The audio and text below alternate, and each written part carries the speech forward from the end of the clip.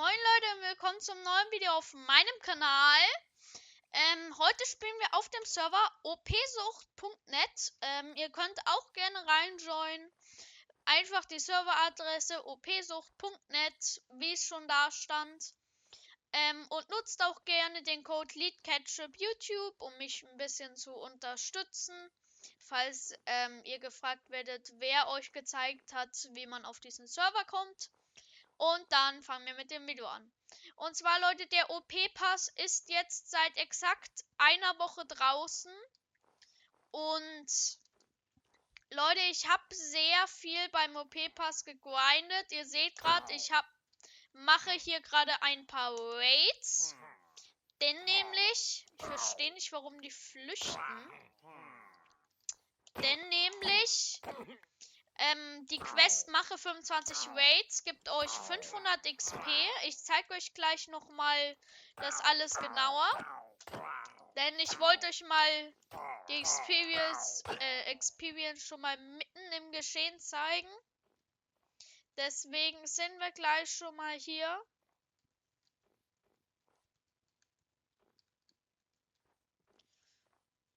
Wo ist der letzte Typ von Welle 2?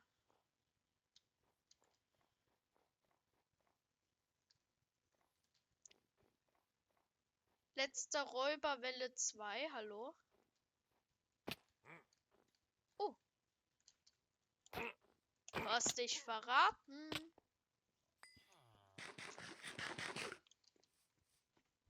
Und zwar, Leute, die Villager sind sicher.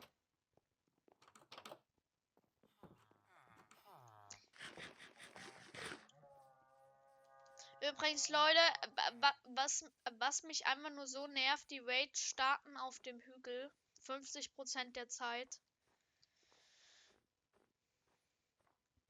Und das ist gerade der 13. von 25 Raids. Und ich renne immer noch den Scheißhügel hoch. Aber naja, Leute.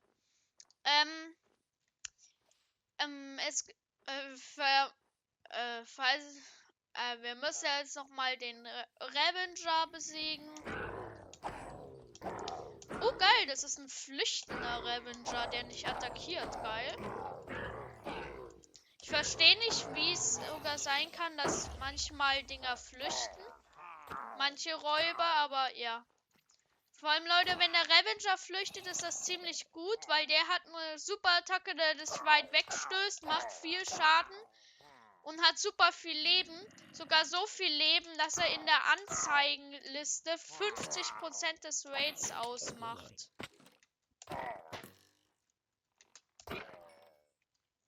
Und zwar, Leute, damit waren wir erstmal mitten im Geschehen. Ersten 3 Minuten, wir sind sofort in einem Raid, wieder Held des Dorfes. Denn Spinne, ich versuche gerade was zu erklären. Bitte? Hier, kannst alles haben. Lass mich einfach in Ruhe. Und zwar, Leute, auf dem Server OPSUCHT.net, wenn ihr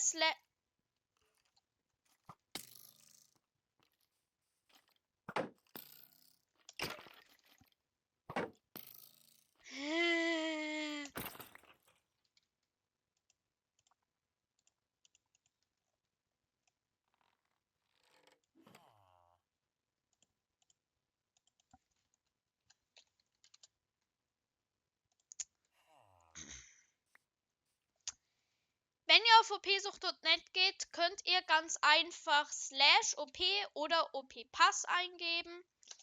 Und dann kommt ihr in dem Battle Pass Menü. Ich bin gerade bei Stufe 65 und grinde gerade auf. Warte, das leckt gerade ein bisschen. Und grinde gerade auf Stufe 66. Und zwar, Leute, ich bin Platz 72 mit Stufe 65. Und bei Aufgaben seht ihr auch die Aufgaben. Es gibt insgesamt 5 Seiten voller Aufgaben. Und zwar 4 hier. Nochmal eine ganze. Nochmal eine ganze. Hier und hier.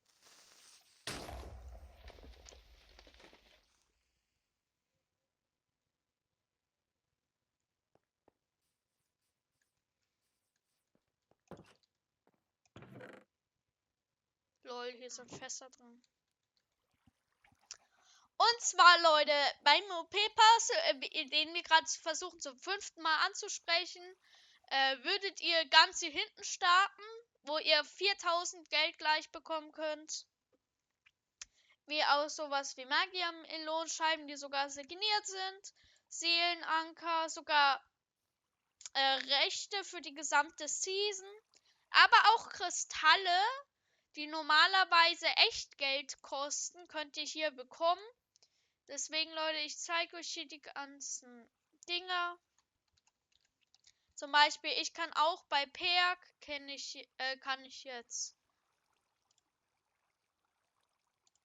Sprungkraft aktivieren. Und jetzt springe ich ganze 4 Blöcke. Das hätte mir vielleicht auch früher mal einfallen sollen. Moin! Super, ich krieg Schaden durch das Schild. Und Leute, das ist zum Beispiel ziemlich hilfreich, falls ihr wie ich jetzt auf einem Berg seid. Hallo? Nee, Leute, ihr springt doch nur 2 Blöcke, sorry.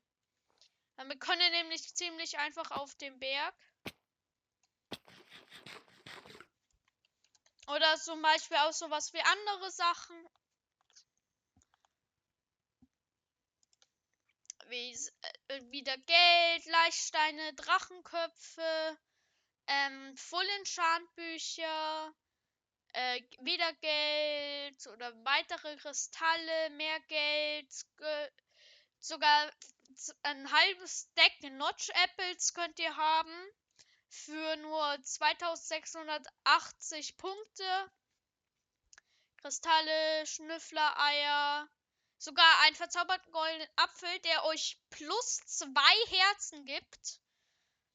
Aber auch sowas wie türkiser Präfix hier, Spieler grau, Spieler blau.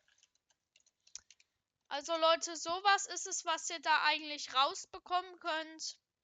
Wie auch einmal nur so Geld, Kristalle, sogar so limitierte Stiefel, die ziemlich gut sind. Und im OP-Pass könnt ihr sogar noch mehr Sachen haben, wie hier alle Dinge in Farben oder sogar viel mehr Kristalle. Plus 4 Herzen mit Slash Head einfach. So göttliche Stiefel und alles. Und Leute, bei Stufe 100 könnt ihr ein Pokéball, der 25 Tiere von der normalen Welt in die echte Welt nehmen kann. Und sogar im Free-to-Play-Pass bekommt ihr eine göttliche Klinge.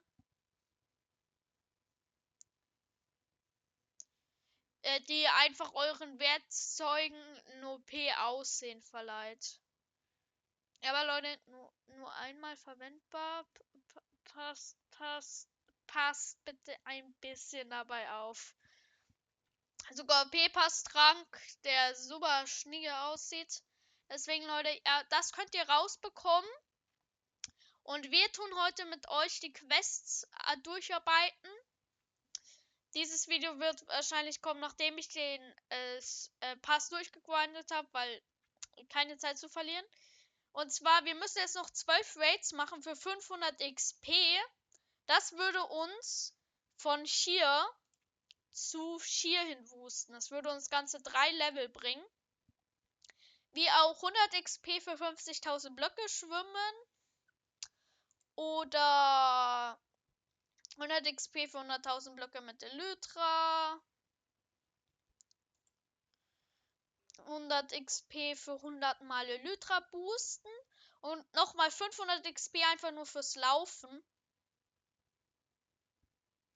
Und deswegen, Leute, sowas wie Grundgestein, Barrier. Das ist nicht so geil. Aber auch so 500 XP einfach nur fürs Voten, Leute, ist geil. Deswegen, Leute, werden wir jetzt mit euch dieses Scheißding.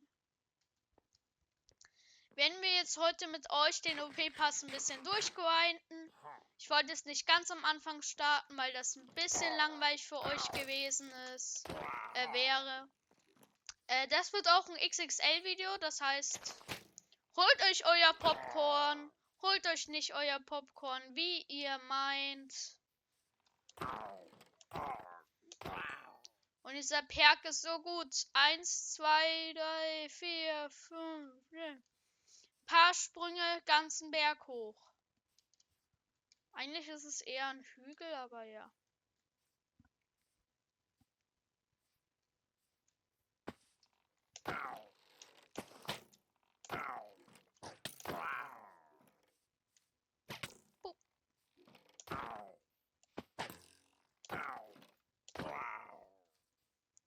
Die Pillager können einen nicht mal richtig treffen mehr.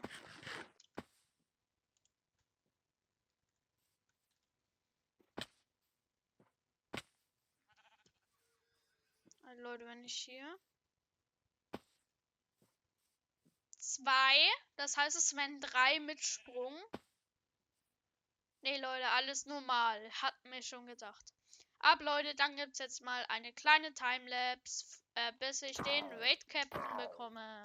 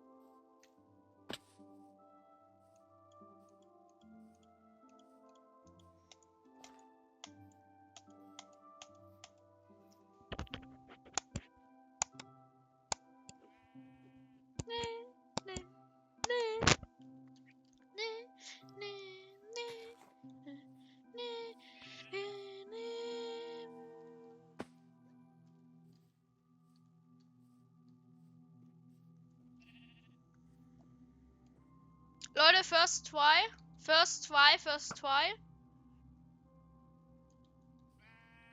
Das wird rausgeschnitten.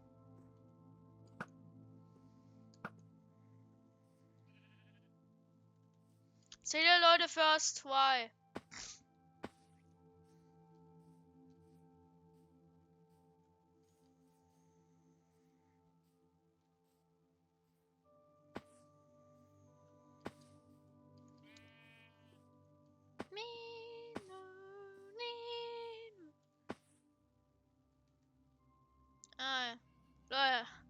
Of this a bit, making the edges look better. And we'll just go ahead and do this all the way around here. Because this project is so close to spawn, I think it's important to make it look as good as possible. Alright, yes. Yeah, that's looking clean. Also, take a look at the world. It's still working, and it's beginning to finally clear some blocks away. We still got a lot of time to kill, and I'm thinking the next thing I want to do is actually work on smoothing all of the walls, just like this side. And to do that, we're going to have to come in here and just fill in the gaps with blocks or something. And I think I got a good idea on how we're going to do that. My plan is to cover the walls of the entire pit with water. That way I can just float in the water up to the gaps and then place the blocks in. So to get the water, let's first get a row of dirt blocks around the entire edge.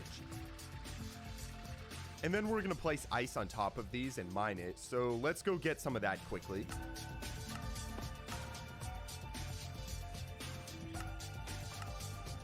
Okay, perfect. We got the water in. Now I'm gonna mine this dirt, and that's gonna start releasing the water. Yo, this pit looks crazy with the water. Oh my, that actually made it look so much cooler. Okay, now I really want to see what it looks like after we fill the walls in. We're gonna take this stone here from the storage, and I guess we just gotta start filling it in. You know, coming in here and just placing blocks. Yeah, no, this is gonna take a while. And so, as the hours ticked on, I filled in the walls, and the machine got lower and lower. Okay, looks like it's about to clear some water. Will it work? Yes, it's working. Nice.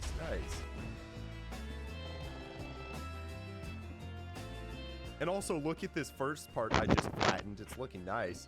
What the heck are you? What did I just watch? Yes, look at that. That is the whole side done.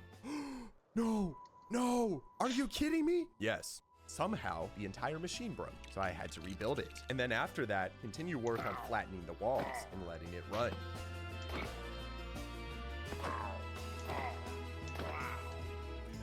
It's a healer.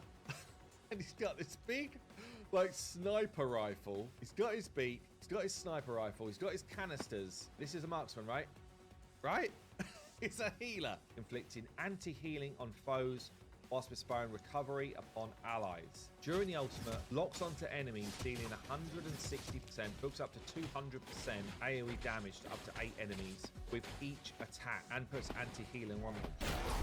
Download Watcher of Realms for free now.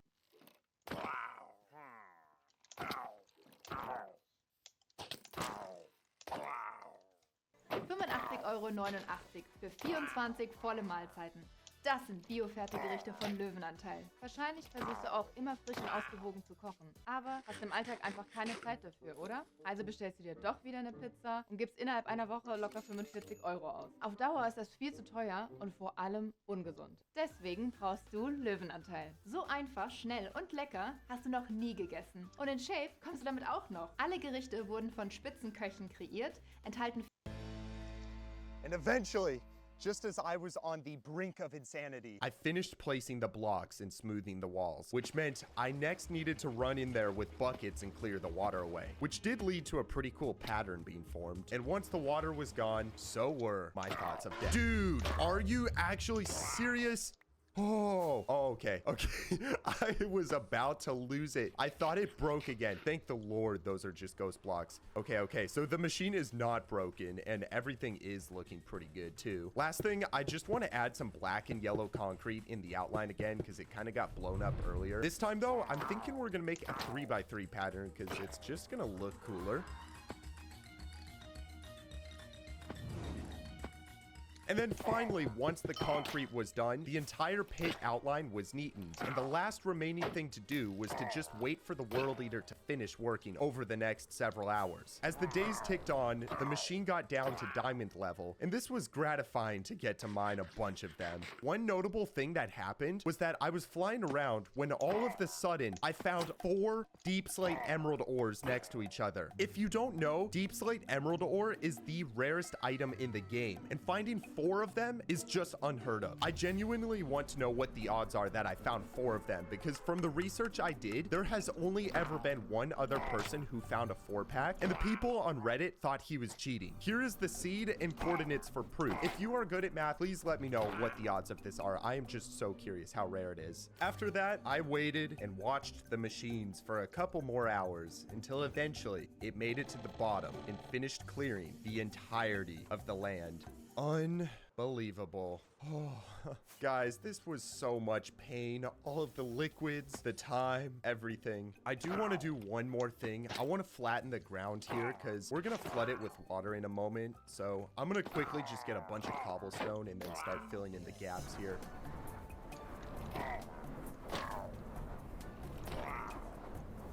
Oh, yes. I just finished. That looks pretty hype. All right, we're going to flood it with water in a moment. But first, let's get rid of the World Eater. Wait, no. Please, stop. No, it's destroying the floor. No, what do I, oh my gosh. That was too close. Okay. I'm legitimately dizzy from that. Okay. I mean, at least I didn't die. That should not take too long to fill back in. Wait, Captain, wait, Captain, wait, Captain, wait, Captain.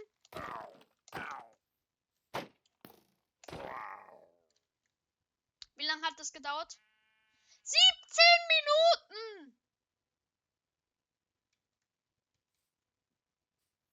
Huh. 17 Minuten für einen Raid Captain! Was denn das?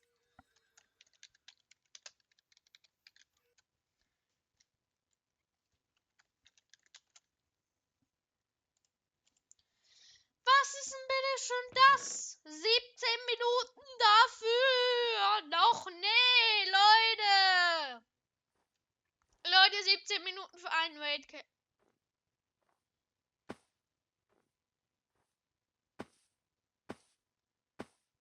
Ich seh.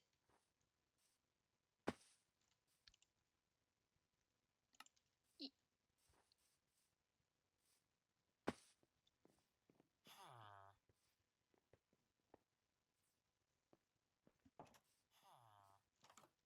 brauche wahrscheinlich 2 Stunden dafür.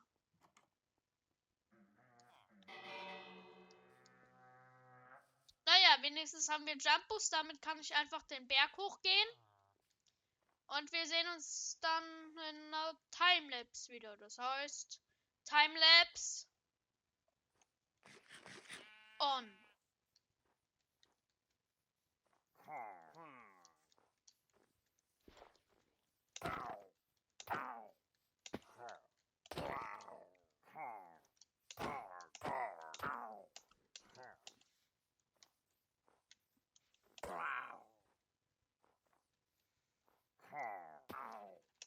Raid Captain.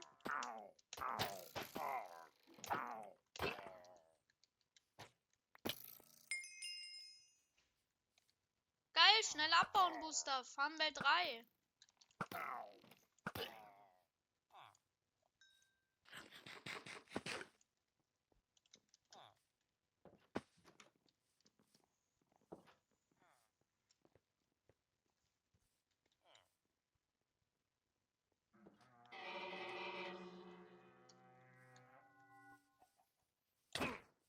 Oh nee, ganz viele Vindicator.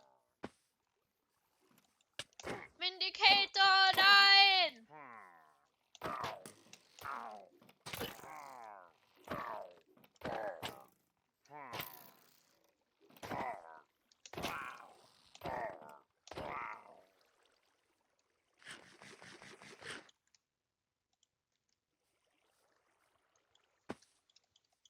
Gut.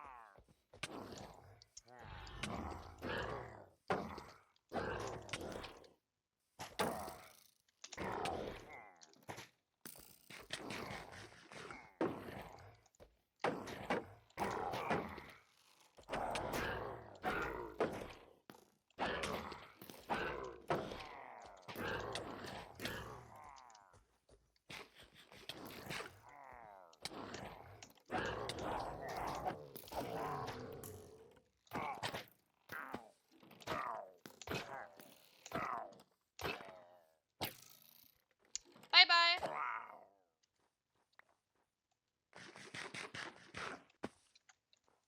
Und damit ist Raid Nummer 1 für euch und Raid Nummer 14 für mich completed.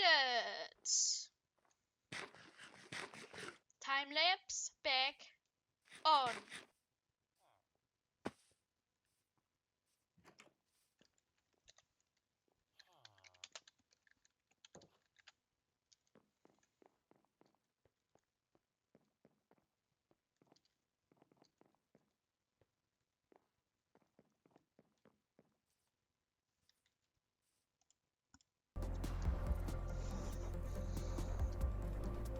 And there we go. The world eater is gone. Let's put all these items away. And the last thing, let's take this ice back over and we're gonna place it around the entire edge. Just like that. Now, time to mine it. And as soon as I mine these final 2 ice blocks, the entire area is going to flood. And then we'll be done. Okay. In 3, Bye. 2, 1. There it goes. Oh, yes. That is actually so satisfying. It's so beautiful. I just want to cry. We're done. We're done. Oh, yes. Oh. Wow. Well, the entire pit is finished. This is a month of my life you're looking at. Wow, wow, wow, wow, wow. Now, I'm gonna be completely transparent. It was at this point that I was starting to lose interest in the entire dropper project. It had already been an entire real-life month since I started, and even though this pit is absolutely enormous, and we built all the infrastructure required to make the levels, it felt like I had barely done anything in that entire time, and the feeling of burnout was creeping up on me. I knew that if I didn't take a break right then and there, That I might completely lose it and potentially do something that I'd regret. It was on March 21st, 2024, that I made the executive decision to take a break from Minecraft and from my world.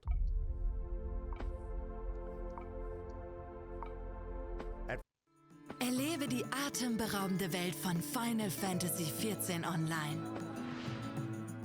At first, it was just a break, but the more time I took away, the less I wanted to return. The thought of sinking more time into the project was something I just didn't want. And as the days turned into weeks, and then weeks into months, I stopped caring about finishing the project. I spent a bunch of time doing other things, like a challenge with my friend Sammy, an SMP I was invited to, a small trip, some hobbies, and I honestly just lived my life outside of YouTube.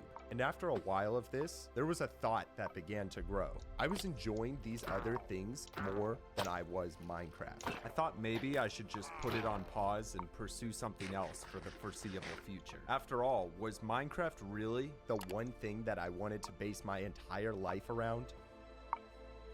And as time went on, that question grew more and more prevalent in my mind. And I basically answered it by not playing the game at all during this time. But the thing about Minecraft that I love is that you don't ever really quit the game.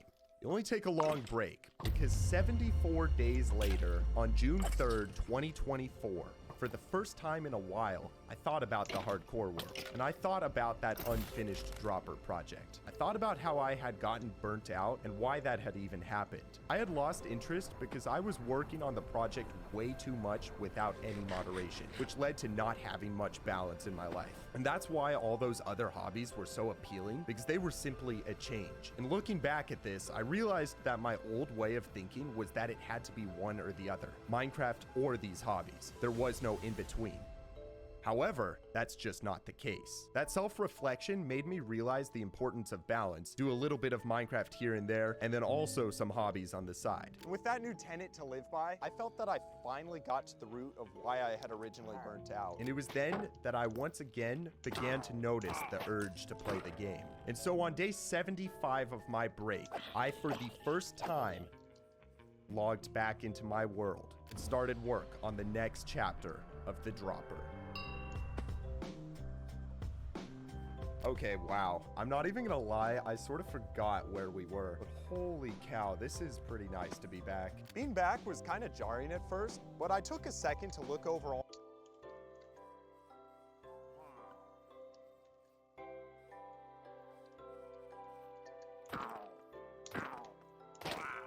Weltlieder Nummer 2, Schrägstrich 15.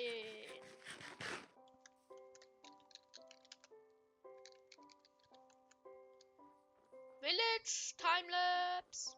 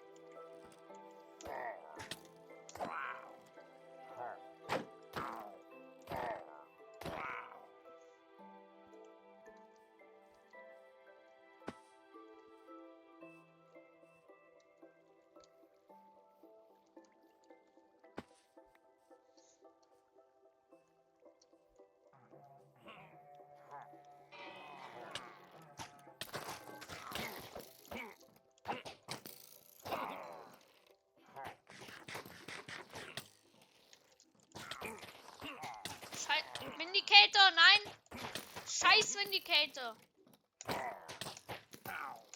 Bogenschütze, Nahkampf.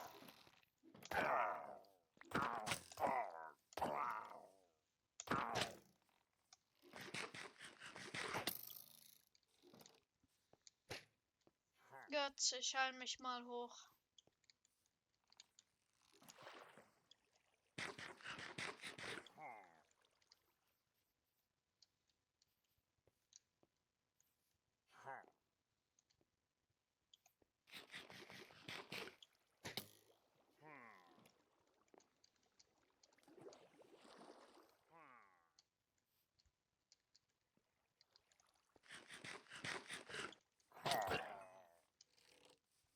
Ey, danke fürs Hochheilen.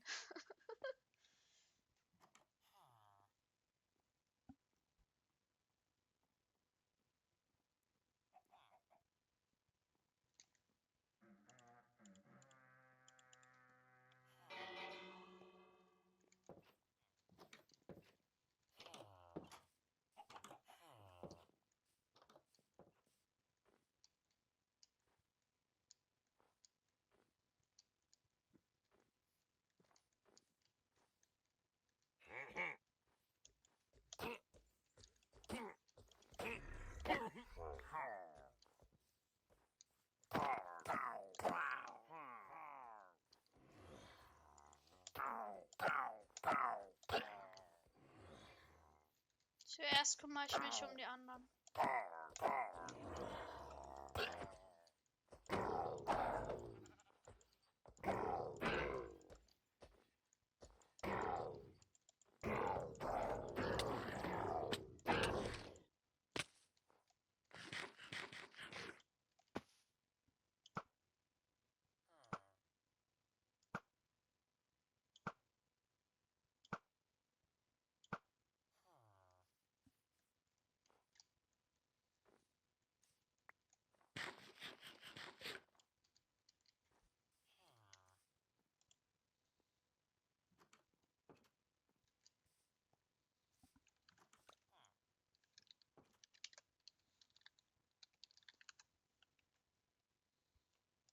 All my old plans and recordings, and then I realized We have to collect all of these items. That's huge. That's huge. Oh my. I was thinking I'd want to start from the top and work my way down, but looking at all these wolves, we basically just have to AFK the farms every night to get them. So I think I'll do that in the background when we collect the other blocks. All right, let's start our way on the bottom. These are pretty easy. Look at these.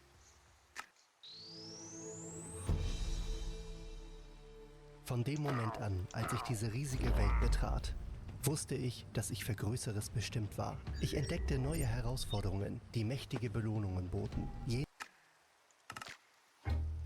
Wait, did you hear that? Is that the sound of a way over the top beat synced item collecting montage coming up? I think it is. Let's do this.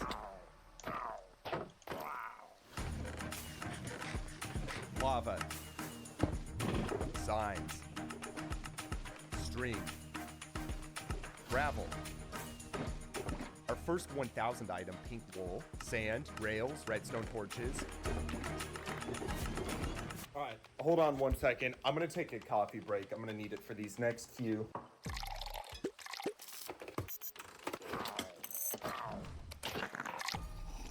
Some oak planks. Grass blocks. Coffee break, sorry. I need more coffee. Nether bricks, which we don't have, but I know that over at the piglin farm, yes, we do have bricks. Awesome, I can just craft these up. Some green wool, purple, cyan, gray, blue, redstone dust, spruce wood, fences, and some iron blocks, which we don't have. So as I AFK here at the farm for iron, let me go ahead and... Okay, one more page of items. These are the absolute worst ones, starting with 9,254 glowstone blocks, which we can actually get from the glowstone dust I got at my raid farm. 13,000 oak slabs. 13,902... Wait, Captain Nummer 3. Schrägstrich 15.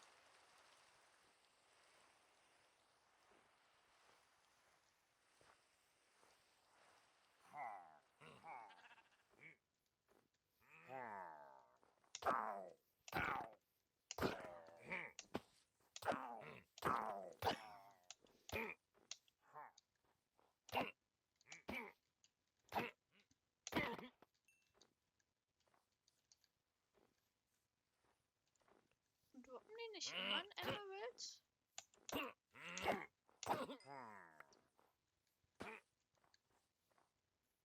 Normalerweise droppen die immer ein Emerald. Ich muss mal nachschauen.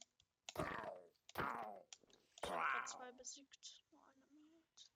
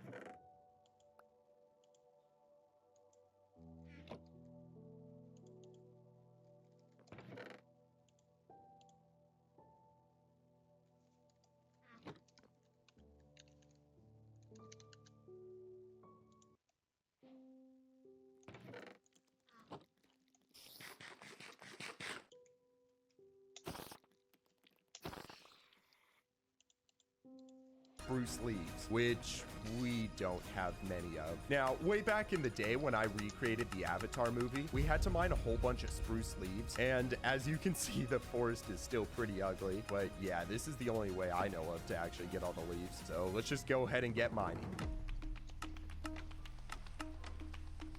Epic. There we go. 9 shulkers of spruce leaves checked off. We are actually getting there on the item collecting.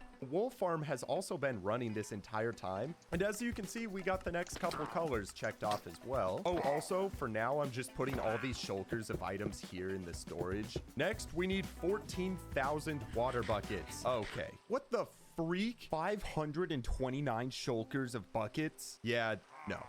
We're not doing that. Instead, I'm pretty... Dritter Pillager. Sofort ein Raid-Leader. Nummer 3 für mich. Was willst du jetzt? Und was willst du? Was wollt ihr von mir? Lasst mich. Jetzt 2 Raid-Leader, ne? Jetzt 2 Stück auf einmal.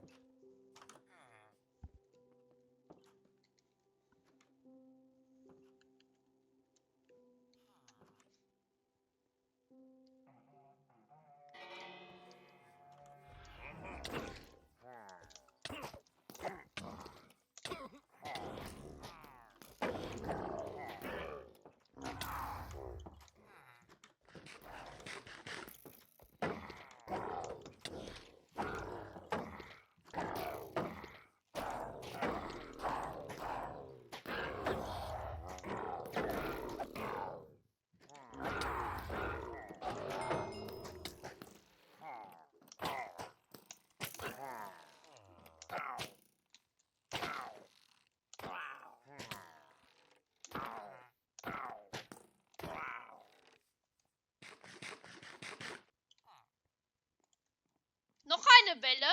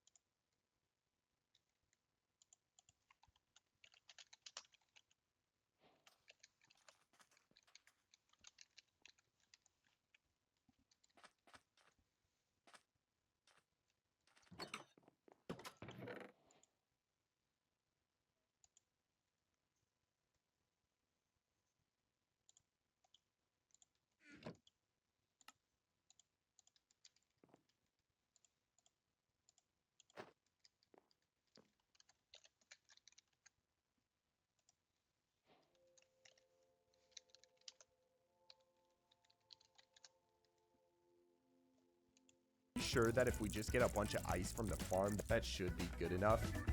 Next, some obby, which we easily got enough of. And then also the 50,000 dirt blocks are pretty easy because of our quarry. We already got all of it. And as I was busy collecting the items, I realized that I was playing into the exact hardcore YouTuber stereotype where every single build has got to be bigger and better than the last. Well, you know, who cares? At least I'm having fun. I mean, look at this. I'm literally in the middle of the lake. with the 2 stone blocks also checked off, the only remaining non-wool item left to collect was 93,000 snow blocks. This was not going to be easy. Okay, so we actually have a snow farm over here in the industrial district, but as you can see, we are getting snow layers, and those are gonna take a while to turn into snow blocks. So I think we actually need to work on getting some fortune shovels instead of silk touch, which is why we're gonna grab this shulker of netherite shovels. I made all of these before updating to 1.20 because I don't like the netherite upgrade. Now we're gonna pull up on the villager trading hall.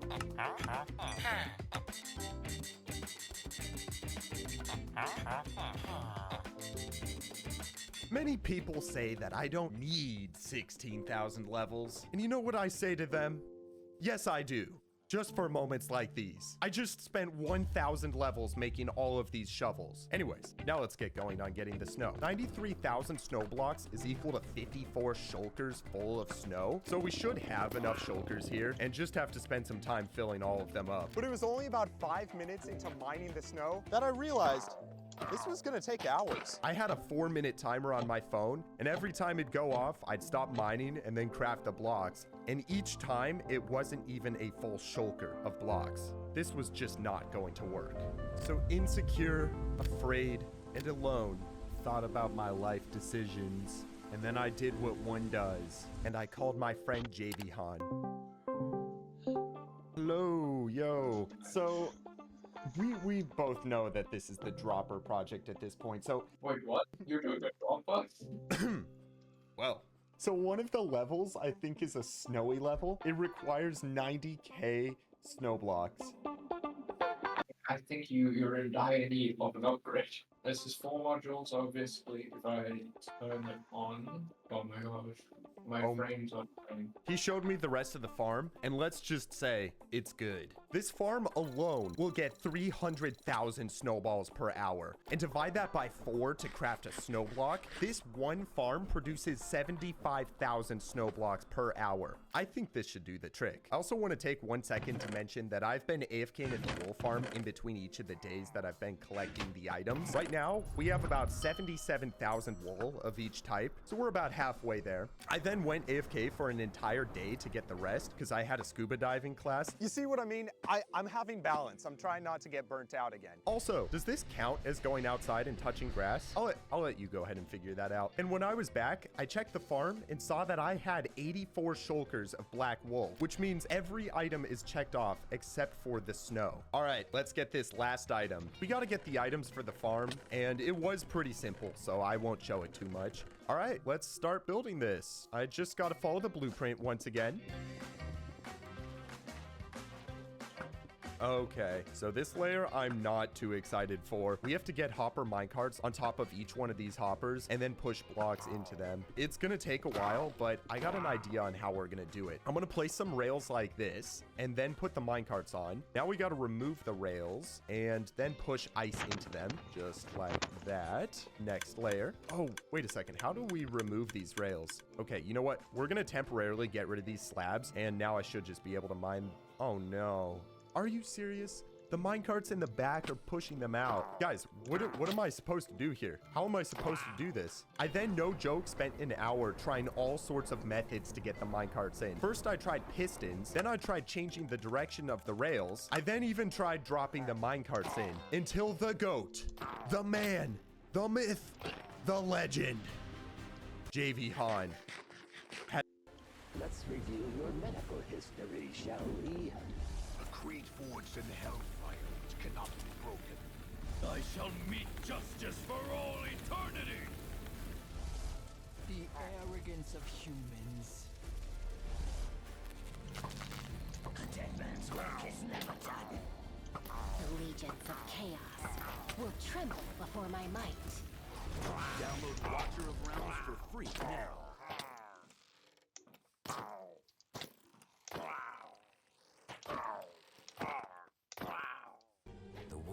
Ragnarok Online Prime never stands still. Novices gain experience and choose first jobs, and these jobs keep getting cooler. Meet 2 new job classes at once. The Star Emperor is a martial artist on a cosmic scale, and the Soul Reaper is a good friend to allies and a real horror to his enemies.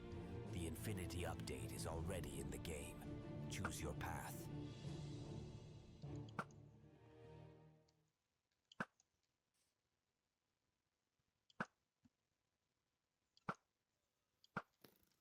Had the idea to put all the minecarts in at once, put sticky pistons on top, and then pull the rails out all at once so that the minecarts are just sitting there. I then would push the blue ice in, and it actually worked. What would I actually do without JB Han? And finally, with this method, I had gotten all of the minecarts in, and then building the rest of the farm was pretty simple. It was also fun spawning all 16 snow golems, which I then had to lead to these fences. And once that was finished, I worked on the blueprint all the way up to the TNT machine at the top, and then it was done. All right, we're gonna bring the shulkers over, and we need to fill all of these up with snow, and then we'll be done. Are you ready to see how powerful this farm is? We're gonna start it in 3, 2, 1.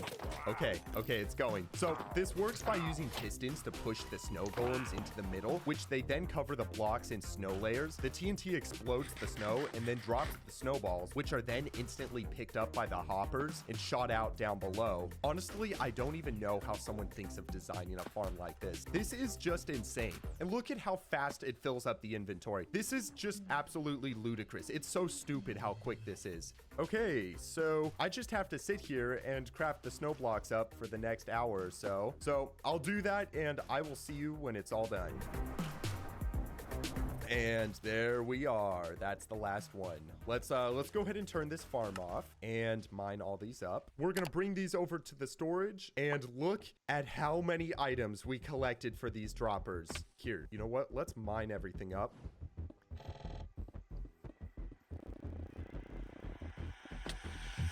I just put all of the shulkers into these chests and added it up. We have 514 shulker boxes worth of items. Honestly, wow. That is everything collected. Wow. And so, after 5 days of collecting items, we can check off the 4th chapter and move on to the moment we have all been waiting for, the building chapter.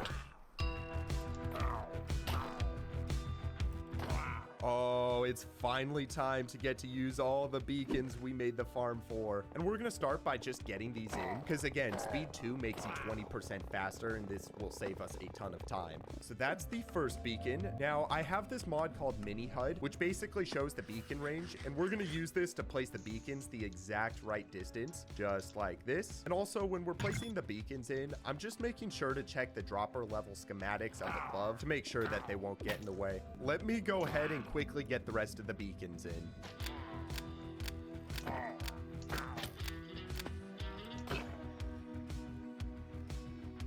Perfect. The entire pit should now have beacon effects no matter where you are. This just looks crazy from a distance already. The next thing I want to do is set up a big dirt platform right in the middle of the pit. We're going to move all the shulkers of items here because this is going to be our item platform.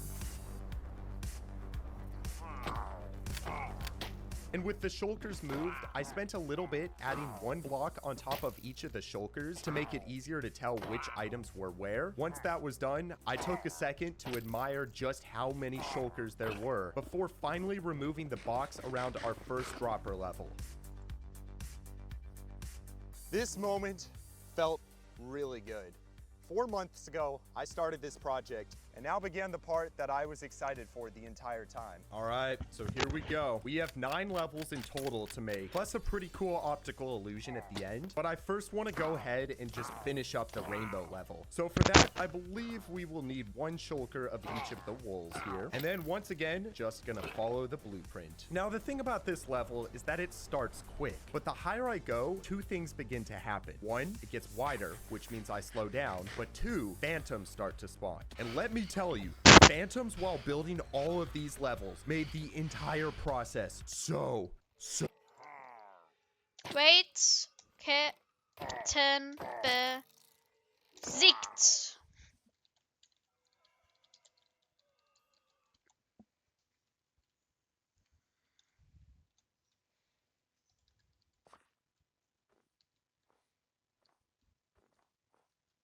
Nur 2 Brote. Nicht das Beste, aber ich habe 4 Enchanted Golden Apples für einen Notfall aus der Kiste gezogen heute.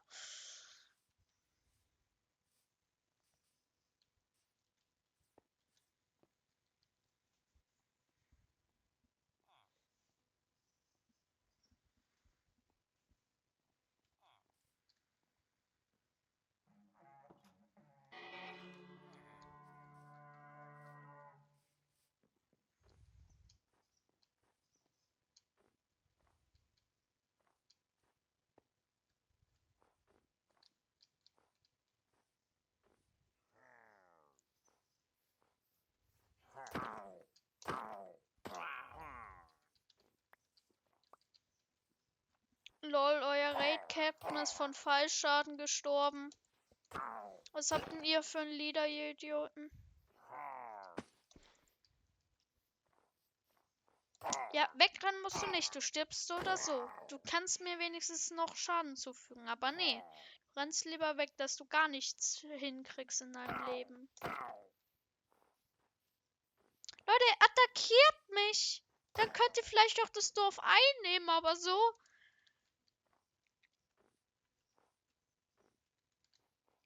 Spawnen die wieder auf dem Berg oder muss ich runterrennen?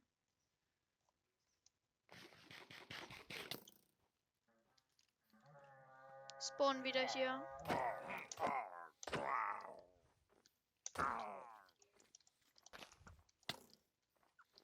Diese Scheiß-Skelette.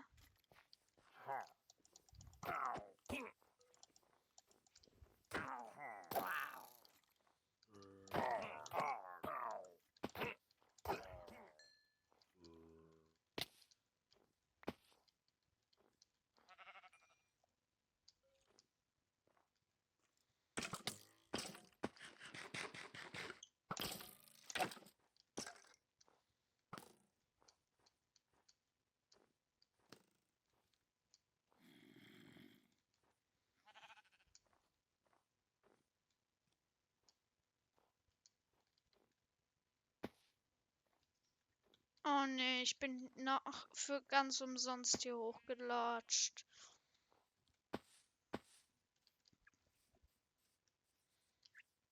Mach's nicht schwerer als es ist.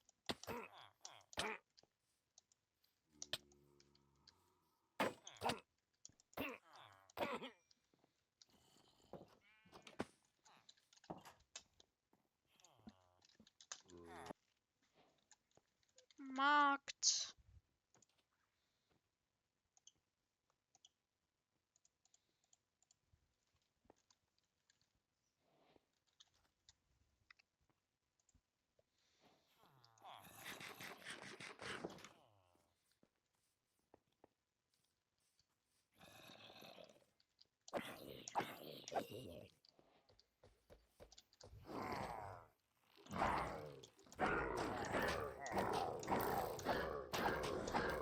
Er ist stuck, geil, er ist stuck, er ist stuck, er ist stuck.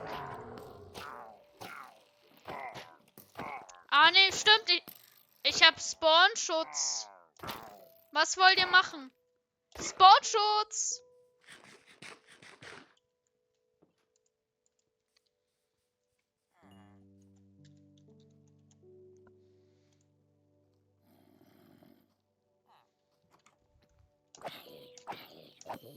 Und noch 7 ganze Raids.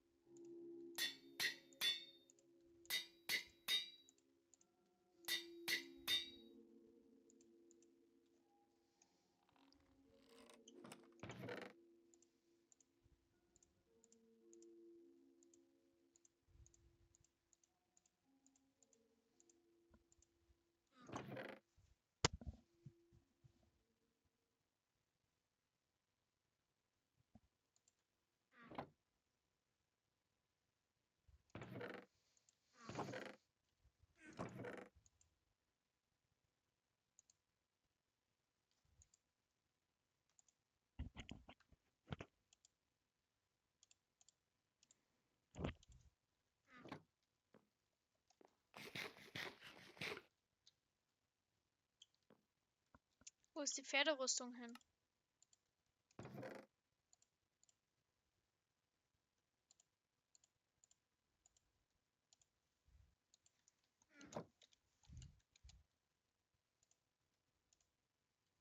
Oh, so annoying. However, we actually need the phantom membrane that they're dropping for the final level, so I can't just sleep to get rid of them.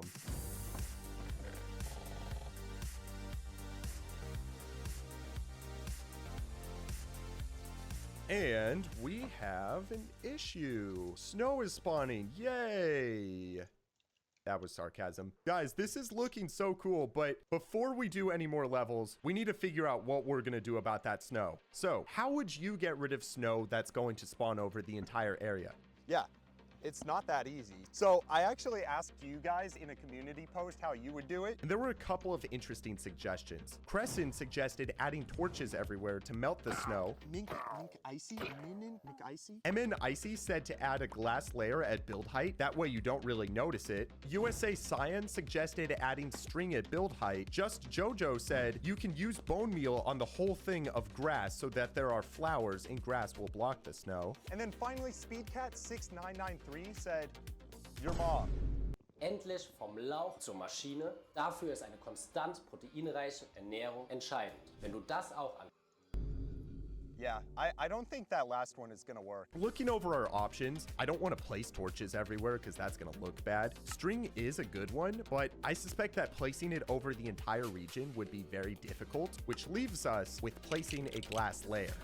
All right, we're gonna take a moment from building the levels and go get a bunch of glass for the roof. Based on my calculations, this land is 166 blocks wide by 784 blocks long, which multiplies to 130,144 blocks of glass we'll need, or 76 shulkers full. And looking at what we have at the storage right now, yeah, we definitely don't have enough. And also, we don't have enough sand anymore. Actually, can you cook red sand into glass? I don't know, I've never tested it. Okay, though, we're gonna run the sand farms we made last time for just a little bit. To do that, we gotta replace the sand here and then start the machine up. And right now, this farm makes 108,000 sand per hour. So if we start up a second one, that's gonna be twice as quick. And honestly, that is more than enough for me. So while I just sit here and wait, I am going to finally do my late taxes. I wish that was a joke. And once we had about 3 double chests of shulkers worth of sand, I moved them all to the super smelter. And this is where things went downhill.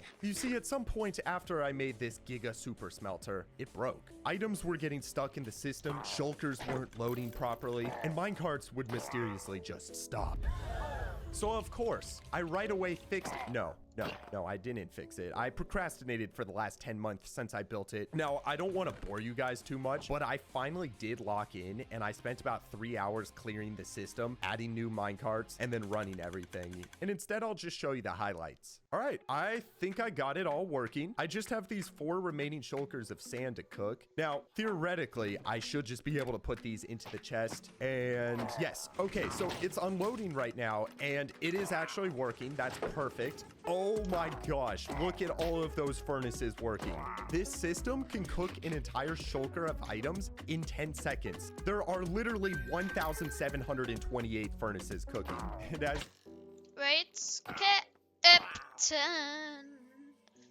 La la la. Nächster Wait.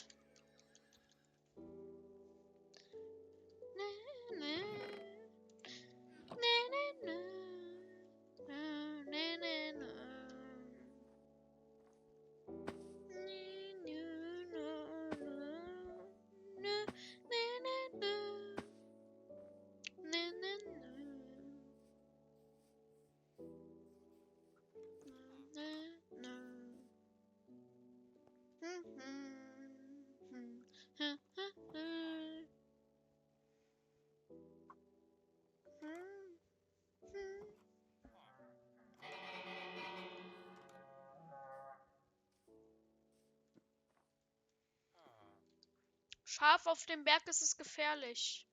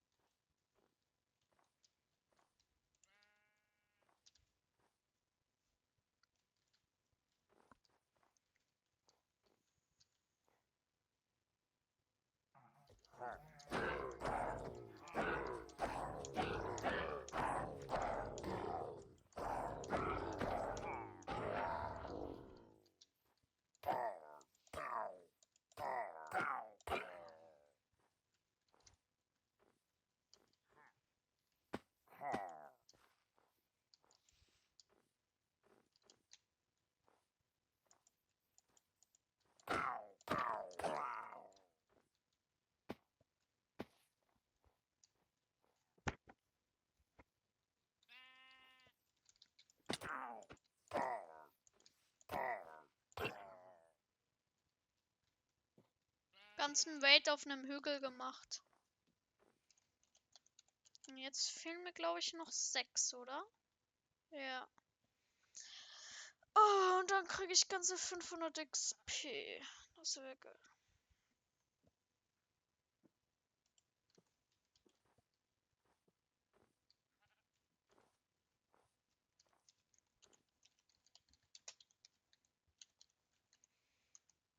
So you can see, we got 4 shulkers of cooked glass. That is perfect. I am so glad that I finally just sat down and fixed this thing. And with all the glass for the roof collected, it was pretty late in the night. And so I went to bed, concluding day 1 of the build process. Day 2 of the build. Okay, so we have all of the glass here. This is definitely more than we'll need, but we now need to place this in. And even though it's just a glass platform, we're gonna use Lightmatica to place it because overall, it'll just be quicker. I don't know how long this will take, but I'm gonna just get going with it.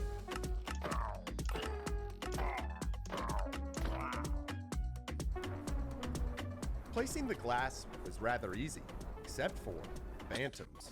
Lots and lots of phantoms.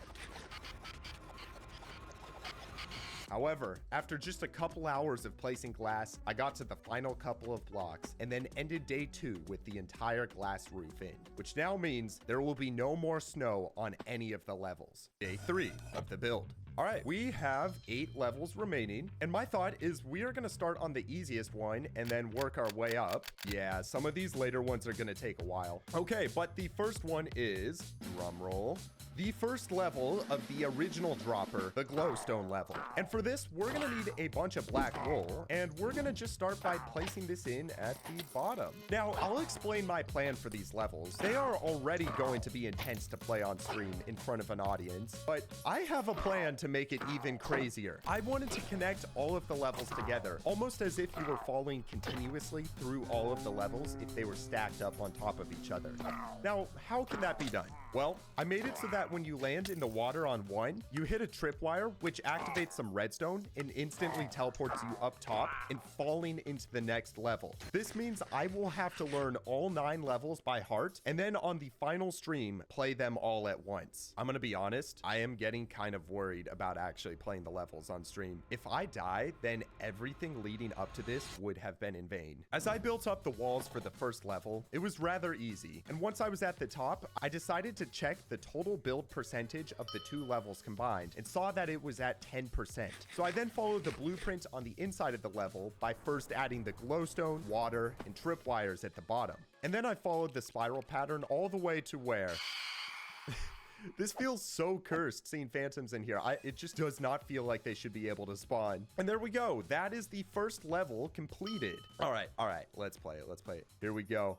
Oh, okay. Yeah, that was pretty cool, but oh my gosh, that was kind of scary as well. All right, cool. Well, on to the next level, the mine shaft. So for the mine shaft, we're gonna need to get a bunch of cobblestone to start, and we're going to begin with the floor. I am starting to realize that this entire process is just gonna be very, very repetitive. And that realization was exactly correct. Because the build was so simple, it meant that there was not much variety over the extended amount of time that I spent building. And keeping my mind entertained as I placed hundreds of thousands of blocks for hours on end was mentally exhausting.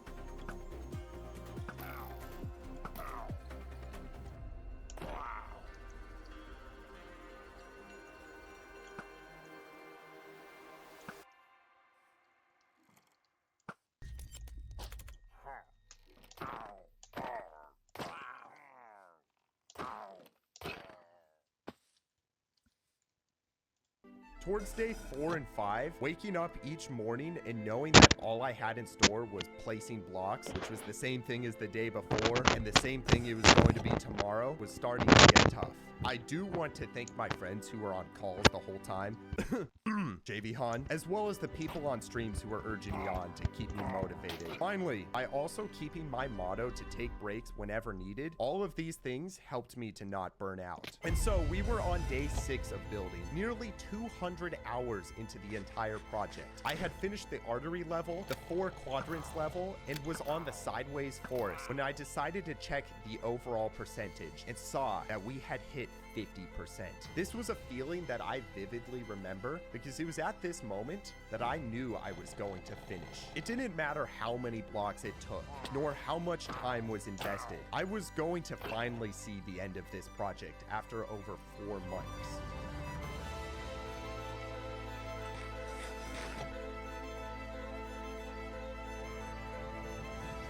And that's one thing that I like to spread on my channel: perseverance and determination. I like to tell people to set hard goals and to stick to them, because that is the type of thing that will build character long term. And I can't be preaching that if I don't do it myself. So on day 8 and on day 9, with that thought in the back of my mind, I sunk so many hours into the kitchen level until it was finally finished. And then, on the final day, day 10, I once again checked the percentage and saw that it was 90% completed. I built the floor on the final level, and then it was 95% completed. I then added water to land in because I had an interesting plan to place the grid. I added a teleporter at the top and then fell through the level with slow falling potions, which I made from the phantom membrane. See, I told you that all of my pain and suffering with the phantoms had a purpose. And finally, after several hours of falling down, placing, and teleporting up, I was eventually able to place every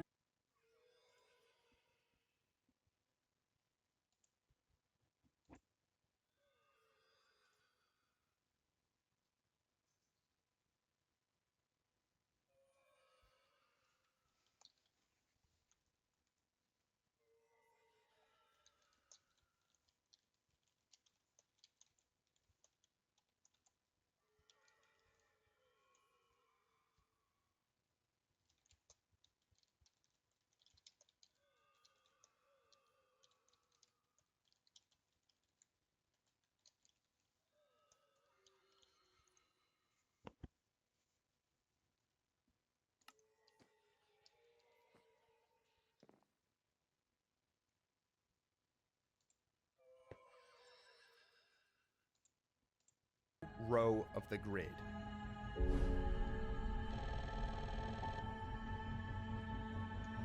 And as the final block drew closer, I knew that my time on this project was coming to an end. And that's when the memories of everything that had gone into it started to flood back. Hundreds of hours, months of my life, all of the planning, the skydiving, the calls, the late nights, the people on streams who believed in me, the help from others, so much had gone into this project, and I was right at the finish line. I finished the illusion, the redstone, checked everything, removed the beacons, the shulkers, and then finally, the dirt platform.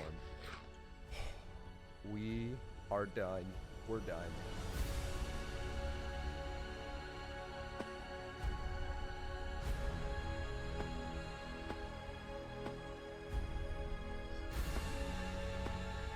So without further ado, here are the 9 levels: the glowstone, the mine shaft, the artery, the 4 quadrants, the forest, the kitchen. This is quite possibly my favorite level because of how trippy everything looks. The skeleton, the grid, and finally, the classic level, the rainbow. If I successfully beat all of the levels in a row, then I will finally be teleported to this chamber where I can look at this really cool optical illusion as a reward. So with all of that, after 220 hours spent on June 19th, 2024, I could finally say that I had successfully recreated the dropper in my hardcore world. It felt good to be able to check off the building chapter. Especially because now you're caught up. You see, everything you've watched has been building up to this moment. Oh my gosh. I wish I could just end the video right here, right now, but I can't. because there's one last thing we have to do. We are going to play the map for real in the hardcore world. No mistakes, one chance in my 14,000 day, 4-year hardcore world. And we're doing it on a live stream so that if I mess up, thousands of people will be there to see it happen. If I mess up, this will be the end of my hardcore world. Oh my gosh, today is the day.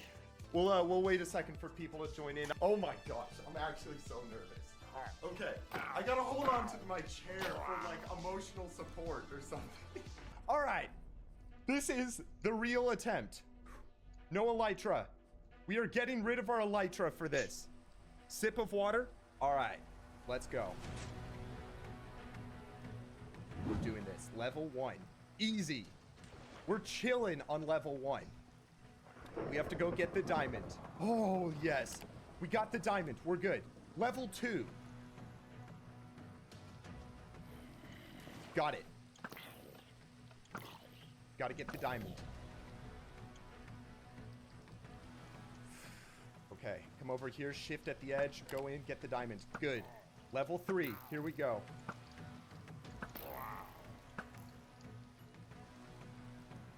Clean. We got it. We got it. Level 3 done.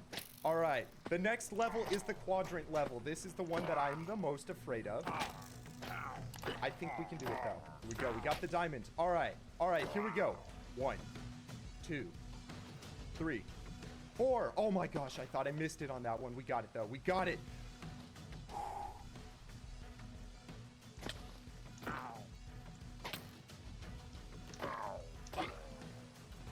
Got it. Got the diamond.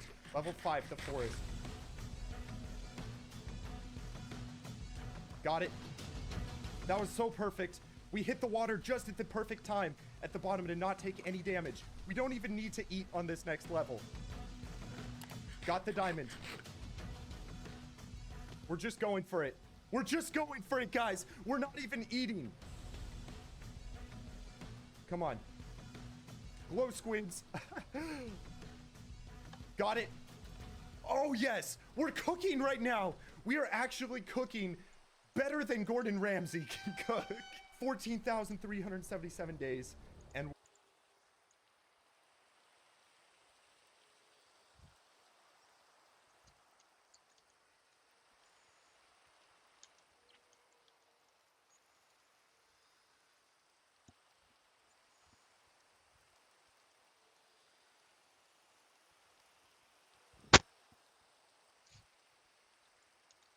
Oh ja, ich ne.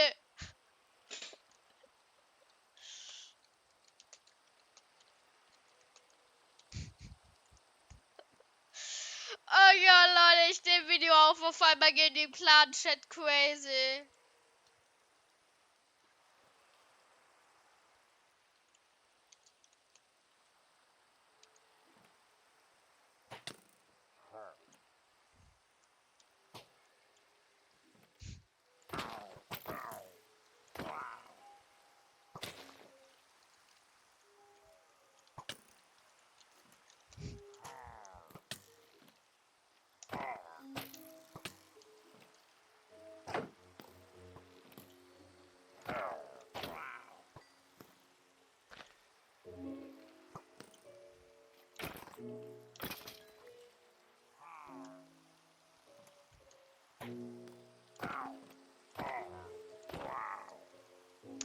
Ey Leute, ihr seht's. Hier. Alle abonnieren. Ihr sagt ihn. Ihr wisst's, Leute, alle abonnieren. Leute, wirklich, alle abonnieren. Schaut, hier steht's im Clan-Chat von JPS. Hier.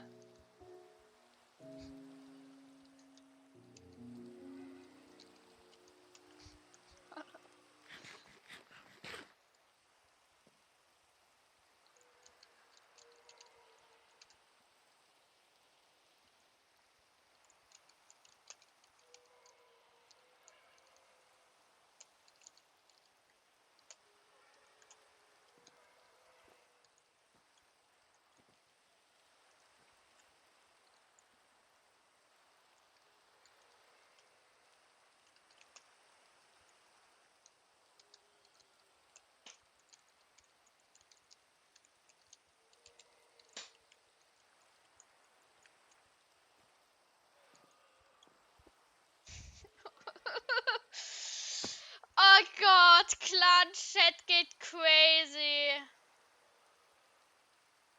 Na Gott. Naja, Leute, wir machen wieder weiter in unserem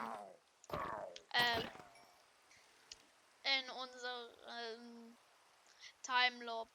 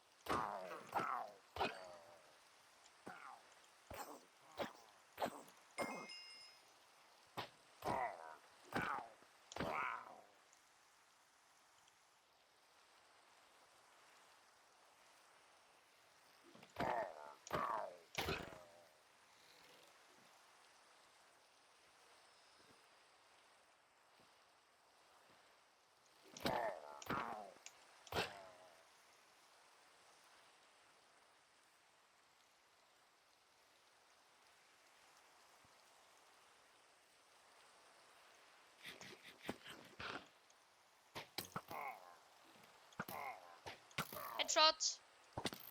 360. 360. Ich sagte 360.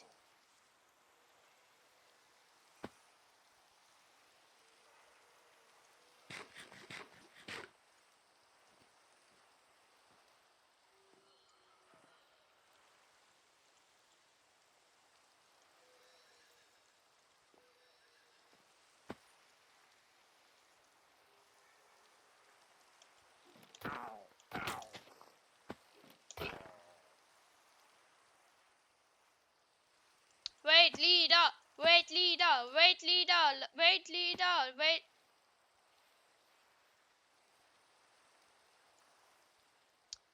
Der Wait Leader ist gedespawnt.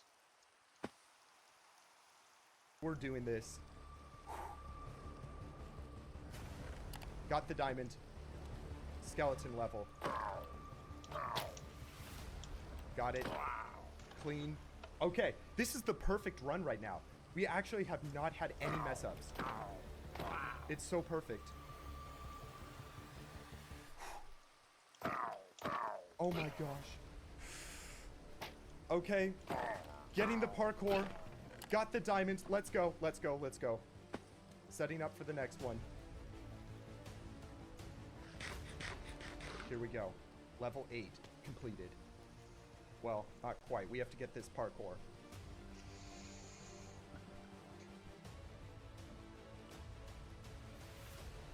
Oh my gosh, I'm shaking. Got the diamond. Let's go. Last level. Got it. You know why we're doing this on a live stream? Because otherwise people would say that we're cheating doing it. They would probably say that I just died and I respawned until I got it. That's why we're doing it on a live stream. So that I cannot cheat. Accountability. Because we do everything legitimately here. This is how things are. This is how we do it. Come on. Yes, we got it. We got it. Oh my gosh, we're gonna get teleported. We just have to put the diamonds into the chest. Oh. Got it. We did it. Yes. We did it. Oh man. And there is our reward. And after surviving all the levels, we can check off Chapter 6. We actually did it.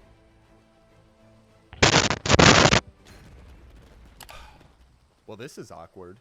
Okay, listen. I was not just about to play the dropper without a totem in my 4-year hardcore world. Let's go! Let's go!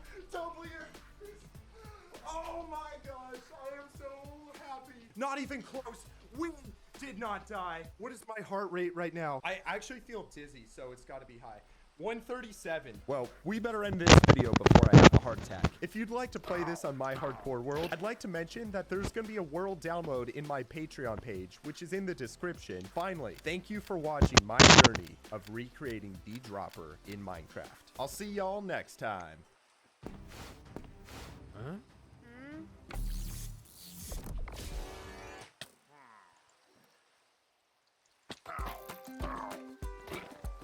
Meine Große macht manchmal ein richtiges Durcheinander. Aber dafür überrascht sie mich jeden Tag aufs Neue. Milchschnitte. Soft wie eine Umarmung. The problem with joining Minecraft servers is that there are rules you cannot break or you'll be banned. But those same rules are what prevents you to be overpowered, and if you're a newbie on the server, you will be up against multiple stacked players that could kill you in an instant. So to combat this, I'll be breaking all of these SMP rules and possibly becoming the strongest player on the SMP. The first rule I need to break is to get netherite armor, because in the server, the only thing you could wear to survive battles is to only equip diamond armor. And with my netherite ingot I got from my last video, this should be easy. I think my chestplate should do, because I'm pretty sure that will help me a lot. Wait, what? Why can't I get it? Okay, can I do this? Maybe. Oh, I actually did it. I actually did it. Okay. Oh my god. I have never seen myself in the netherite for so long. See, the rules that I want to break has some type of code making it incredibly hard to get these illegal items. The thing is, the server has been getting battles where players have obtained fully upgraded netherite armor. That's until they got banned. However, there are still anonymous players that still have these items. If I want to do the same, I'm going to have to cheat through the code. One small issue, that was my last netherite ingot. Wieso And I prallen die have to do Pfeile this ab? 3 more times for my other pieces of armor. But getting netherite is annoying and not the only thing I need from breaking these rules. So instead of doing all of that, what if I break a second rule and duplicate as many things I want infinitely? That isn't a real word. But before that, I'm still gonna need 1 netherite ingot to duplicate. Oh boy, this is gonna take forever. Ow.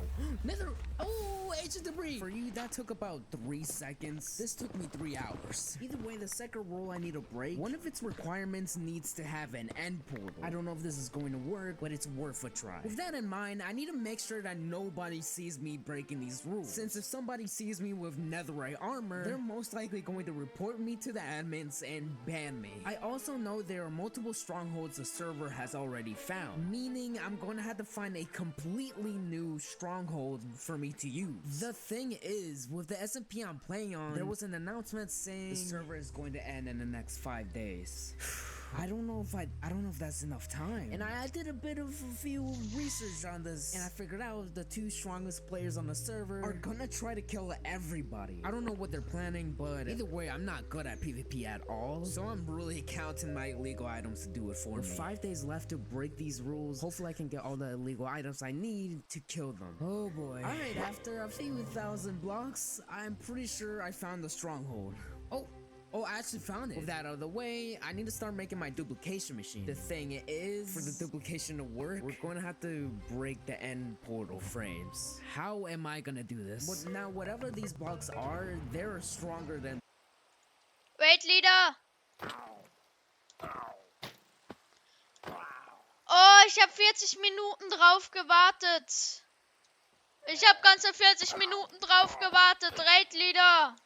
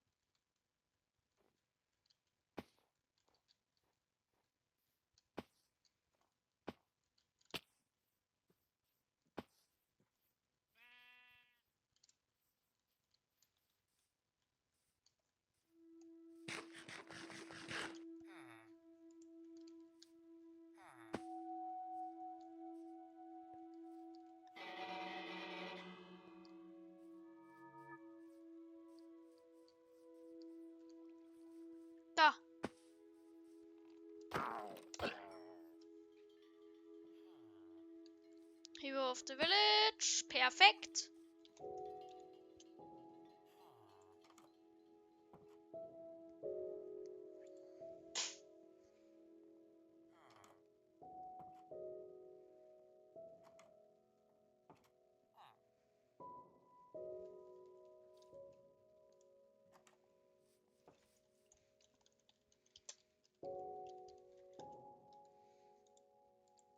Bedrock. You can't destroy them with a TNT glitch. So how can I do that in survival Minecraft? All you need to do this is get a red mushroom, 1 block of dirt, and some bone meal. And then I've got some... Oh my gosh, bro. I don't even know what that is. Okay, I know where to get bone meal, but where am I gonna get a mushroom? I have never seen that in my life. Okay, they spawn... Okay, they spawn in the nether? What the heck?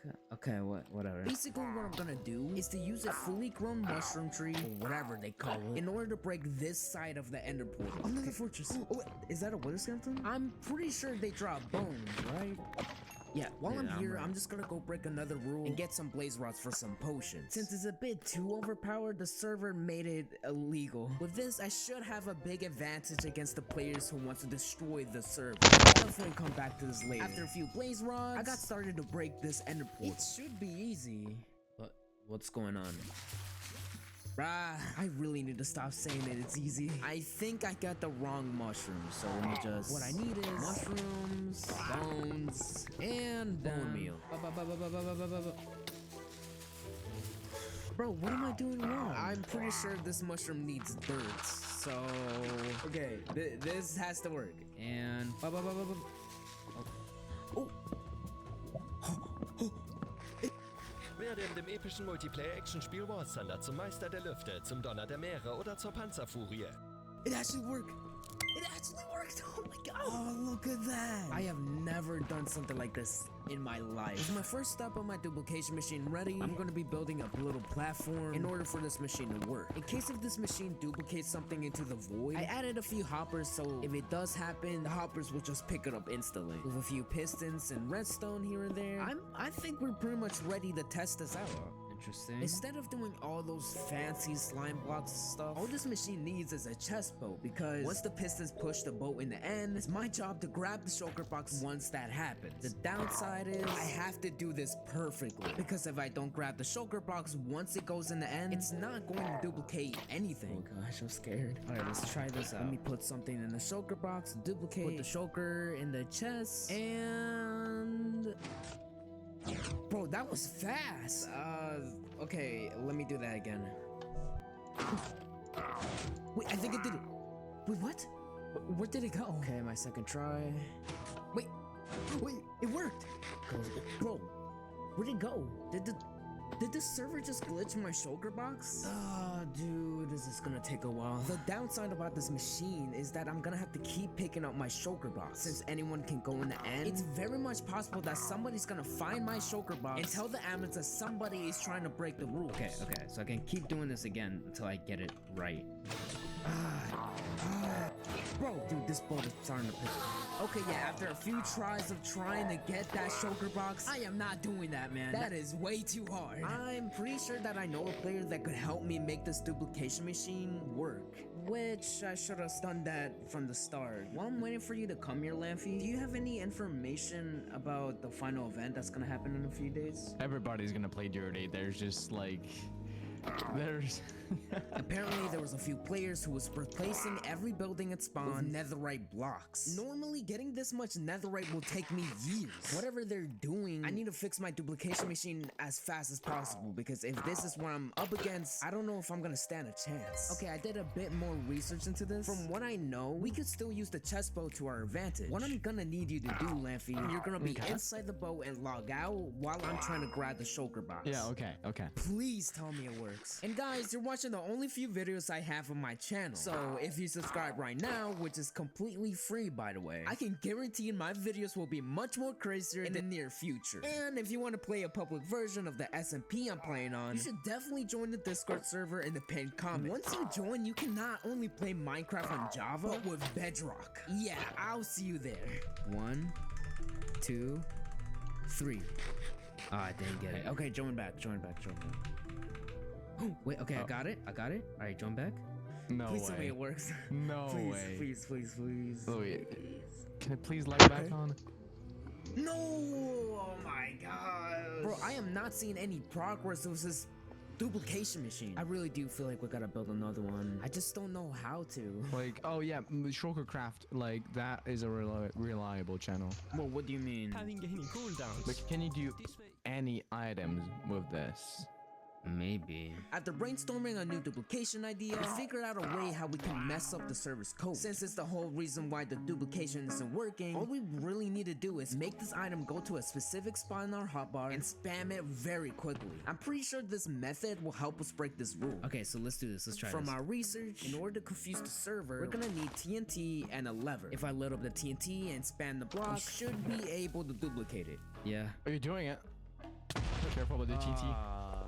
Oh well, it didn't work, and I lost my shulker. Hey, I got a lot of shulker shells, so.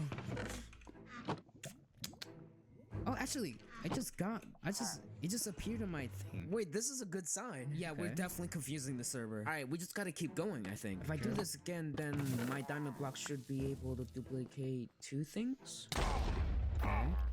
I didn't get anything. Dude, okay, this is hard. How do I make this work? What if we try that like in a single player world? It may be possible. Let's try. Let's test it out. Okay, everything is set, and wait, whoa! Did you see? Wait, I swear I saw 2 diamond blocks. Wait. Maybe they fixed it. I don't think so, because when the explosion happened, I saw like a piece of diamond block just flew around. Maybe this way it will work? I shouldn't have my hopes too high. Whoa, wait. What? Yeah. Okay, I need to try this in the server. Hold on. This, holy crap. Hold on. What? Bro, why did it? Okay, so from what I'm seeing, to duplicate something, it needs to be a specific part in the hotbar. The issue is the server is like pushing it somewhere else. But why is it not switching properly on my screen? On my side, it's not even switching properly. It just goes in my inventory weirdly. Yeah, that's what happens to me too. Okay, since the block that I want to duplicate is going so. Wait, leader.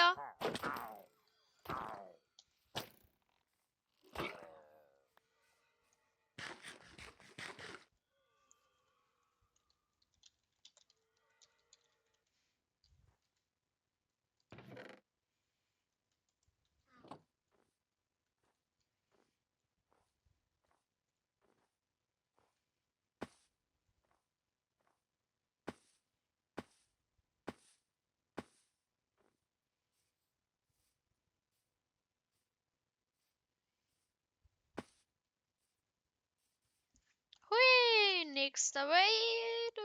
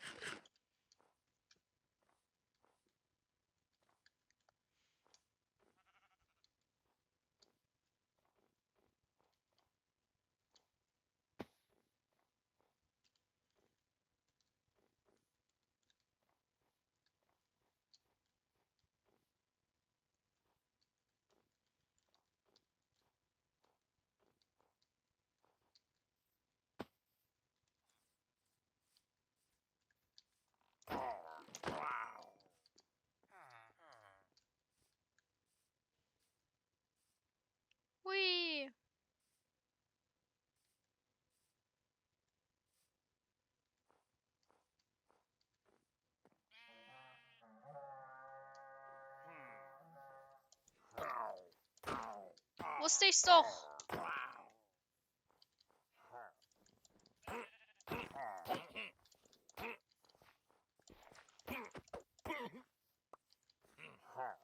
Sogar eine Axt.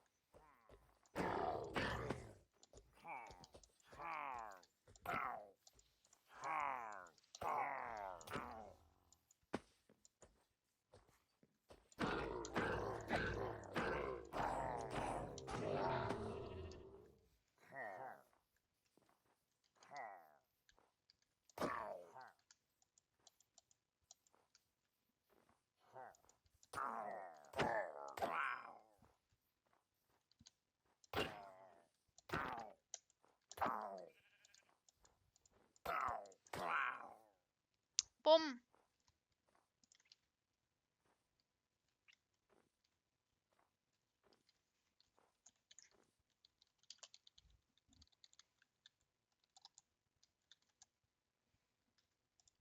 Somewhere else, and I needed to be in a specific part of my hotbar. What if I just filled my inventory up with random blocks? Maybe that would work?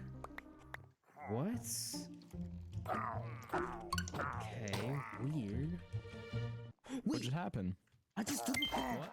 I just actually duplicated. No way. Oh, okay, so it actually does work. Oh my god. How much netherite do you have? Because I have my own. I'm gonna use my own. You also need to put another item. Like, yeah, Oh, like I so. forgot. Hey, Ralf Schumacher. Du willst wissen, wie viel dein Auto wert ist? Ja. Auf wirkaufendeinauto.de. Oh my god. You just duplicated it. We duplicated 8 times. Oh my, wait, let's try with netherite blocks. Let's try with netherite blocks. Oh my god. Yeah, go. Okay. Oh my god, we got 64 blocks of netherite, bro. Oh my god. Let's put every netherite block in this shulker box. I cannot believe I actually did it. Okay. Can I take like half of them, like duplicate on my side? Oh yeah. Oh, let's do it together. Yeah. All right, let's put you here. With the two of us duplicating as much as we can, there is no telling how many items we can get. Look at that. Oh my god. So after 10 minutes of cleaning a mess of diamond blocks and netherite blocks, that's like we can't more burn than the amount of. netherite. We can't burn Oh netherite. my god. I still think we need to break this rule even further, because the last thing I want to do in the last day of the SMP is to be unprepared. So first thing first, I need to upgrade my armor fully to netherite. Der Raid Captain war schneller da. 2 Minuten. Leute, 2 Minuten. Neuer Rekord. / home. Village. Update. Okay.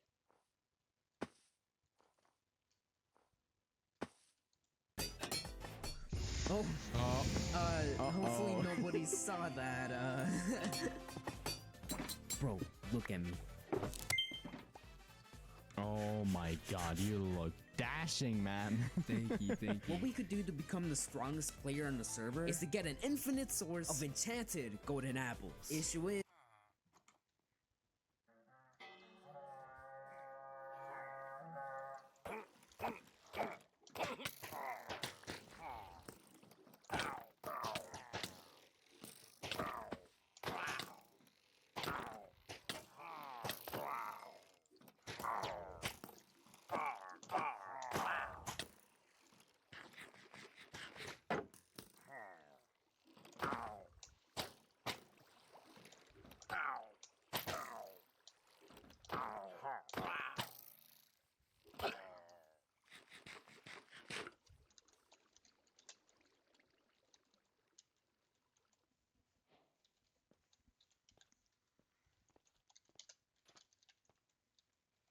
Ich brauche neue Dia-Rüstung.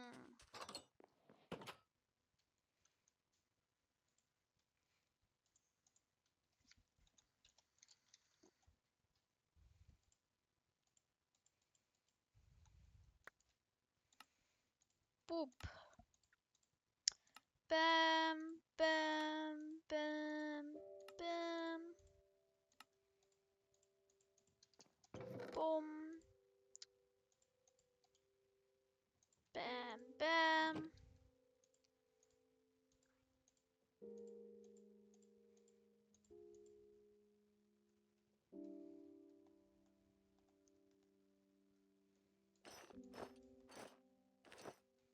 Bumm, slash, farm.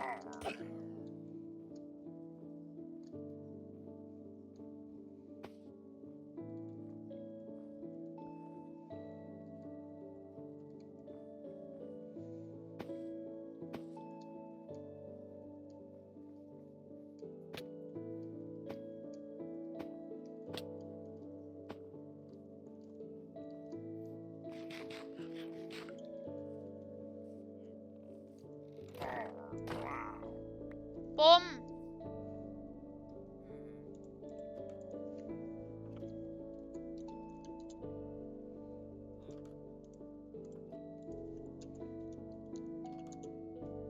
Nur noch 3. Yep.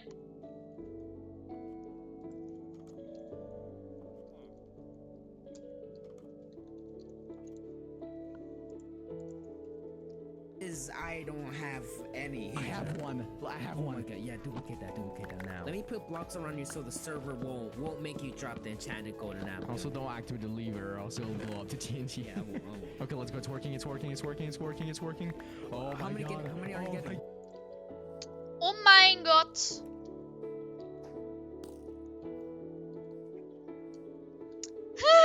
Ich muss den hier vergessen haben.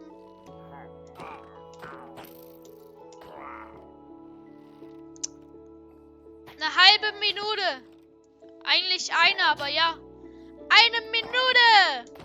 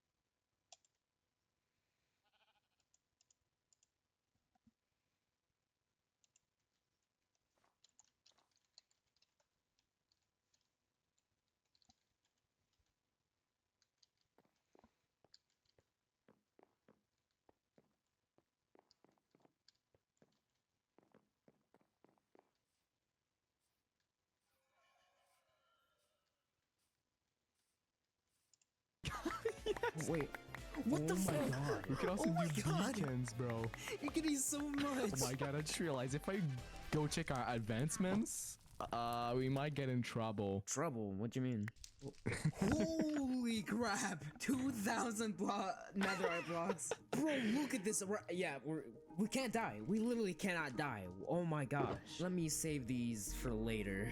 With all of these illegal items we duplicated, we were running out of space. Small issue, we're going up against the strongest players on the server, and enchanted golden apples will not be able to cut. And with my spare diamond gear, this should be possible. Now, with the server being glitchy around netherite armor, I could still use hoppers to bypass the server's code. But with it being so glitchy, I am not very confident this will work. Let me put this duplication machine to the test. Please tell me it works, please. You're actually duping them. Oh my god. Dude. Oh my god. It actually worked, bro. Do it again. Do it again. Oh my god. Look at that, bro. Alright, so I guess we have infinite netherite armor now. We're absolute criminals. Bro, we're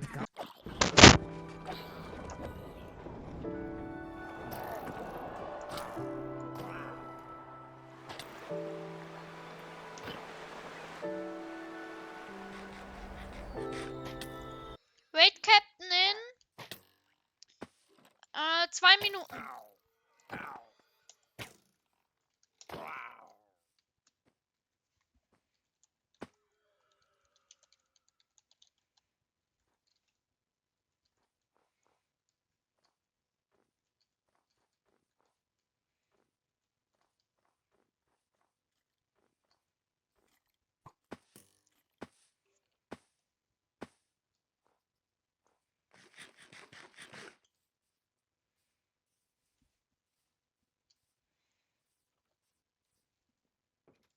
guides, not criminals. Okay, you know what? Fair. I like that. I like that. Slowly but surely, we are getting so much gear to fight in the final day.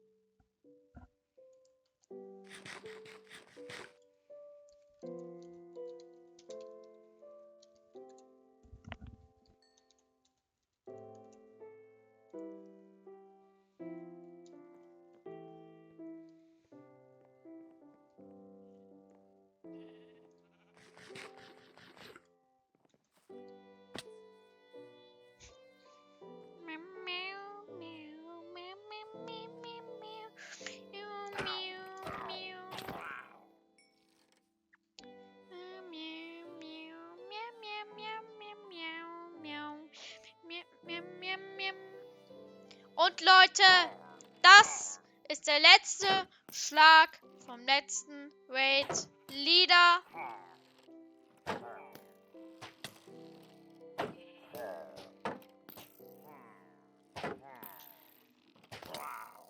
Und damit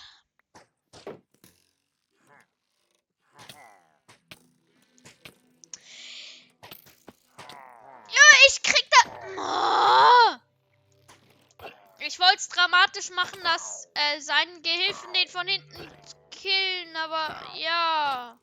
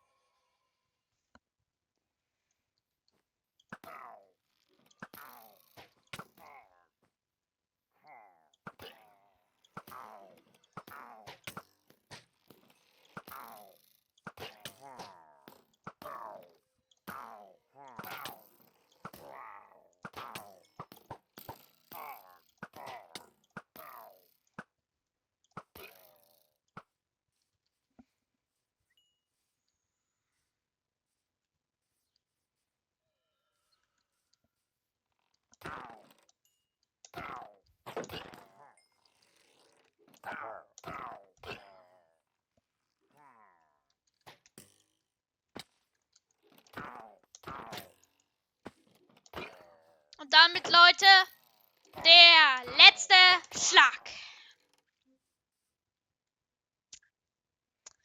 Drohendes Unheil.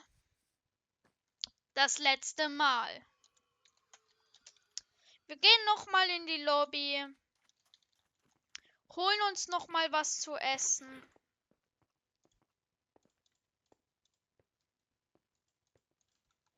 Und dann gehen wir wieder in die Farmwelt rein.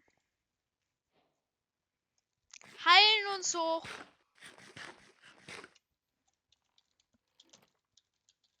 Gehen zum letzten Mal zum Village. Und machen den letzten Raid. Und zwar, Leute, den letzten Raid will ich mit euch jetzt in vollster Länge sehen. Dass ihr nochmal erlebt, was ich 25 Mal erlebt habe, über 2 Tage hinweg.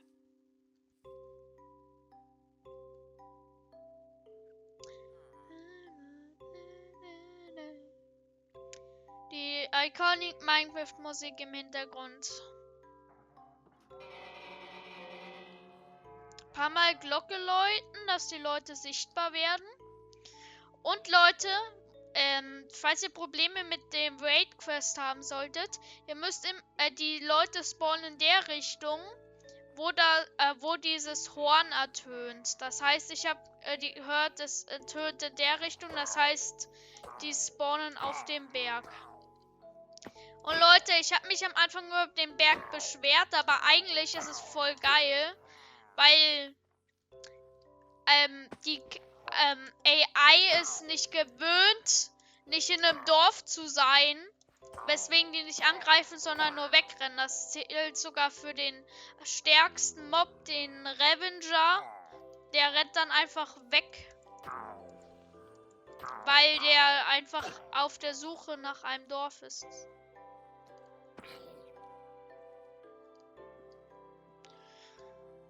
Und deswegen, Leute, gehen wir wieder hoch.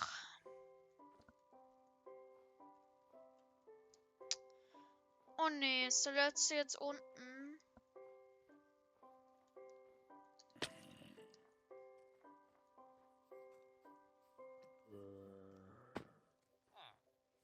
Ja.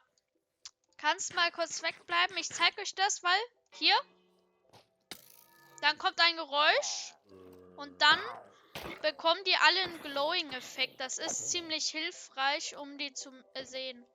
Und übrigens, die Villager sind schon seit Ewigkeiten da drin eingesperrt.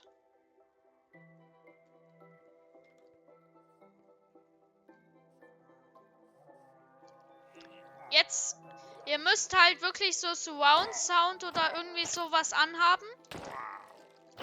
Weil von der Richtung kam das Geräusch, von der Richtung kamen die. Und Leute, jetzt seht ihr auch, jetzt greifen die auch aktiv an, weil die wissen, die sind jetzt hier richtig in einem Dorf. Aber manchmal habe ich es, dass die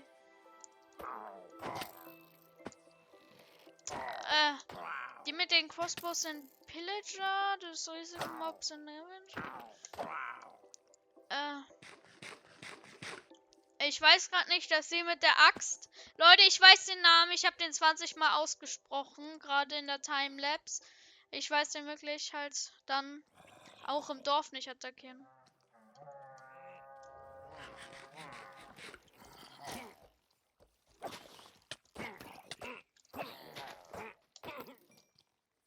Dich holen wir.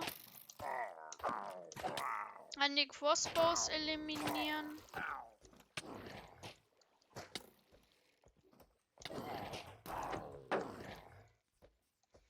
Und wir poppen zum allerersten Mal ein Gott-Apple.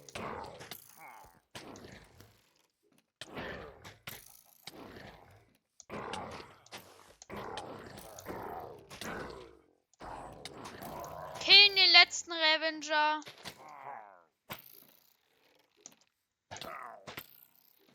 Was ist mit euch los? Und damit der letzte Schlag. Leute, damit haben wir die OP-Pass-Quest /OP. 18.000 $, 100 Kristalle und 500 Level. Damit fehlen uns jetzt 900 fürs nächste Level. Level 68 jetzt schon mal mit der ersten Quest. Und ich würde dann hier mal einen Schnitt setzen, Leute, denn für euch war das maximal so eine halbe Stunde. Für mich waren das jetzt 2,5 Stunden. Das sind 250 Minuten.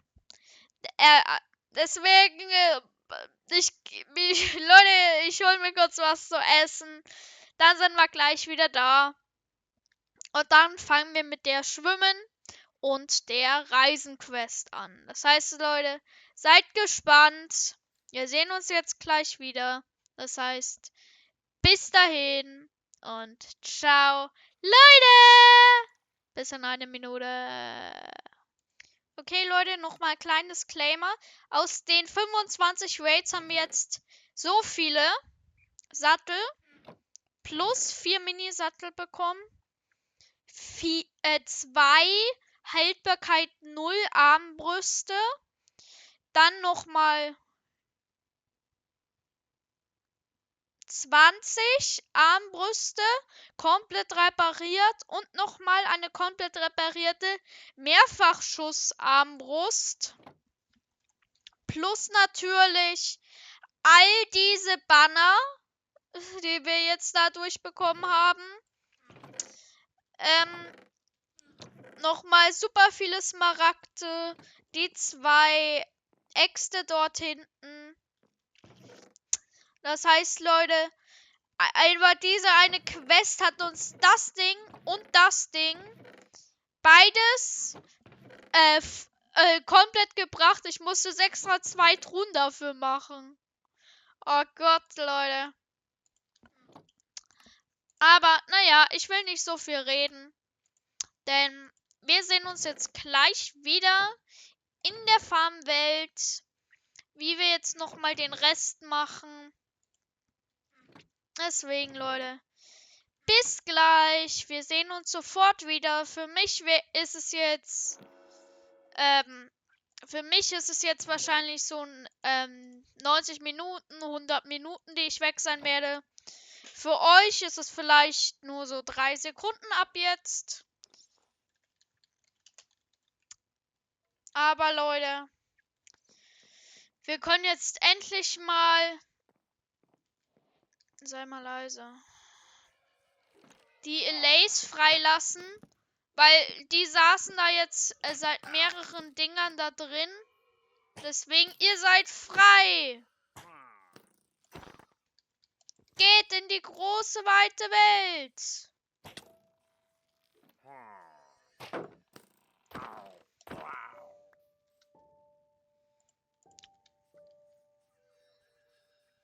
Geht in die große, weite Welt. Geh, oder du stirbst. Geh oder sterbe. Nicht mein Problem.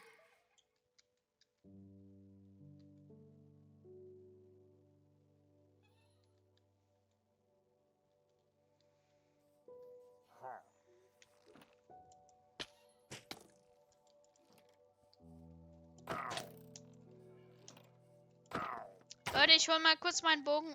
Ich hol mal kurz meinen Bogen.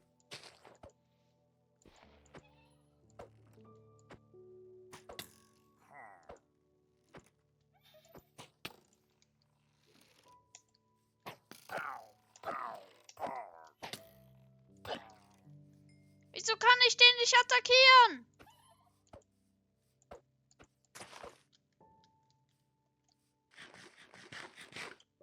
Hier, Brot.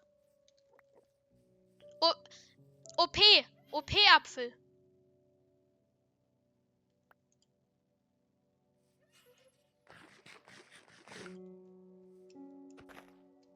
Gib mir mein Scheißbogen wieder.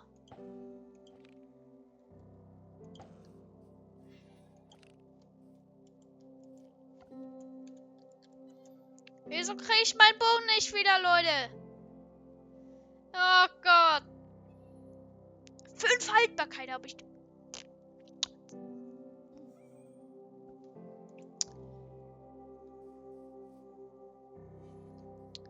Okay, Leute, wir sehen uns gleich wieder. Ich hol meinen Bogen zurück. Okay, wir sehen uns gleich wieder. Für mich irgendwie so eine Stunde. Ja, bis gleich. Tschüss, Leute, bis gleich. So, Leute, willkommen zurück. Für mich ist gerade wirklich 19 Minuten vergangen. Und zwar, Leute, machen wir jetzt die nächste Quest. Und zwar müssen wir 50.000 Blöcke schwimmen. Das heißt, wir schwimmen jetzt einmal mal schnell. Das gibt uns nämlich nochmal 100 XP. Und deswegen, Leute, spulen wir kurz nochmal ein kleines bisschen vor. Und damit sehen wir uns jetzt gleich nochmal wieder. This is a heart factory, producing an infinite amount of hearts, unlimited ores, and of course, child labor. Okay. See, this server has been stealing my hearts for years, and every time I craft one back, well... So I needed a way to outsupply their demand and fast. Now, I think 100 hearts is a pretty good starting goal because it'll only take 100 totems and thousands of diamonds, ancient debris, and redstone. So we're basically building 4 factories all at once. But first things first, I need a good spot to build it. And I figure since factories are slowly killing our real planet, what better place than a mutating island of fungus and decay? Even the cows look like they're about to sprout a tentacle. I hope not. But we'll start off with just a touch of terraforming. Oh, well, look who it is. Ow. Lucky it's not a glue factory. Then we'll plop down a little building platform, and now we can start building up the factory. And the first block on our list is deep slate. But unfortunately, we're gonna need a lot more than I thought. Luckily, there's a pretty easy way to get it without even digging, because over the last few months, my YouTube feed has been flooded with tunnel bores, which provide tons of useless ores and deep slate. So like any self-respecting YouTuber, I made a fake Discord account, joined a random server, and stole the first tunnel bore schematic I could find. But, okay, I'm gonna need some help. And there was only one person I could turn to. Dearest Wumba, it is with a somber heart I must confess that I have your Discord under false detection and steal your most sacred tech. I implore your wisdom to tell me why the heck does this thing explode every time I turn it on? Thank you. Oh, Branzy, what else could I expect from such a nefarious individual such as thy? I humbly accept your transgression and as such will answer and hopefully fulfill your quest. Yeah, the machine broke in 1.20 XD. Luckily, after 2 more days of scouring YouTube, I found an eerily similar board design, which solves that very issue. Now I just need to build it without blowing up. There's no way this goes wrong.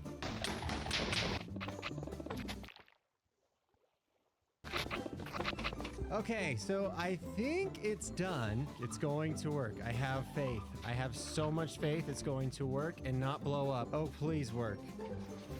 There's only one way to know. Yes! Oh, yes! Beautiful, beautiful deep slate. It gets like almost 2 stacks every time I press a button. Ah!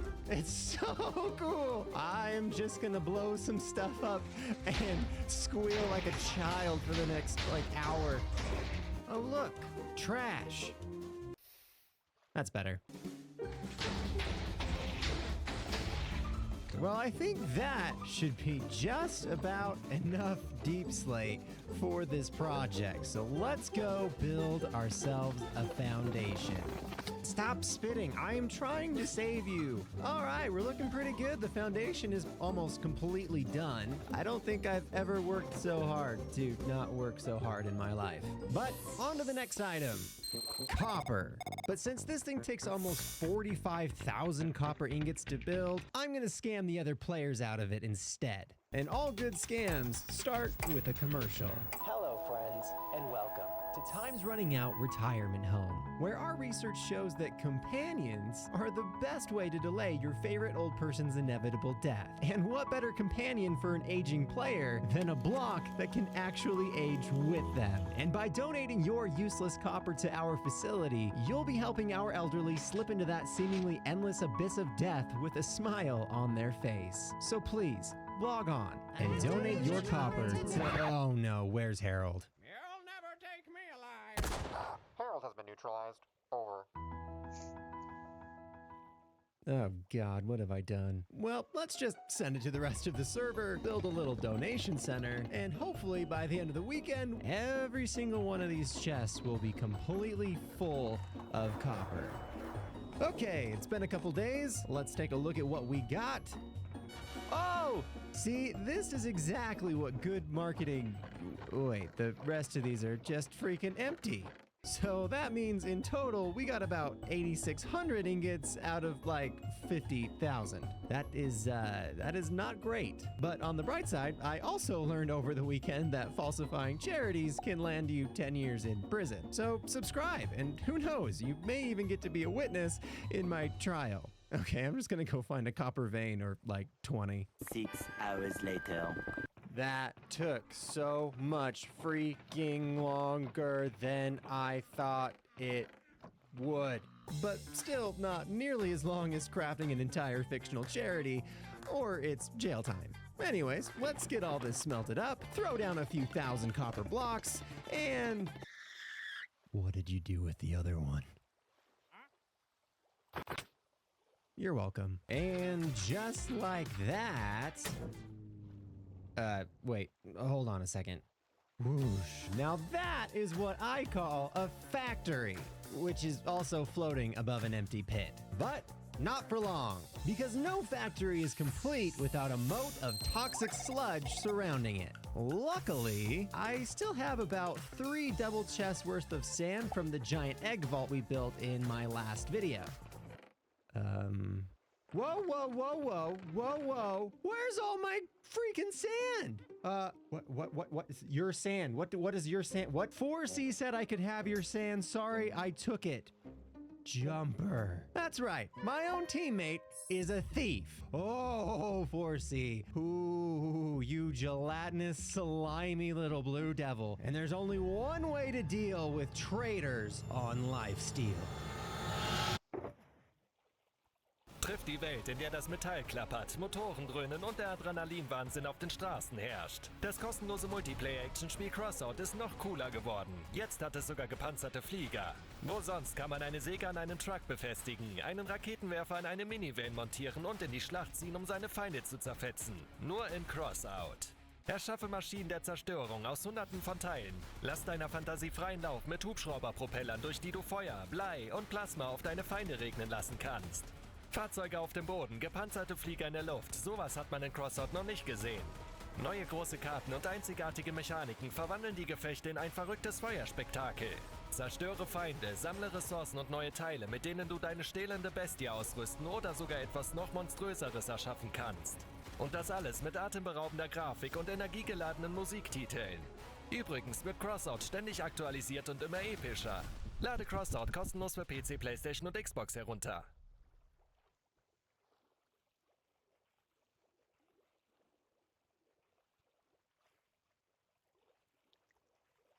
Dig. Say it again. Say it! I shall not steal from Franzi. He is weak and poor and very kind. Very good. Get to digging. I'm trying, Grandpa. Well, that's too damn bad. You keep digging. Is this legal? Well, now that we've got all the sand, I just need to build... Ein paar Schweinis. Also Schweinis. Es gibt so eine Töte 500 Schweinis-Quest.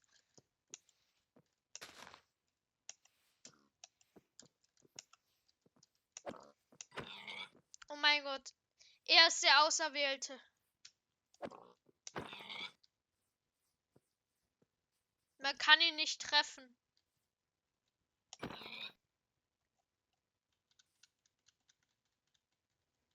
kann irgendein Wolf oder so fressen. Leute, ich musste das für die Quest tun. Ich musste es tun. Build a little smeltery, smelt all 20,000 pieces into glass, and with a little bop bop bop bop, we have ourselves a disgusting pool of toxic sludge surrounding our beautiful factory. And look at this thing with shaders. It actually glows green. Dude, this looks so freaking cool. Oh my gosh. Clutch. I did it. Anyways, now that this structure is officially done, it's time to get this thing pumping out those hearts. But to do that, we're gonna need loads of diamonds, ancient debris, redstone, and totems. And the fastest way to get totems is a raid farm. But Lifesteal has a very strict rule against AFKing at raid farms. So this design by ENXO4 is pretty much perfect. As long as I skip the whole make it AFKable part of the video. Remember, always ask for forgiveness, not permission. But here's the issue. Every time I want to use this thing, I have to start a raid, which means coming all the way over to this outpost and waiting like an entire minute for one of these captains to spawn to get the bad omen effect. And that's just ridiculous. So I built this instead, which is a super overpowered pillager farm by Nico is Lost. And although this bad boy doesn't give us totems, it does give us the bad omen effect in droves. And if you're wondering if it's so efficient, then why are you down 700 levels and a heart? Well, let's just say you have to spend hearts to make hearts. Oh no, oh no, oh no, Bob. What just happened? Anyways, so now I can get the bad omen effect in about 10 seconds, head back over to the raid farm, and with a few meaty slices, we have ourselves a totem. So I'm gonna spend the next couple hours not AFKing and getting as many totems as possible. At least, that's what I thought. Well, folks, I have to be honest with you about something. There is a big problem going on, and I'm really not sure how to address it or what to say, so I'm just gonna rip it off like a Band-Aid.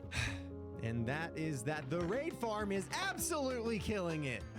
Someone should ban these for sure. So I think we can cross totems off our list. Next up, diamonds and redstone. The problem is strip mining for that much ore would probably take me weeks. I'm sort of regretting burning those diamonds earlier. Lucky for us, I've already built the solution to our problem. Well, a miniature version. So let's give it an upgrade. Stupid thing. God. Now that is what I call a solution, and I named it the Mega Boar. And it's a little excessive, but okay, this is for all the marbles, baby. Please don't blow yourself up. Okay, here we go. Oh, it worked. Oh, I think it worked. Oh, it definitely worked. Okay, we are about to get so many diamonds. So I'm just gonna run this thing until we get every single diamond we need, or it blows itself up again. Okay, that one doesn't count. Dude, check out this tunnel. I mean, this thing is over 1,000 blocks long. It's actually insane. But what's even more insane, that got us every single diamond and redstone dust we needed to craft 100 hearts. And just look at the factory. I mean, this puppy is aging. It's aging well, though. It's aging very well. But regardless, 100 hearts requires 1,600 pieces of both gold and ancient debris, which most people would just patiently place thousands of beds in TNT to get. But since we're building a heart factory, I don't need to mine the nether. I need to decimate it. And this design by Raiseworks can do just that, because with the flick of a lever, we can create our own little nuclear catastrophe. And now that we've replicated the Grand Canyon down here, I can fill it with the most OP ancient debris miner in existence. Alright, it may not look like much, but this thing is basically the Death Star. See, a couple months ago, I came across an interesting video by Dark, showing a little machine they call the mining cannon. And the way it works is basically by hurling hordes of active TNT into unloaded chunks, blasting tunnels thousands of blocks long in under 20 minutes, exposing all the ancient debris in its path. Meaning we can get ourselves a whole stack and 19 in under an hour. That is actually crazy. But we can make it even crazier by building 2 of them side by side. Oh my god, not now, please. Oh my god, this game terrifies me. So I'm just gonna turn this nether into Swiss cheese and get as much ancient debris as possible. Alright, so it's been about a day and I've learned quite a bit about this machine. Like not to go anywhere near it while it's running. I think it blew up. Again. And if I put just a few more items in this dropper, we can blast tunnels over 7,000 blocks long, which bumped our average output to over 2 stacks of ancient debris an hour. And that's without being able to use elytras on this server, which would have definitely been helpful in those lava pockets. Birds! But on the bright side, I think we should have just about enough ancient debris. This thing makes me feel like I'm living inside a meme. That means that we officially have all of the ingredients to make our hearts. So it's time to put our factory to work. And I don't know if I've actually mentioned this yet, but hold on, what is that? Von dem Moment an, als ich diese riesige Welt betrat, wusste ich, dass ich für Größeres bestimmt war. Ich entdeckte neue Herausforderungen, die mächtige Belohnungen boten, jenseits der Vorstellungskraft. Jede Entscheidung hat mein Schicksal geprägt und die Galaxie um mich herum geformt. Kannst du dir eine riesige Galaxie voller mächtiger Allianzen vorstellen, wo du der Herr deines eigenen Schicksals bist? Deine Reise beginnt hier. Star Trek Fleet Command.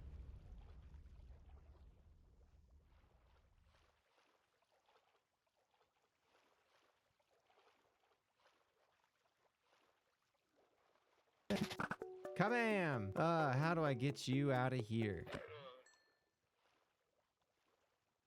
Anyways, like I was saying, but this place is actually huge, huge, huge, huge, huge, huge. Sorry. So I'm gonna need to divvy this place up into a few different sections. And first up is the smeltery. Because if I'm gonna use this place to smelt an entire shulker box of ancient debris, then it's gonna look good while it does it. Check it out. We've got lava vaulted ceilings, advanced blacksmith benches, death spikes, and an infinite fuel source. But it is missing one very important element. Patches! Oh, my friend, my dearest, dearest old friend. Nope, hey, don't run away. Patches, the boat is that way. We're leaving. I'll be back for all your friends later. I think I just saw an allay. I hear it. Aha! Aha! Look at you. Here. Oh, take Patch's sword. No, come here. There you go. Now you have a deadly weapon. Oh, don't poke me with that thing. Holy, that is weird. Let's go, come on. Back together again, just like the good old days, eh, Patches? A perfect fit for a perfect pal. Speaking of which, why don't you make like a good little smurf and just hang out in the mushroom. Now we just gotta smelt up all the gold and ancient debris, plop them into our smeltery load chests, and we are one step closer to getting 100 freaking hearts. But just to make sure that nobody gets in or out without my permission, I kinda think this place needs a front door. But not just any front door. A jumbo door. So this is Mumbo's world of doors. Honestly, it's probably more of a multiverse at this point. But I really like this last door over here. The problem is, this door opens downward, and I'm looking for more of a castle gate style. But with a little literal reverse engineering, I think I can make those dreams come true in no time. Thousands of tears later.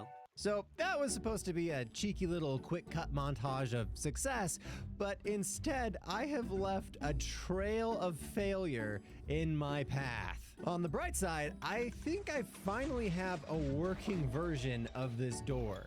Kaboom! I mean, it's always been a dream of mine to collaborate on a redstone contraption with the great Mumbo Jumbo, even if he has no idea it's happening.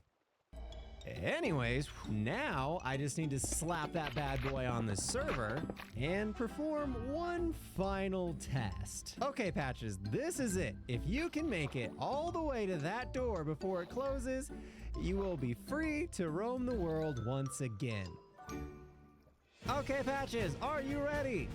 3, 2, 1, go! Oh, here he goes. I hope you make it, Patches. I hope you make it. That's gonna be close. Oh, Patches! He made it. He made it through. Patches. Oh God, I didn't think he sprinted in a straight line.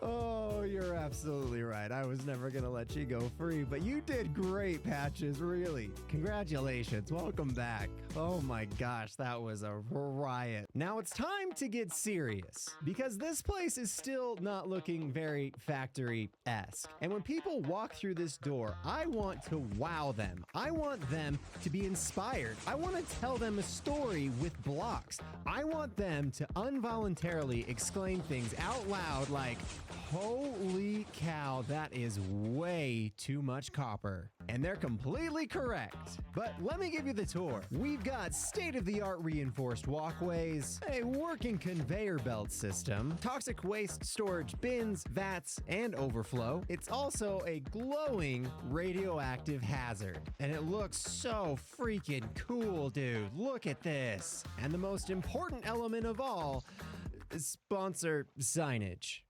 Yes, I'm sponsoring my own factory because this has taken me well over 100 hours at this point. But over here, I've also added a little section I call the Wall of Shame, listing every player on this server who has unjustifiably, or not, killed me in cold blood. And the different armor sets are to indicate player threat levels. Now, you're probably wondering who will be operating all this heavy equipment in such dire working conditions. And I feel the only logical answer is a child labor force who can easily fit into small spaces and is far less likely to strike than their adult counterparts. That is a real thing people did. Google it. So first, let's make a few villager breeders, give them some food to set the mood. Oh, there he is. Oh my God, he's adorable. And like the fountain of youth itself, we have our first little underpaid worker. But I also can't afford to allow adult workers with an understanding of self-worth running amok in my facility. So I've implemented not one, but 2 retirement centers. It's kind of like an HR department, but the R stands for recycling. See, observe as one of our eldest workers decides on their own fruition to hang it up one final time. They get shot up a water stream, are sent on one final tour of the whole facility, and are transported to a nice farm far away where they can live out the rest of their days. So there's 2 more actually important elements I need to add to this factory: the heart ingredient retrieval system and the heart storage bank. Now really, we could just simplify both of these things with a single block. But I have 2 gaping holes on each side of the factory that I kinda need to fill. And I think I actually have a pretty fun way of accomplishing that. The ingredient launcher 6000. Basically, anytime this dropper gets an item, it gets shot out straight into the honey block, and when we give it a signal, it launches the items across the factory right into the crafting area. But since the ingredients themselves are gonna be stored so far away, I need a way to know how much we actually have in the system, which I can do with a little lamp tower, some comparators, and a whole lot of hoppers. So now when we put something in the system, it flows down our little hopper chain and indicates just how full each ingredient line is. But I also need this thing to shoot out various amounts of each ingredient for every heart, like 1 totem, 4 diamond blocks, 32 redstone blocks, and 16 pieces of gold and netherite scraps. And I think I can do this pretty easily with a semi-sticky etho hopper clock. I don't know if that's an actual thing, but it is today. But now, if I want 4 items, I just hit this note block. It fires it back. And we get exactly 4 items. That's so sick, dude. And with a little whoosh, our ingredient launcher is complete. So now, if I press our note block, we should start seeing a totem, diamonds, gold, and ancient debris, and an adult. And redstone. Okay, did it give me? Let's see if we got all the right numbers. Hold on. Let's not celebrate yet. 16, 32, 3. Neu Schwarzkopfgliss Shampoos. Reinigen ohne zu beschweren. Neu Schwarzkopfgliss. Wie viel ist dein Auto wert?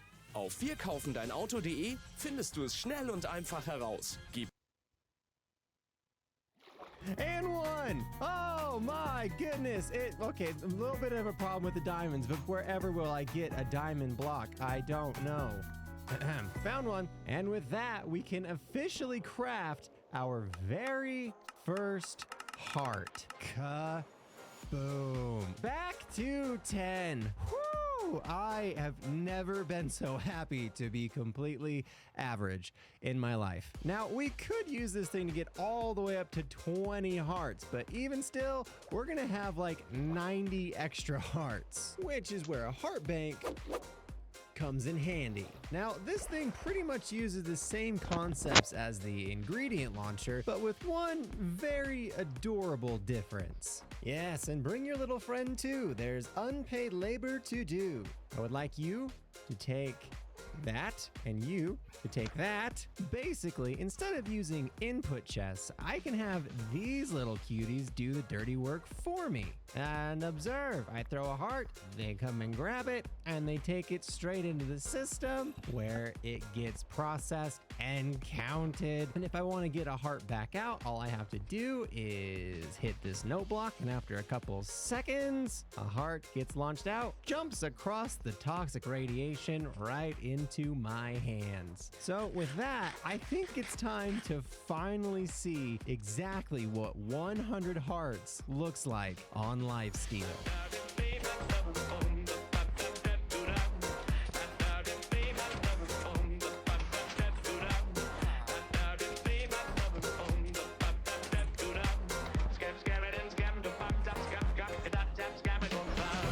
Here we go, ladies and gentlemen. This is it. Heart 100, baby. Check that out. Holy dude, it's beautiful. And I don't just mean having 100 hearts all to myself, minus the ones that the Alalus have stolen from me. But just take a look at this place. I mean, between the terraforming, the resource gathering, building, more resource gathering, designing contraptions, and even more building, this might honestly be my proudest accomplishment in Minecraft of all freaking time. Because a view like this makes it all worth it. Isn't that right, Patches?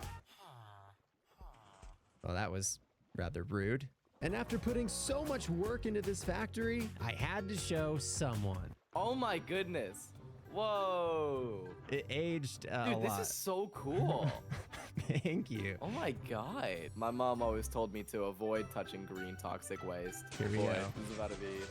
Oh, dude. wait a second, Francie. Wait a second.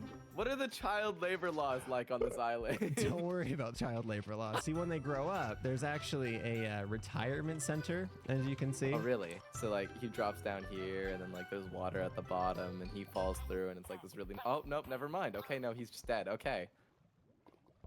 Why do you do the things that you do? I don't know. This is such a cool place. What? Oh my god, wait, look, there's armor up there. Oh, there's names too. Wait, what? That's the wall of shame, and it has a light on for everyone that's killed me. Have I killed you? I'm just gonna put my stuff away real quick, okay? But the armor shows different threat levels. So like you and Pangy are both mid-tier. I've got to be more of a threat than that. See, Branzy, you've made a big mistake. Okay, diamond. You get diamond. You get full diamond, all right? As soon as I get more diamonds. No, I've got to be more than a No, threat. it's a More of scale. threat. It's a Oh, and there it goes.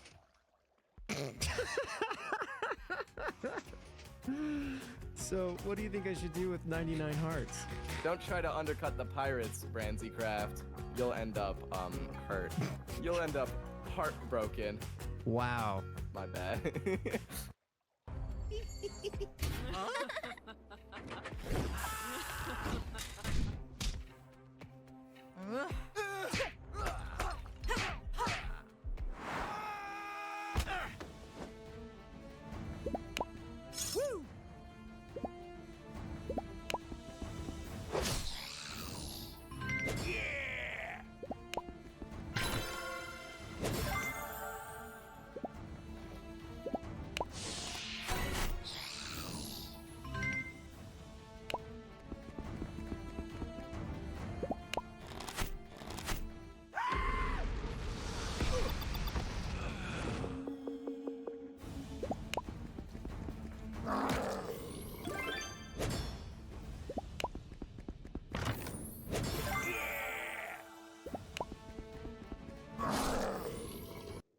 Revenge rarely solves your problems, but boy does it feel good to get your own back.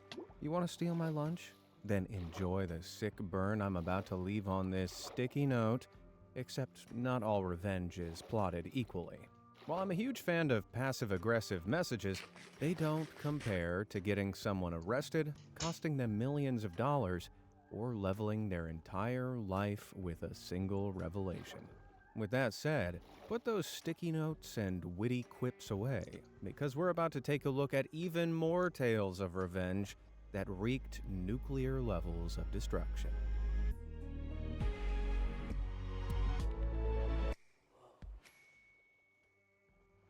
Major breakdown. Car mechanics don't have it easy. When they're not trying to work out how you poured wiper fluid in your oil fill pour for the 48th time, I'm so sorry, Bob. They have to deal with some deplorable customers, like this Reddit user's father did. Back in the early 2000s, this mechanic ran his own independent repair shop. One day, a man came in with an expensive-looking convertible, which needed its transmission fixed. It took a while to remove, disassemble, fix, and reassemble, but our mechanic got the job done.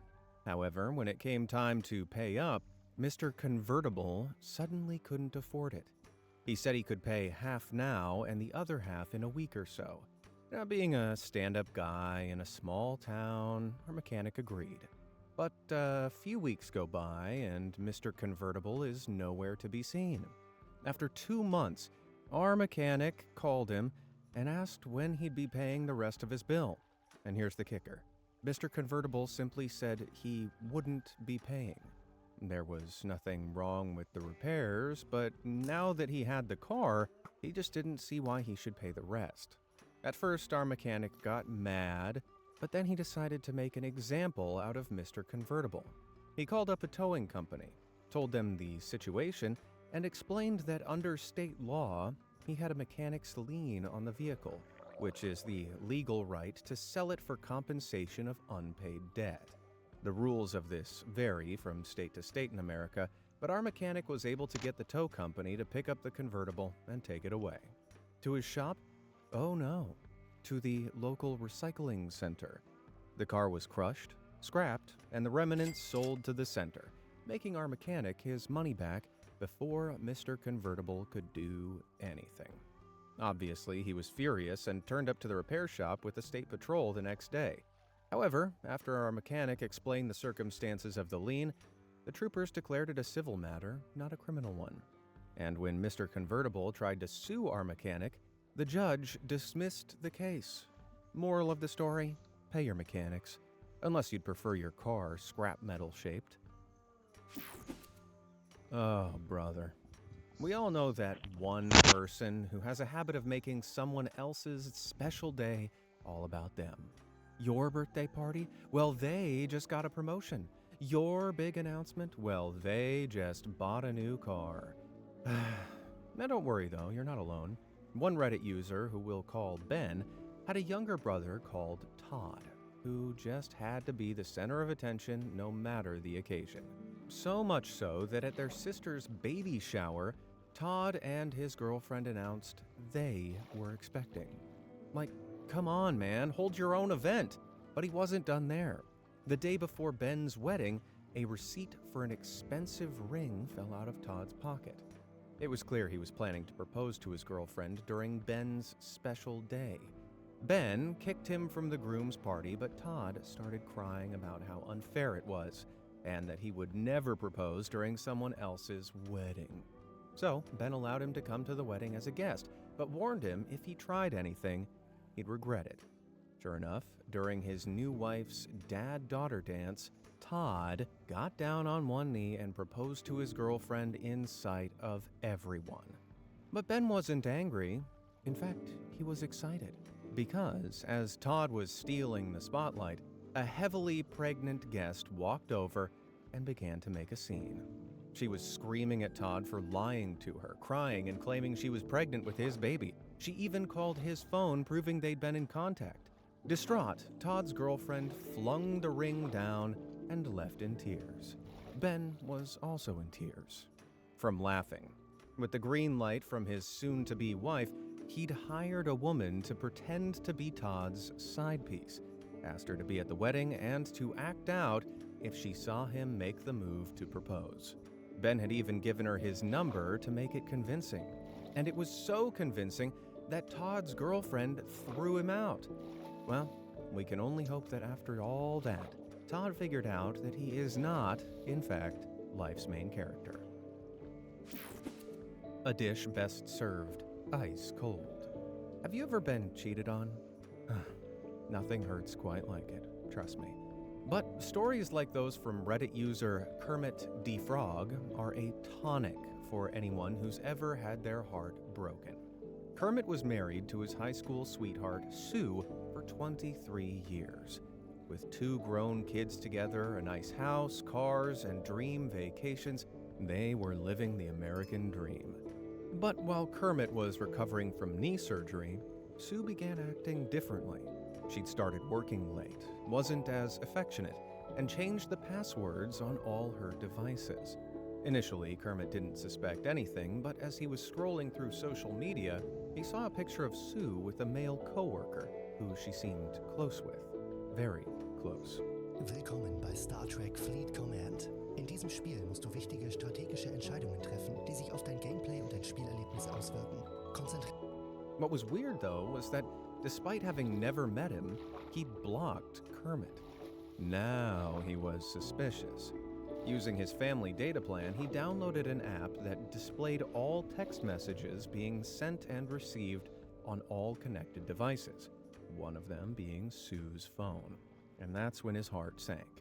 Sue was sending lovey-dovey messages and a lot of, shall we say, incriminating photos to this guy. For 3 days, Kermit processed the information. But on the 4th day, he began plotting his exit strategy and his revenge. Now recovered from his surgery, he began acting the same way Sue had been, pulling long hours at work, being cold and distant, changing passwords on his devices. It wasn't long before Sue noticed, recognizing all the telltale signs of a partner having an affair. Eventually, she had the audacity to confront him, accusing him of cheating. He laughed in her face for a full 2 minutes, because despite his actions, she couldn't prove anything, and Kermit was bluffing.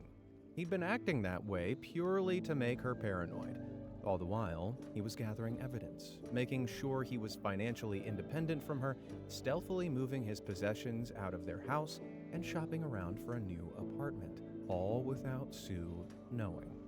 For 5 long months, he acted aloof and cool, but Sue started to crack. In texts to her lover, Kermit could see she was getting cold feet, claiming she still loved Kermit and that his affair must be some sort of karma for her own actions. Oh, she had no idea. Eventually, she ditched her lover, explaining to him in text messages she wanted to win Kermit back. But Kermit couldn't have cared less. His plan was almost complete. At the start of December, he let both of his kids know what their mother had been up to and what he planned to do, but asked them not to say anything. While upset, they both supported their dad. And so Kermit enacted his pièce de résistance. Early on Christmas morning, while Sue slept, he left a thick, printed binder full of messages she'd been sending to her lover over the past 8 months on his pillow, along with his lawyer's card and a note reading, "Merry Christmas." Savage. But that's not all. The binder was just one of 14 he'd sent out to all her friends, family, and her place of work. With that, he ghosted her. Over the next 2 weeks, Sue's life imploded. Her family and friends turned their back on her, Kermit was granted an uncontested divorce, and while he left her the house, he got their cabin in the woods, and had slowly drained their joint accounts so that she couldn't claim a dime from him. And to add a cherry on top, both Sue and her lover were placed on administrative leave and fired soon after for breaching their rules about interwork relationships. Wow. Well, if I'm ever cheated on again, I know who I'm calling to help me plot my revenge. Park cold. When it comes to tales of revenge, it's always the ones that revolve around parking disputes that go the extra mile. Case in point, Reddit user Bright Rick has a parking revenge story that was served ice cold. Back in the early 2000s, Rick's family owned 2 apartment complexes out in the Chicago suburbs. They lived in some of the apartments, rented out the others, and owned a parking lot with a space for about 16 cars, more than enough for them and their tenants.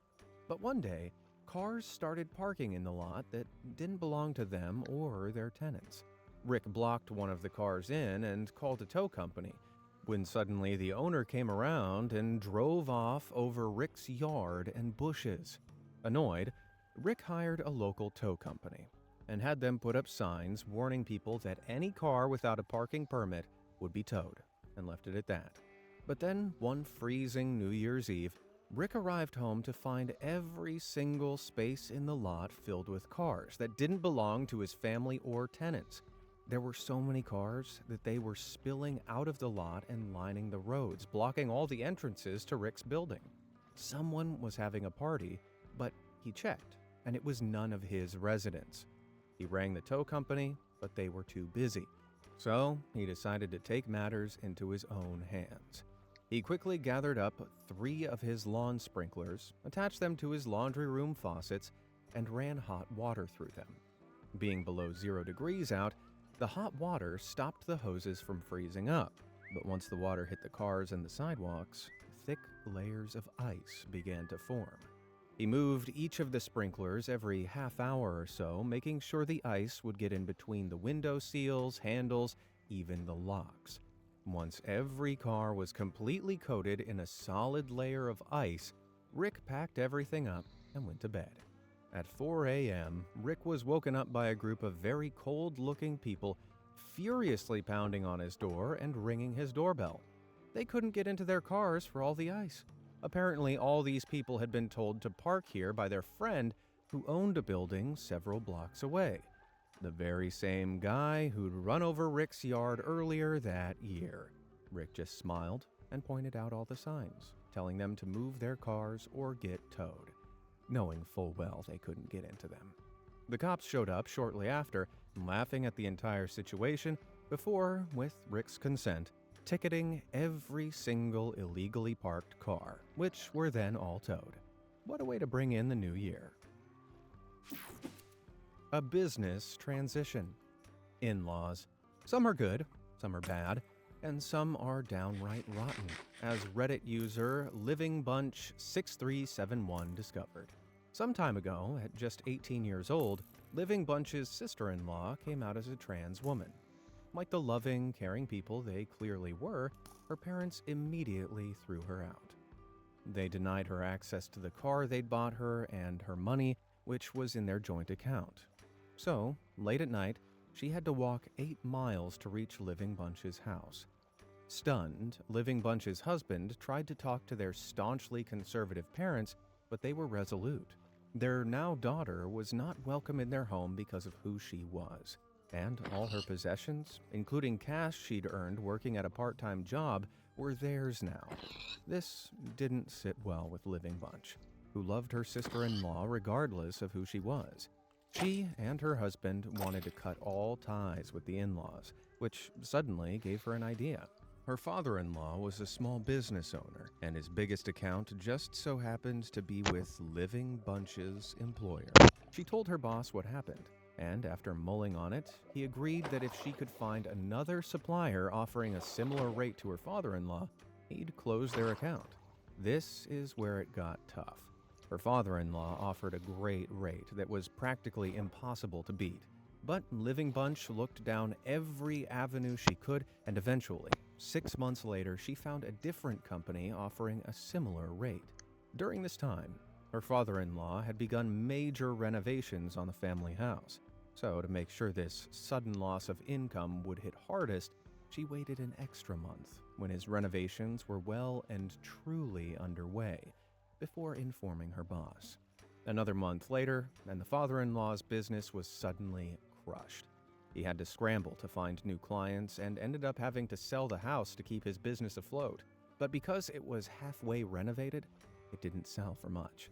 It got so bad, both in-laws resorted to begging for money from other family members.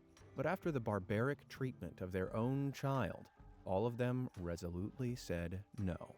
8 years down the line, and they're still clawing their way out of the karmic mess they got themselves into. And to top it off, Living Bunch's sister-in-law is thriving now. Pretty ironic that if the in-laws hadn't kicked her out, they might still have a house. Greed the room.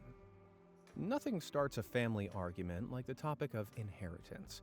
Seriously, if you want to cut Christmas short, just ask who's getting the lion's share of your relatives' possessions when they pass, and watch the entire day go up in flames. It's such a huge topic of contention that Reddit user 327Nova was able to use it for some absolutely god-tier revenge several years ago. Nova had a greedy, manipulative, money-hungry cousin who leaned on their wealthy grandparents for every little thing. But Nova didn't care about the money. They just loved their grandparents and wanted to spend time with them. So, when their grandma passed away, Nova moved in with their grandpa to help take care of him. Nova's cousin didn't like this one bit, assuming they were trying to curry favor and steal the lion's share of the inheritance. One day, Nova came home to discover that one of their cousin's children had apparently found a loaded gun and was playing with it. A gun Nova's grandpa had entrusted to them. Nova knew their gun's safety and swore they'd never leave a gun just lying around, let alone one that was loaded. While their grandpa believed them, they asked Nova to move out until things had calmed down. Suddenly, it all made sense. Nova's cousin had framed them to get them out of the way, all in hopes of getting closer to their grandpa's wallet. Nova worked on fixing their relationship with their grandpa, but a month later, he sadly passed away. Nova was devastated. After the funeral, the will was read out, and that's when Nova noticed some very specific wording. Neu, Schweppes Pomegranate mit dem besonderen Geschmack des Granatapfels. Macht jeden Drink einzigartig. Pur oder im Mix mit Schweppes Pomegranate. Jetzt probieren. Im Mix als Aperitif. Martini Pomegranate. It was complex, but it boiled down to, if anyone tries to claim more than they've been given, they get nothing. Suddenly, Nova had the perfect idea for a revenge trap. Later that day, they rang their cousin and casually mentioned all of their grandma's jewelry would be donated to a charity auction. Unable to resist, the cousin immediately drove over to their grandparents' house and began filling shoeboxes with all the jewelry they could get their hands on. hoping no one would miss it before it was donated.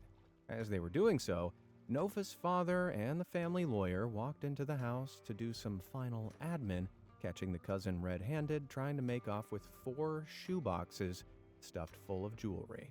Nova knew the lawyer was scheduled to visit that day and baited the trap so the cousin would show up at the most incriminating moment. Thanks to his own greed, the cousin never received a single penny of the inheritance. I don't know how much Nova was left, but that story is priceless. Disability blowout. There's a special circle of hell for people who use disabled parking bays when they themselves aren't disabled. What? You think the disabled community doesn't have it hard enough already? Well, back in the early 90s, the father of Reddit user Drumhead was a disabled Florida resident who got their own back in style. They'd pulled up to their local store and were about to park in the handicap bay when a woman in a bright pink-red Porsche shot into it. He rolled down his window and told her he needed to park there, pointing to his disability placard. But she snapped back, "You don't look disabled," and walked into the store. First off, not all disabilities are visible. And second, that incredibly ignorant remark was about to cost her big time. Drumhead's dad got out of his car and removed the caps from all 4 of her tires before parking just far away enough to hear what was about to happen. After a while, the woman returned from the store, only to find all 4 of her tires completely flat. She began screaming that her Porsche had been vandalized and asked the store clerks to call the police. But when the police arrived, they immediately handed her a $250 ticket for being parked in a disabled bay without a placard and advised her she ring a tow company. Once they'd gone, Drumhead's dad wheeled around and shouted, "You don't look disabled, but your car sure does," before driving off. Now that is a next-level burn. Fares fair. Taxi drivers do not have an easy job. From drunken passengers to unspeakable backseat antics, it's a pretty thankless career choice. However, Reddit user The Wendigo's grandmother, who used to be a taxi driver, didn't suffer no fools. Back in the 1970s, she was a cab driver in Newcastle, England. One night, she picked up a fare and dropped him off. But when she asked for her money, the guy tried to cheese it. Unfortunately for him, this woman wasn't going home empty-handed. Seeing him trying to make a dash for it, she hit the gas and rolled over the guy's foot before parking on top of it. Screaming and crying, the attempted fee dodger still refused to pay her. It wasn't long before the police showed up, and after explaining the situation, the police, no sympathy for the guy, reached into his pocket and gave her the money she was owed. They then asked her politely to get off the guy's foot before sending her on her way. But did her night end there? Not by a long shot. A few hours later, she's waiting in a taxi rank for another fare when 2 men walk up to her window, supporting a hobbling man. The thief from before. It took him a moment to recognize her, but when he did, oh, did the insults flow. Graciously, she then explained to his friends that he'd unsuccessfully tried to mug her off before. She then offered to take them, but this fee thief would have to take another cab. Appalled by their pal's behavior, the 2 got in, leaving the thief slack-jawed on the sidewalk. She then enacted the final part of her revenge by getting down and yelling to cabs down the rest of the rank that no one should take the fee thief before driving off. Oh, I bet that was one walk of shame he'll never forget.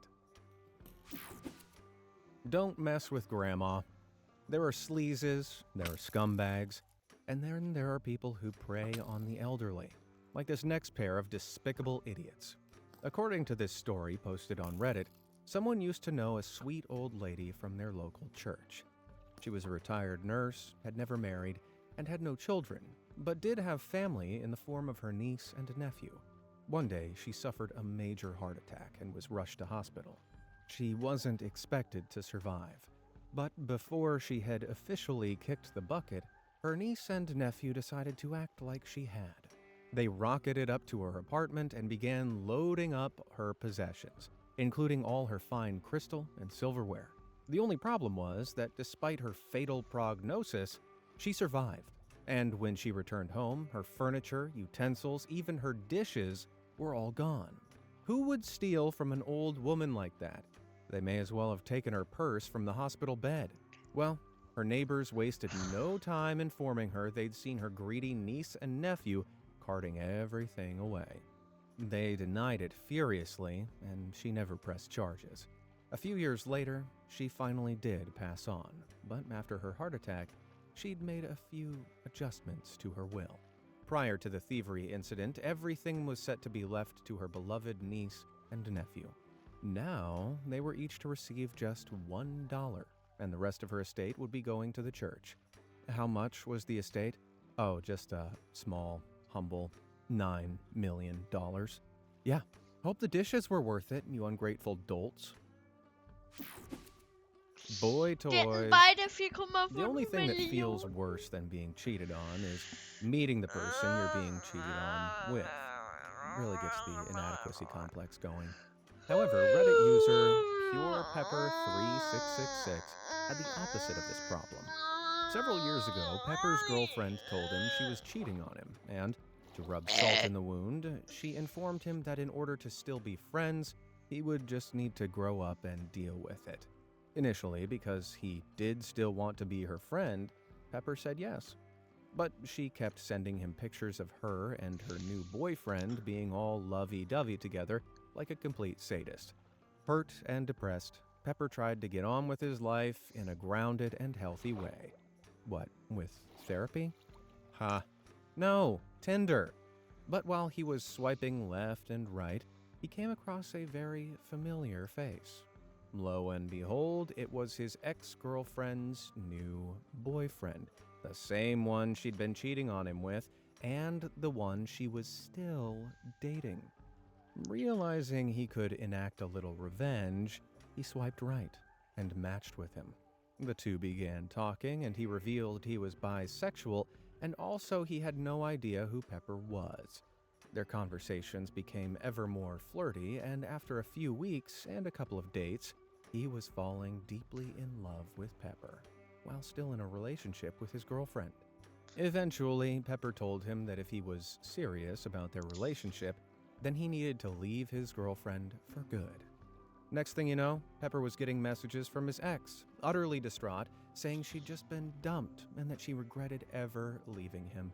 To land the final blow, Pepper sent her a selfie of him and her now ex-boyfriend looking all lovey-dovey together with the message, "Your boyfriend?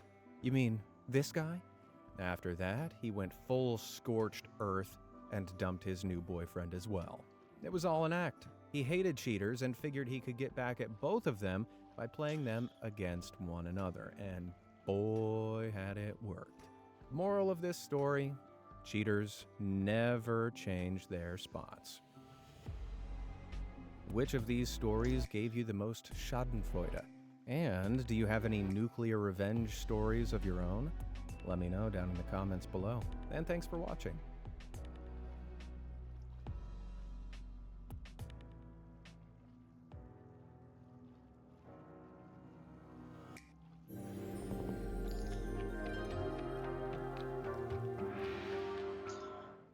Geld muss Spaß machen. Ich glaube, also Hater waren für unsere Karriere essentiell. Was machen wir hier eigentlich? Ihr sollt heute herausfinden, wer von euch beiden der klügere Twin ist. Ist aber ganz heißes Eisen hier. Für deine Dummheit kommt die Versicherung schon manchmal auf. Ja! Sport glaube ich gar nicht dran. Wow. Aber eine Haftpflicht finde ich zum Beispiel ein Traum. Minus 50 für Bild. Ich konnte meinen eigenen Namen nicht mehr hören. Ja. Ich konnte auch die Leute verstehen, die genervt waren von uns. Weil ich dachte, ich bin auch genervt von mir. Ehrlich gesagt war ich in meinem ganzen Leben nur im Krankenhaus wegen dir. Ja, das war ein Unfall. Ich hasse es, wenn Tom recht hat. Oh nein!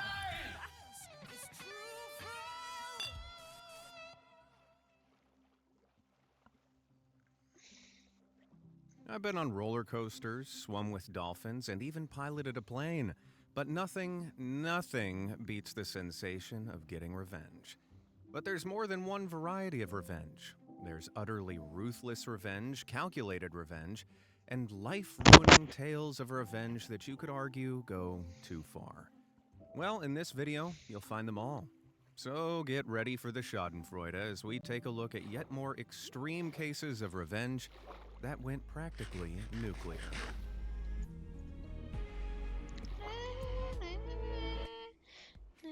Well, hello there, cutie. Oh, sorry, I wasn't talking to you. I was talking to him. He's soft, cuddly, and irresistible. He's my perfect real-life copy, and you can take him home. Bartholomew Egbert Amazed is now available in all his fluffy glory. You've all been asking, so we finally made...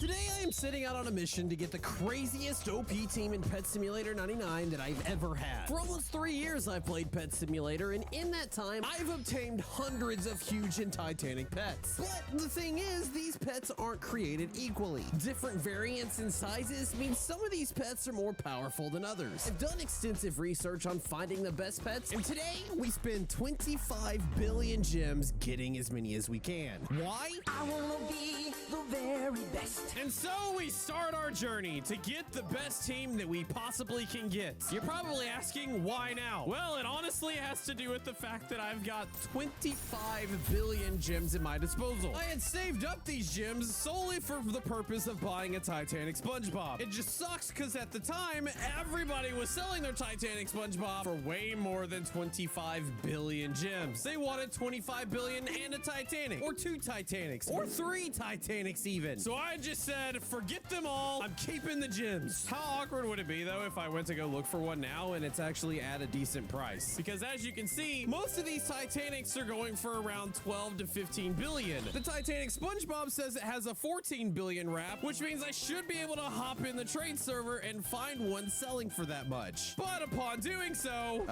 it just teleports you to not one at all. What the heck? But upon doing so, you find them selling for, well, way more than that. And I don't know about you, but I don't think it's worth it. And while I do have enough gems to buy one, it kind of got me thinking, what else could I buy with that amount of gems? And that's where this video starts. You see, with the release of Pet Simulator 99, you were able to equip a team of 99 pets. And of course, when you think about the best team, you want your hardest hitting, most powerful pets you have. And we all know that the Titanics reign supreme. But the only problem is, I got a lot of Titanics, but I definitely don't have 99. How many do I have? We got 1, 2, 3, 4, 5, 6, 7. 44, 45, 46, 47, 48, 49, 50, and then 2 shiny versions for a total of 52 Titanics, which in itself is insane. But that also means I still have all of these slots left to fill. And doing my extensive research, I have found that if you can't afford Titanics, the next best thing to go after are the rainbow shiny huges. And when you throw those in the mix, I've got 1, 2, 3, 4, 5, 6, 7, 8 for a total of 60 pets, which means we have 39 pets left to get. So let's go on a little bit of a spending spree to see which really good rainbow shiny pets we can buy. Now I'll admit there is a little bit of a method to my madness. I have some pets that I've been really wanting to add to my team. Everything that I've gotten so far I either bought or I accidentally hatched, but I really want to buy a couple of pets that I really like that are rainbow shiny variants. And we're gonna start with all 4 of the foxes, which might be a little bit easier said than done, especially since none of them even exist. Oh wait, this person has a rainbow shiny pixie fox that's worth 21 billion. Oh my god. Gosh dang it, man. A new plan. Seeing as the foxes are out of the question, let's see if we can find ourselves the cheapest rainbow shiny version of something else. And the best way to do that is to look to see how rare each thing actually is. Something like this rainbow shiny huge angel cat is not only going to be impossible to find, it's also going to be very expensive if we do find it. But looking through the list, we start to see more pets with higher numbers, meaning they will be cheaper. The Dino Dog has 78 that exists. 4 billion? I like the Dino Dog, so He'll join my team. There's 389 huge elephant that are rainbow shiny, which would mean it would be a perfect thing for me to go after, except I already own one and definitely don't want more. I will take this rainbow shiny giraffe though. 1.95 billion for a pet that's just as powerful as a Titanic? Bro, that's easy money. Also, this huge rainbow shiny zebra for 1.9 billion. Basically, any active huge pet that's been around a while, you're gonna be able to find for really cheap. Rainbow shiny huge Punski, active pet, 2.25 billion. Easy money, will buy that all day long. And while we're at it, they also have the huge bison. It's an ugly pet, but hey, power is power. Not gonna lie though, probably my favorite active huge to date is the huge berserker, and it's not available. I can't even get the bee. Probably one of the least rare huges though is the rainbow shiny happy computer. Over 1 million of these things were hatched, and only 769 exist that are rainbow shiny. They should be pretty cheap, but it looks like because of how cheap they are, nobody actually has one for sale. Honestly, I wouldn't sell one either. Just like I wouldn't sell the rainbow shiny for 1.8 billion. I don't care that it's a happy rock. It doing more damage than a Titanic pet makes me happy. It could be a sad rock for all I care. I'll buy it. Especially when a pet that basically does the exact same damage is over 3 times more expensive just because it looks cooler. Also, I love how it says 1 of 5. Leute, wir haben Gunst des Delfins. Jetzt ist geil.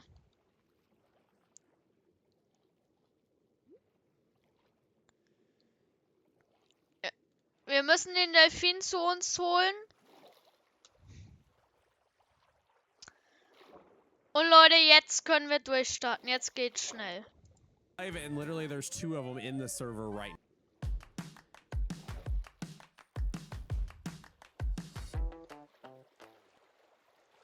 Stream die beste zweite Liga aller Zeiten. Ab 2. August mit Wow. Right now. I could buy it, but I don't want to. That literally takes up half of my gems. But now that we've gone through the list and seen all the active huges, the ones that I can get, the ones that I can't get, let's just go up to the top and see if we can find anything for sale. Most of these are not going to be available. I can tell you that right now. There's so... Leute, wir haben Abbaulähmungsstufe 3. Wisst ihr, was das heißt? Dass der große Wächter noch am Leben ist. Und da wir 9 große Wächter bräuchten... Ja, Leute. Ich zeige euch mal, wie das geht. Wir gehen jetzt hier hoch, holen uns einen Milcheimer. Und dann tun wir die ganze Zeit rejoinen, dass wir den Wächter weg haben. Gerade so. Nicht das Beste. Das heißt, gehen wir zum Spawn. SW Lead Ketchup auf CB1. Das beste Ding. Und dann brauchen wir einfach nur...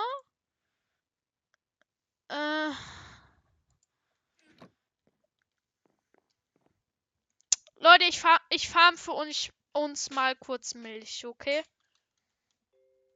So rare. It is so hard to get a rainbow shiny because of how powerful they actually are. They're rare to hatch. Most of them have less than 10 exist, which makes them rarer than a Titanic. But if you can find one at a decent price, you can definitely get yourself an OP team without even needing a Titanic. I know there's got to be another rainbow bat. There's not. That's the only one. They're wanting it 3 billion for it. All right, let's move on. This bejeweled lion. Oh my God. 5 exist. It says it's worth 25 billion. I wouldn't touch that price with a 10-foot pole. And even 14 billion's a little bit of a stretch.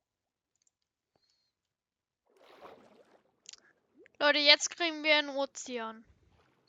Jetzt gibt's einen Ozean. Ganz ehrlich, danke für nichts. Danke für nichts. Spawnen sogar bei einem Schiff. Und kriegen unser eigenes Boot, weil wir im Wasser gespawnt sind. Wirklich. Danke für nix.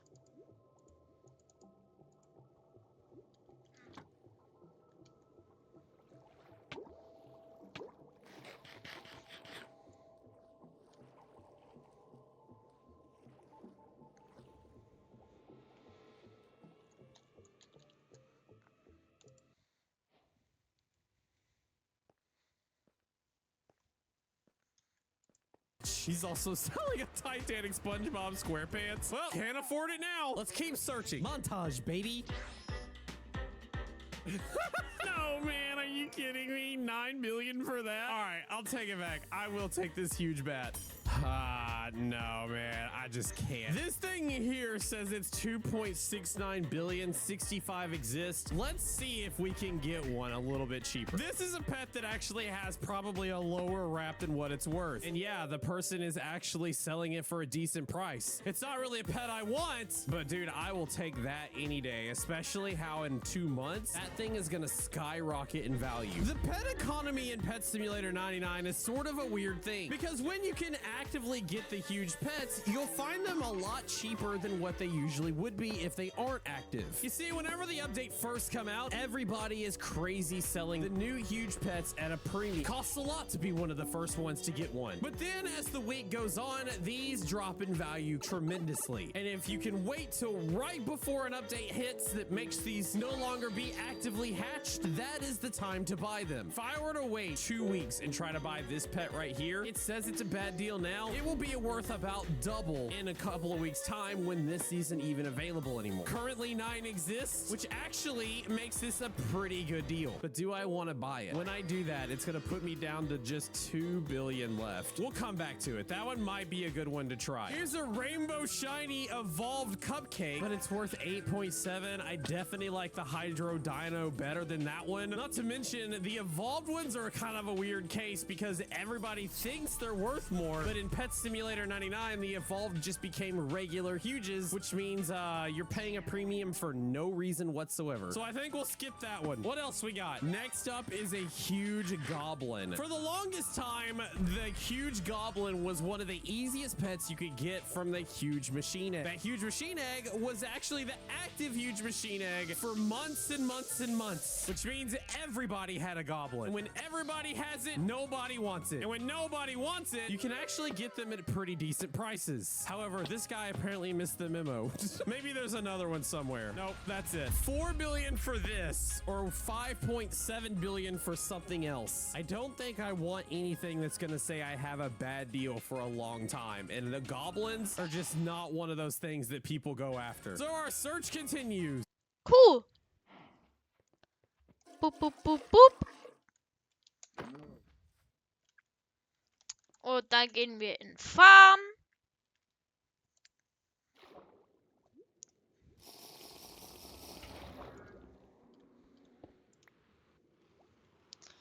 Bum, bum, bum, bum, bum, bum.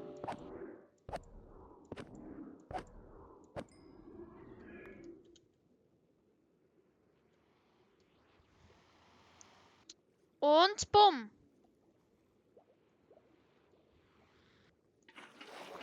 Dann geben wir uns wieder etwas Luft.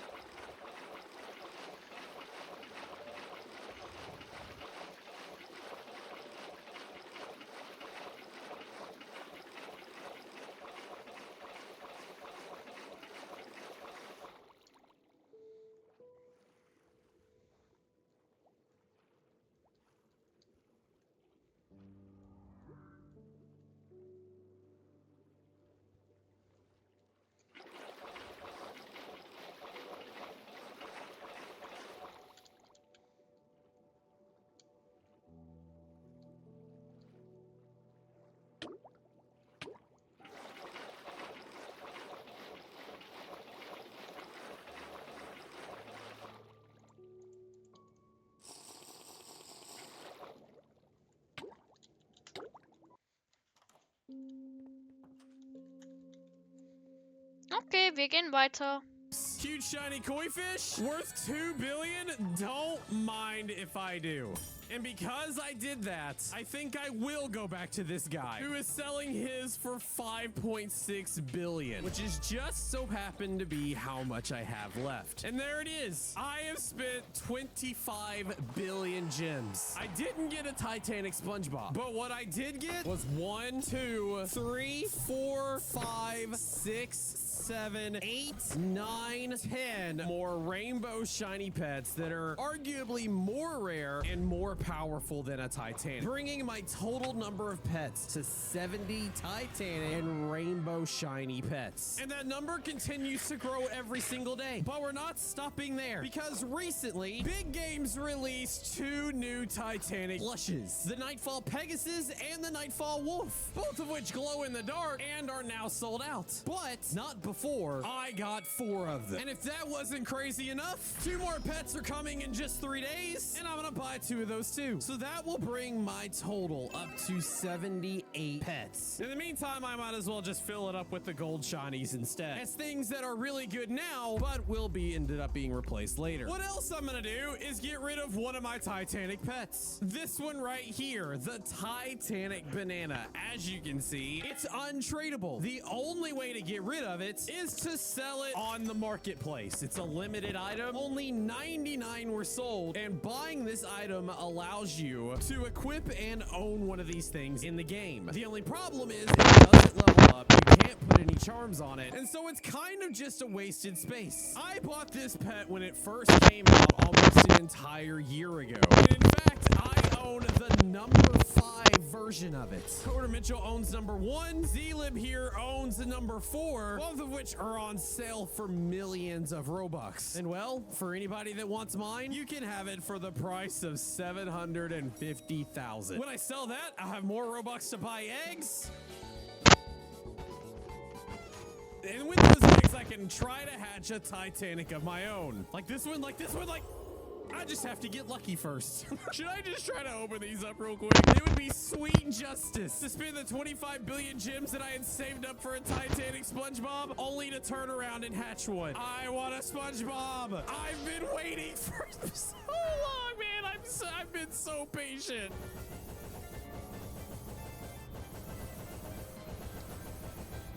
Man, it really sucks to spend 32,000 Robux.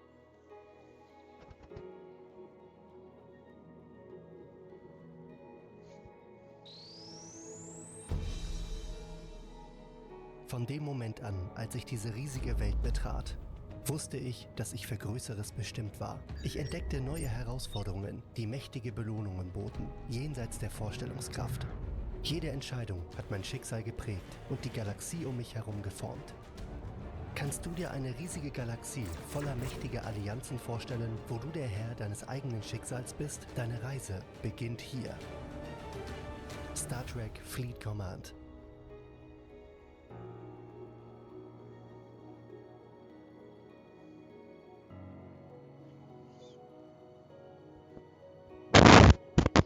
And all you have to show for it is a Mr. Krabs. 1 egg left. I'm not holding my breath though. Something tells me I'm not gonna get anything good out of it. Wow, saw that one coming. So the only thing left to do is to hop in a trade server and start selling some of my merchandise, because I have hundreds. I give away a lot, I hatch a lot, and now I am going to sell a lot, including pets that I've been hanging on to for quite a while. Like this one, the huge Jester Dog that I'm selling for 650 million, even though it's worth 687. Because while I'm looking to get some gems, I'm not looking to scam people. So now it's just a rinse and repeat. You sell things you don't need to get things you do need. And there's a sucker born every minute. That was a joke. I'm actually selling them at huge, crazy deals. This is worth 306. I'm selling it for 300. 63, 61. 110, worth 114. There's a lot of deals going on, and the merchandise is flying off the shelves. 25 pets listed. Now we just sit and wait.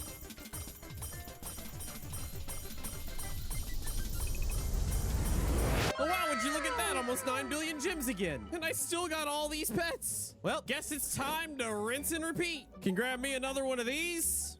And I have enough left over to get another rainbow shiny elephant. Which brings my team to 80 pets of nothing but Titanics and rainbow shinies. Oh, and the 4 gold shinies that are placeholders for the Titanics I'm getting really soon. And while I still have some slots left to fill, it's all just a matter of going through all these pets and selling them and buying the pets that I actually need for my team. It's rinse and repeat. And even as it sits right now, this is the most powerful team I've ever had in Pet Simulator Simulator 99. And with Pet Sim 99 experiencing some huge deflations and huge pets, now is a great time to buy some pets for yourself. Hold them, and then in a few months, you can sell them again for a profit. What I want to know is, if you had 25 billion gems, what would you buy? Let me know down in the comments below. Hit that subscribe button if you're new, and then check out this next video for me. Thanks for watching, gamers. I'll see you again real soon.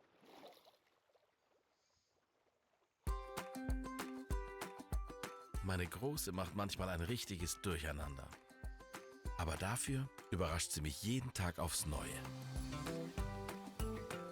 Milchschnitte. Soft wie eine Umarmung. Du siehst gut aus, man sieht's dir an. Du hast es Gillette Labs. Mit revolutionärem Design. Und 5 langanhaltenden. Oh. Ich weiß nicht mal, ob ich jemals in so einer Struktur war.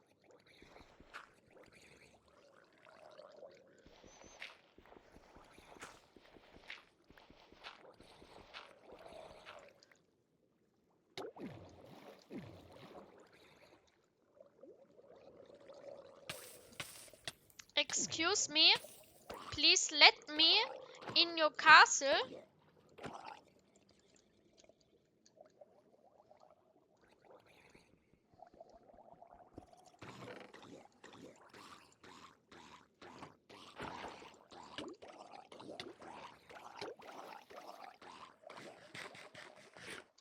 Gut, Schatzkarte. Wow, funktioniert nicht.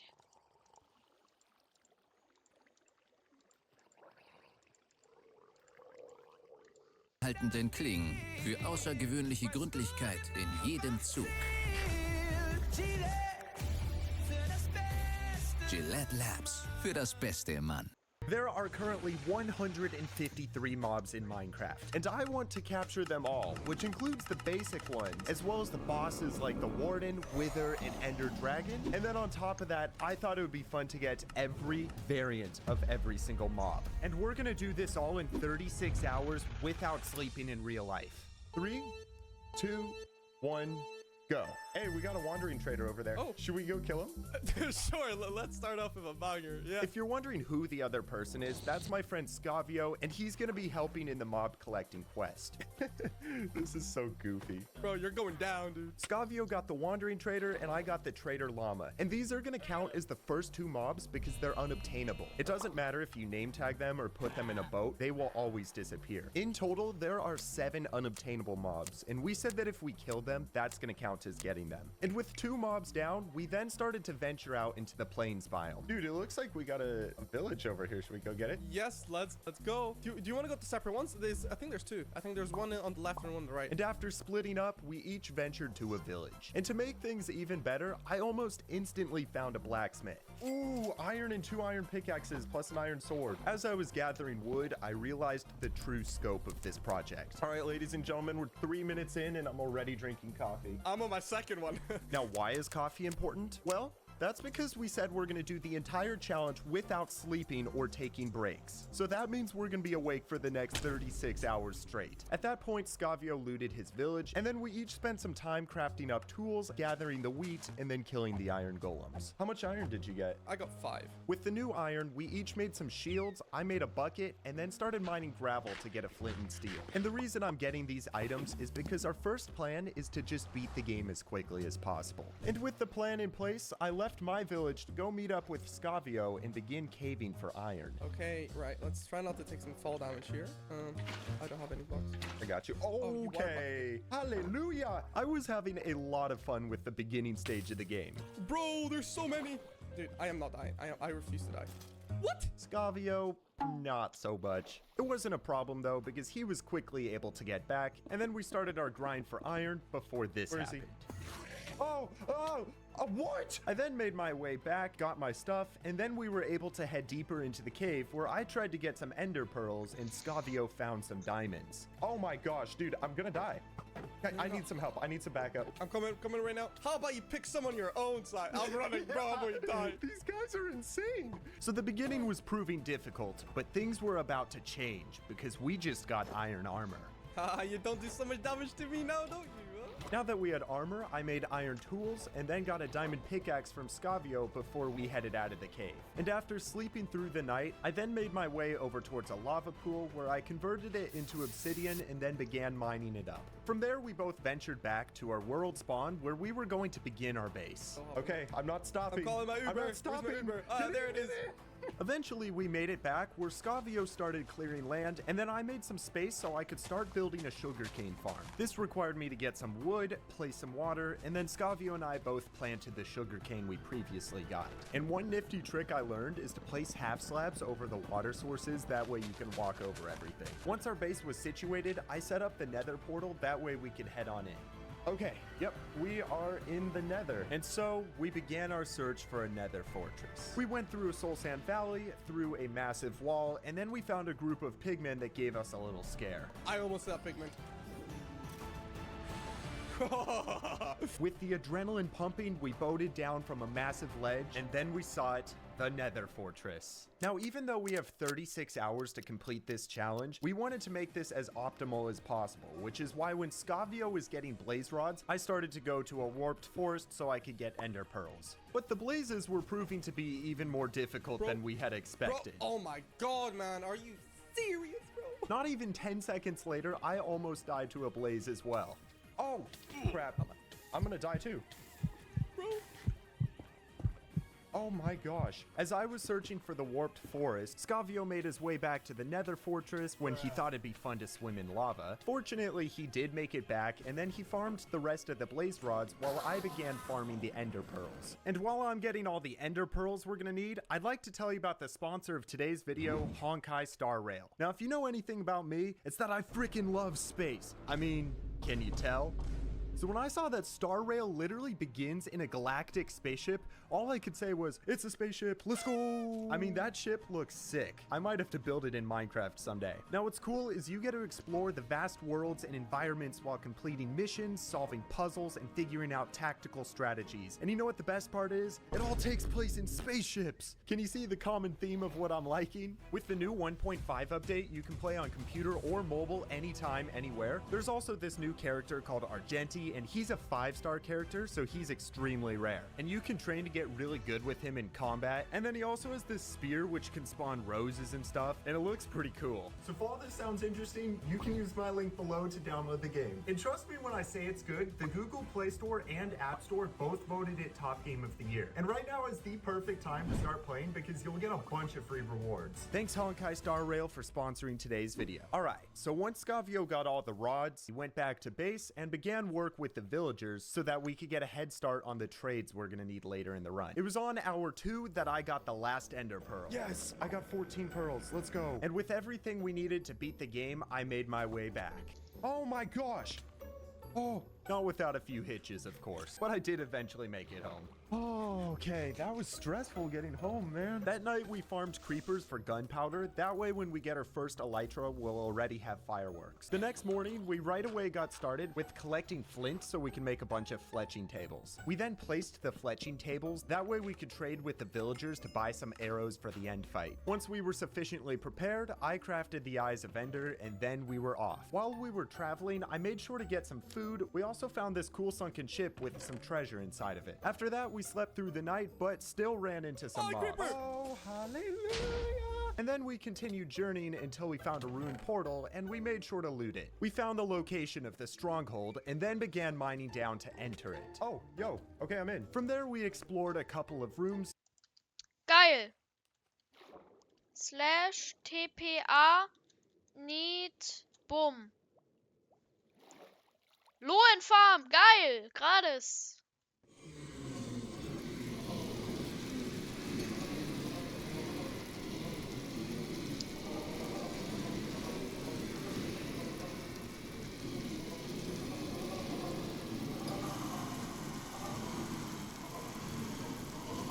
Es geht nicht. Fangs. Leute, perfekt. Genau das brauchen wir.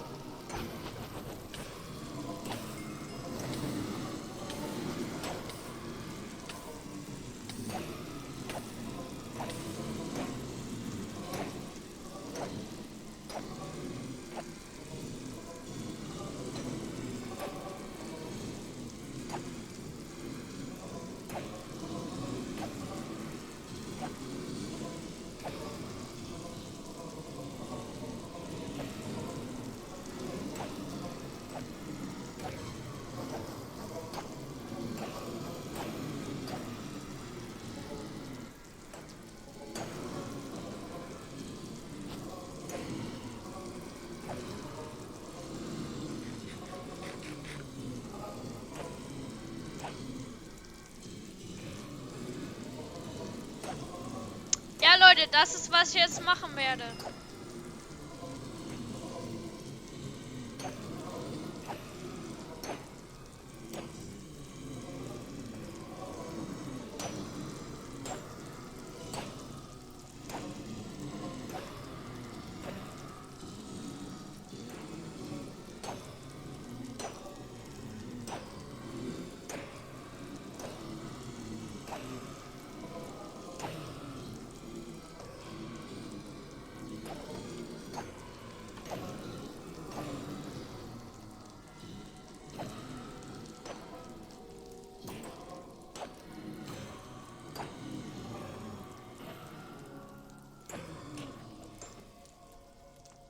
Ja, Leute.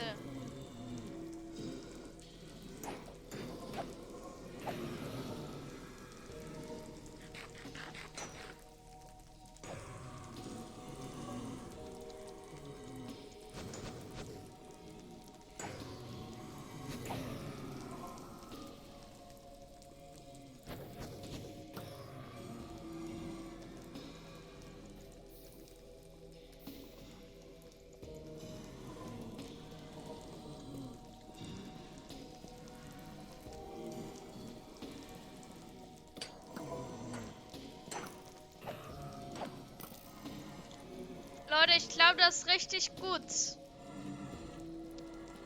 Schon 53 Lohen. Jede Lohe ist basically ein XP-Punkt.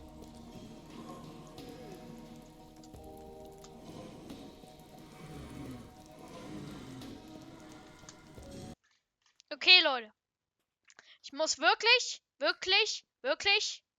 super dringend aufs Klo. Ich bin sofort wieder da. Gut, Leute, ich bin wieder da. Und zwar, wenn wir jetzt zu Farm, Nether,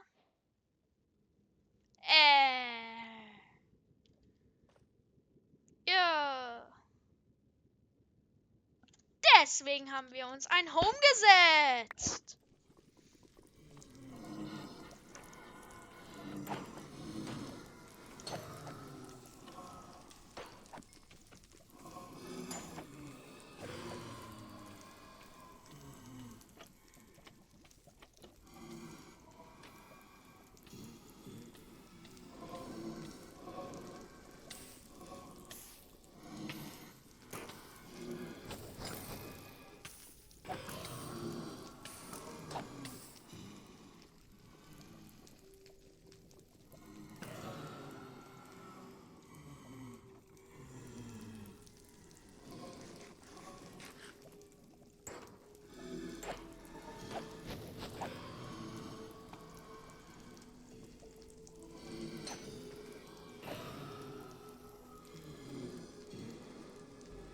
Naja, dann können wir ja mal einen nassen Schwamm nehmen. Und jetzt haben wir einen normalen Schwamm.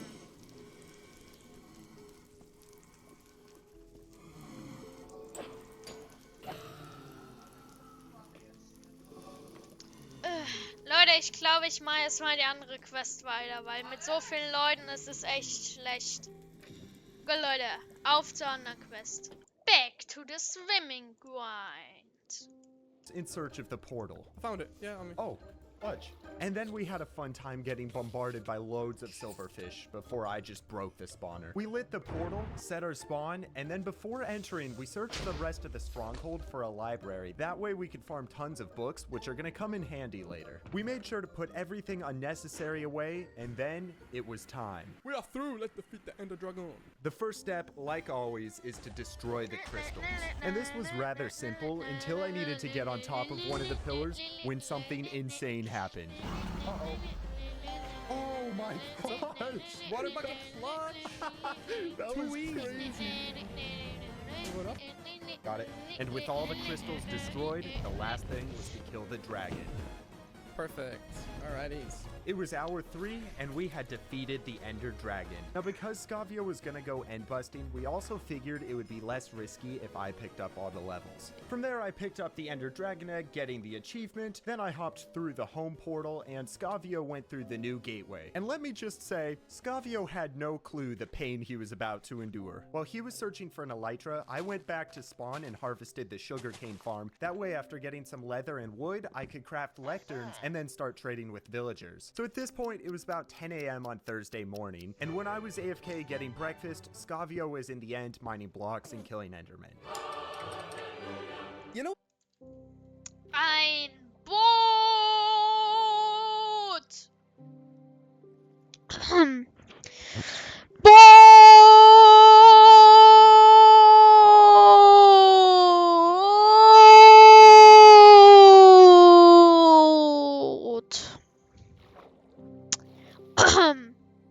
Help me, I'm under the water.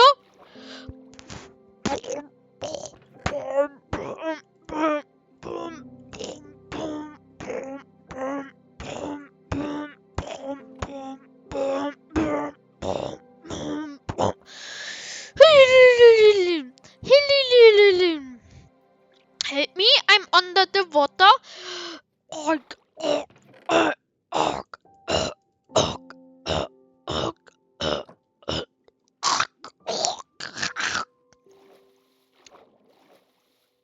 Help me, I'm under the water.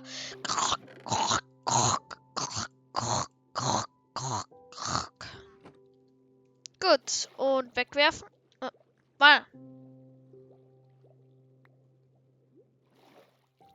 Nee, ich dachte, da wäre ein Kreuz. Wegwerfen. Gut, dann gehen wir weiter. when you sometimes just like genuinely go for miles and don't see an end city. This is just like, I'm having one of those moments right now.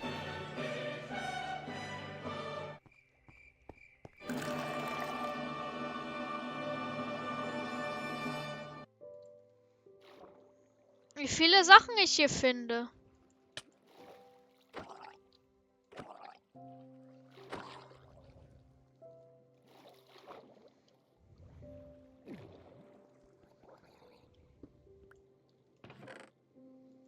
Schatzkarte.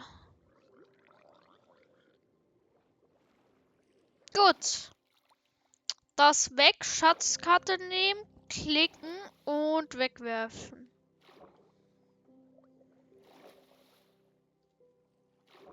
Unten wohnt Portal.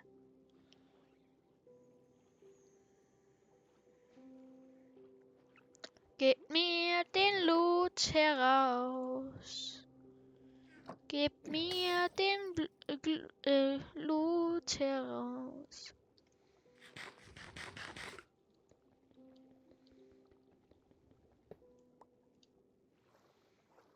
Leute, hier Netherportal, hier Drown-Ding, hier Shipwreck.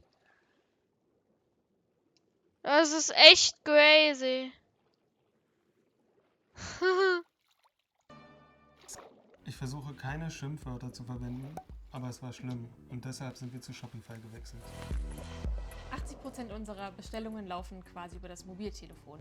Scavio was getting kind of unlucky. It was 2 hours and 16 minutes into the challenge, and he found an end city that did not have a ship. So while he continued the search, I took my lecterns over to the village and began trying to trap more villagers. Moving the villagers inside of boats was not working. But then I had an idea to try to use 2 workstations, and by breaking the first one, then the villager would automatically pathfind to the one that's inside of the cage. Alright, I got all 5 villagers into the thing. Once all the villagers were in, my next goal was to make a string duper. You see, we picked Fletchers for a very important reason. That's because when you level them up enough, they will sell you emeralds if you give them string, which is going to be super OP later in this run. So I quickly gathered all the items I was going to need for this duper, and then made my way back over towards the village when Scavio was still traversing the end. From there, I was able to build most of the string farm, and just before I got it running, Scavio at last found an end city.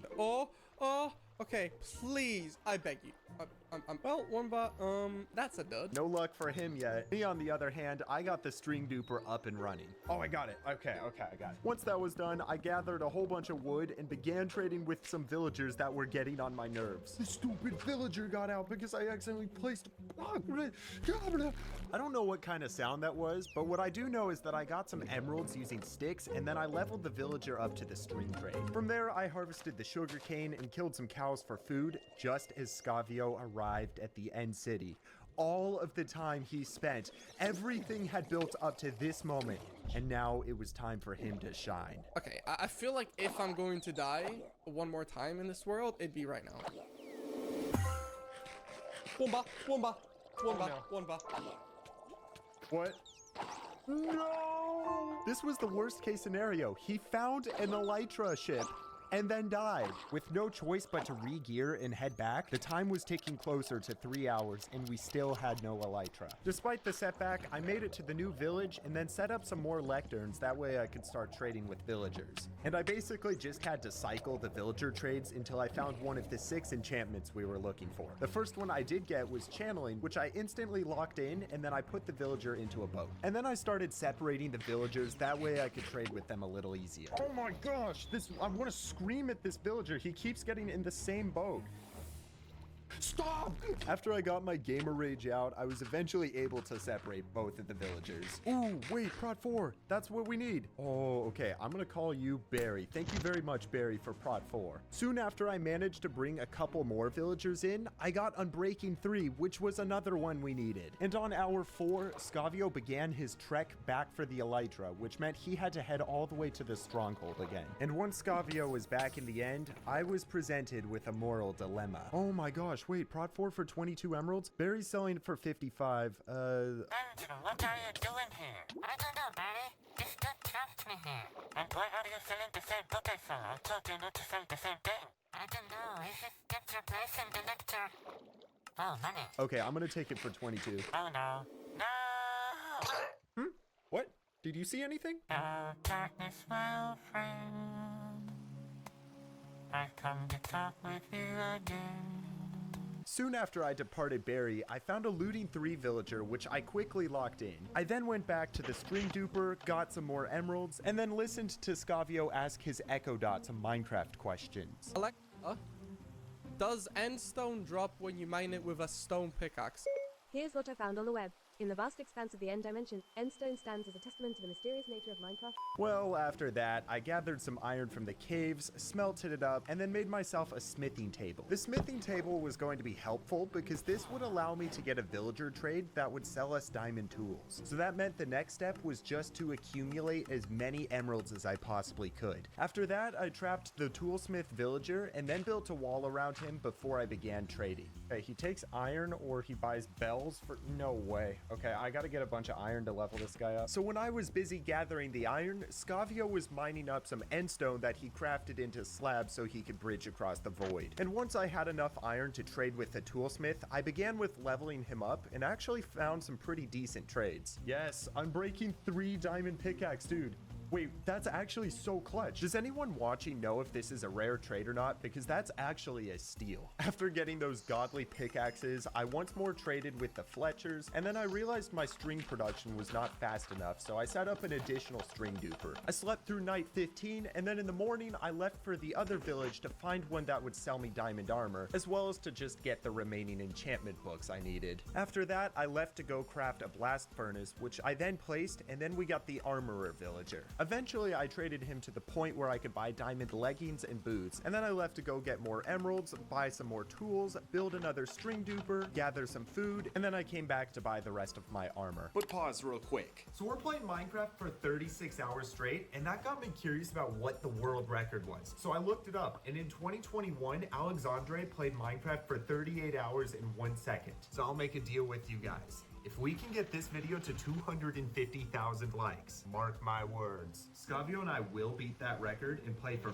48 hours straight. I am probably going to regret this. And if it feels like I'm going over all of this very quickly, we are now 4 hours into the challenge and we haven't even begun building the platform for all of the mobs. At last, Scavio was bridging the final gap towards the end city. And as Scavio got into the Elytra ship, killed the Shulker, and claimed his Elytra, our luck was about to shift in an unbelievable way. Efficiency 4! Bro, that is the best timing! I just got Efficiency 4 for 25 emeralds as well. Dude, honestly, this seems like a movie. Like, the plot has just twisted. The plot. Oh my god. Hey, I've got diamond pickaxe, efficiency 4 and mending. Our luck was finally shifting to be good. And after that, Scavio left the end city using the Elytra in search of another one. Dude, I can't believe there's two end ships here, bro. What a joke.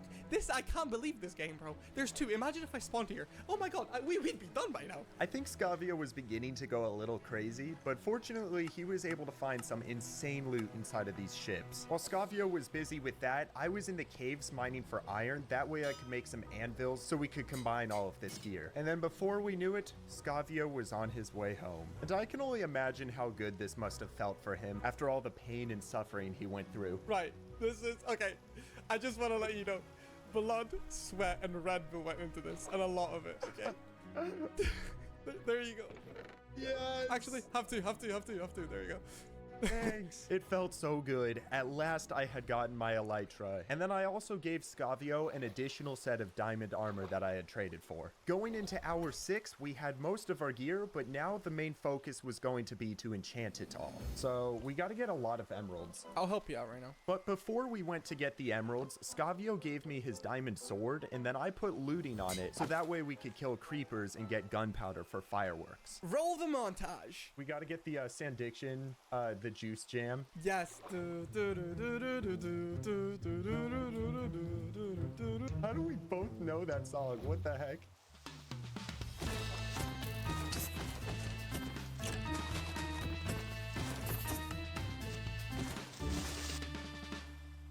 Oh, Trident, go over Trident. Come on, Wait, really? please. Where? Wait, do you want to come here? Come to me. Oh, yeah, I see you. Yeah.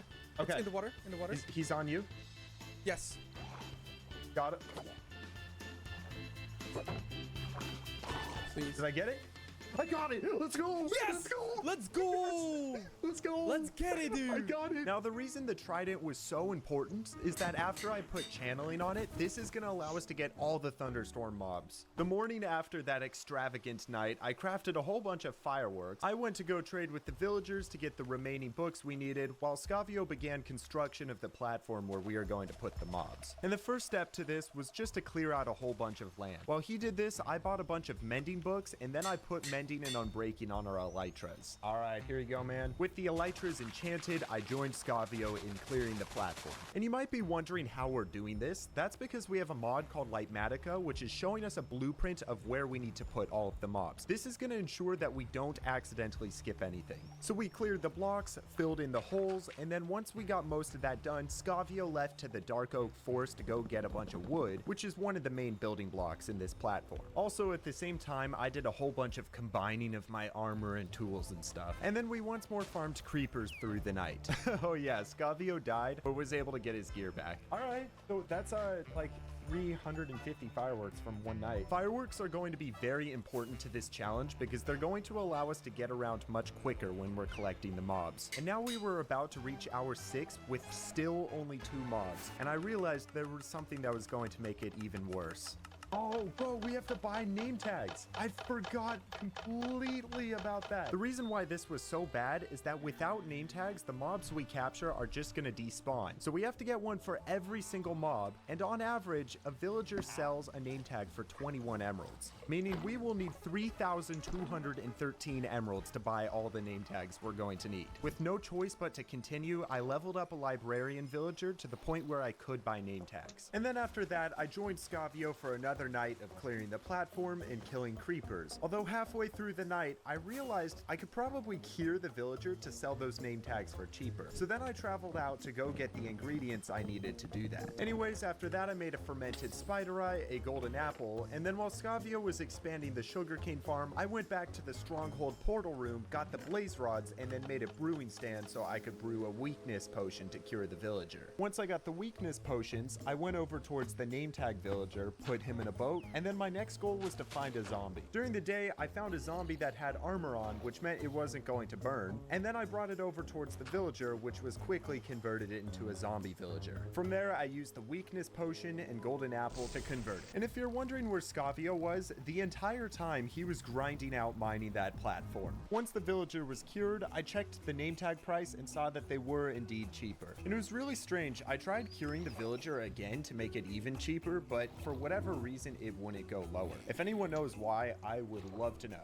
With no choice but to take the name tags for 13 emeralds apiece, I went back and traded for more emeralds. As we approached hour 7, Scavio was clearing the final bits of grass away, and I bought our first 12 name tags. After that, I went to the swamp to go get slime balls, because we're gonna need these to build all sorts of crazy flying machines to get the Ender Dragon. Okay, I cannot be left alone here. This is actually insane. I'm trying to kill these slimes, but I can't.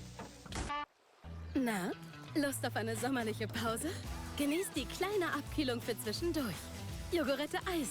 Eisgekühlter Geschmack von cremigem Joghurt und fruchtigen Erdbeeren, umhüllt von knackiger Milchschokolade. Jogurette Eis. Jetzt probieren.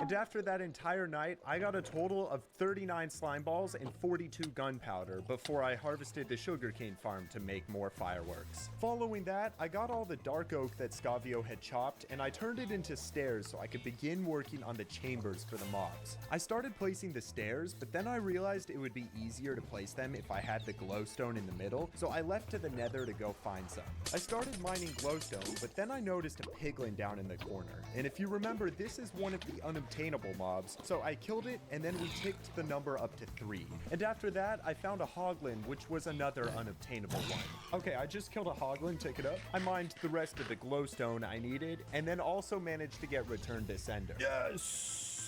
That was so cool. Not only was that cool, but actually necessary, because the gas tiers we got, we're going to be using to respawn the Ender Dragon later. While I was doing that, Scavio was in the swamp getting more slime balls. There's turtles in swamps.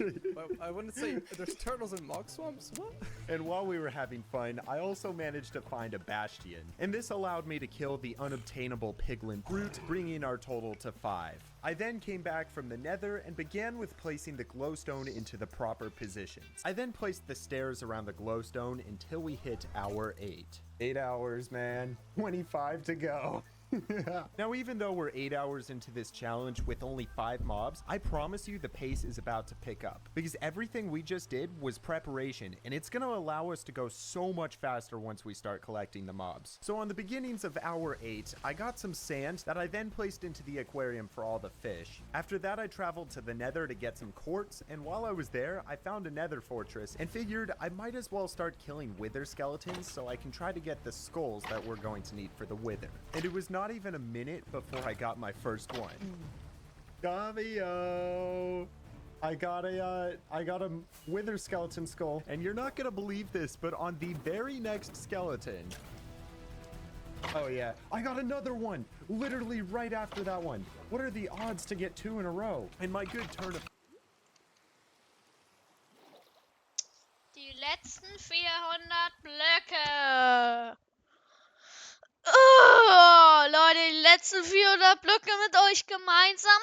Das war aber auch irgendwas. Und außerdem unter Wasser, da gab's so viel Scheiß zum Einsammeln. Das glaubt er mir nicht. Delfine haben mir auch ein bisschen geholfen, schneller zu sein, aber der ist leider abgeworben, als ich noch eine Unterwasserstruktur gelootet habe. Deswegen das nicht so schön. Aber die letzten 400 Blöcke, wir sind jetzt fast fertig.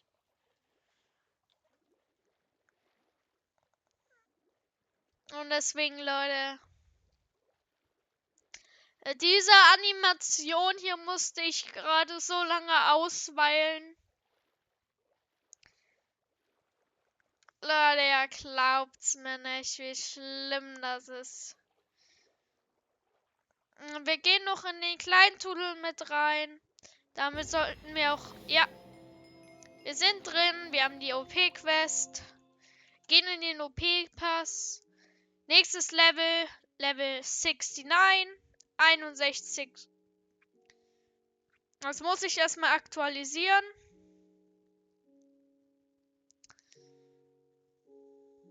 Und Leute, dann ist geil, ne? Wir machen jetzt noch Lohe töten für 250. Dann versuchen wir das zu machen. Da müssen wir 100.000 Blöcke noch zurücklegen. Dafür kriegen wir nochmal 500. Für das und das hier bräuchte ich meinen Freund. Ich hoffe, der wird bald online kommen. Dafür mache ich eine Autofishing-Farm. Und ja, Schalker-Kiste. Ein Schalker-Shell werde ich mir kaufen. Das andere ist hier im Pass mit drin. Und dann, glaube ich, wird es auch geil. Deswegen, Leute, übrigens, das ist all der Loot, den ich habe. Das ist krass. Und die Aufnahme war für mich jetzt 4 Stunden und 30 Minuten ab dem Zeitpunkt. Aber wir hoffen mal, dass die Farm leer ist.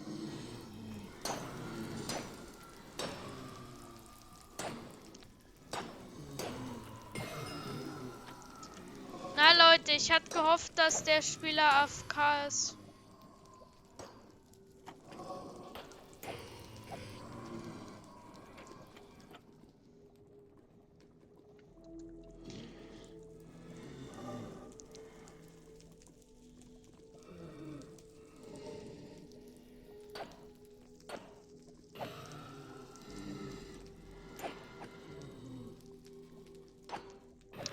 Ja, Leute. Wieder Timelapse. Wir machen sehr viele Timelapse in diesen Videos. Fortune got me in a splendid mood, so I just stayed there until I also got the third. Leute, er ist weg! Geil, Leute!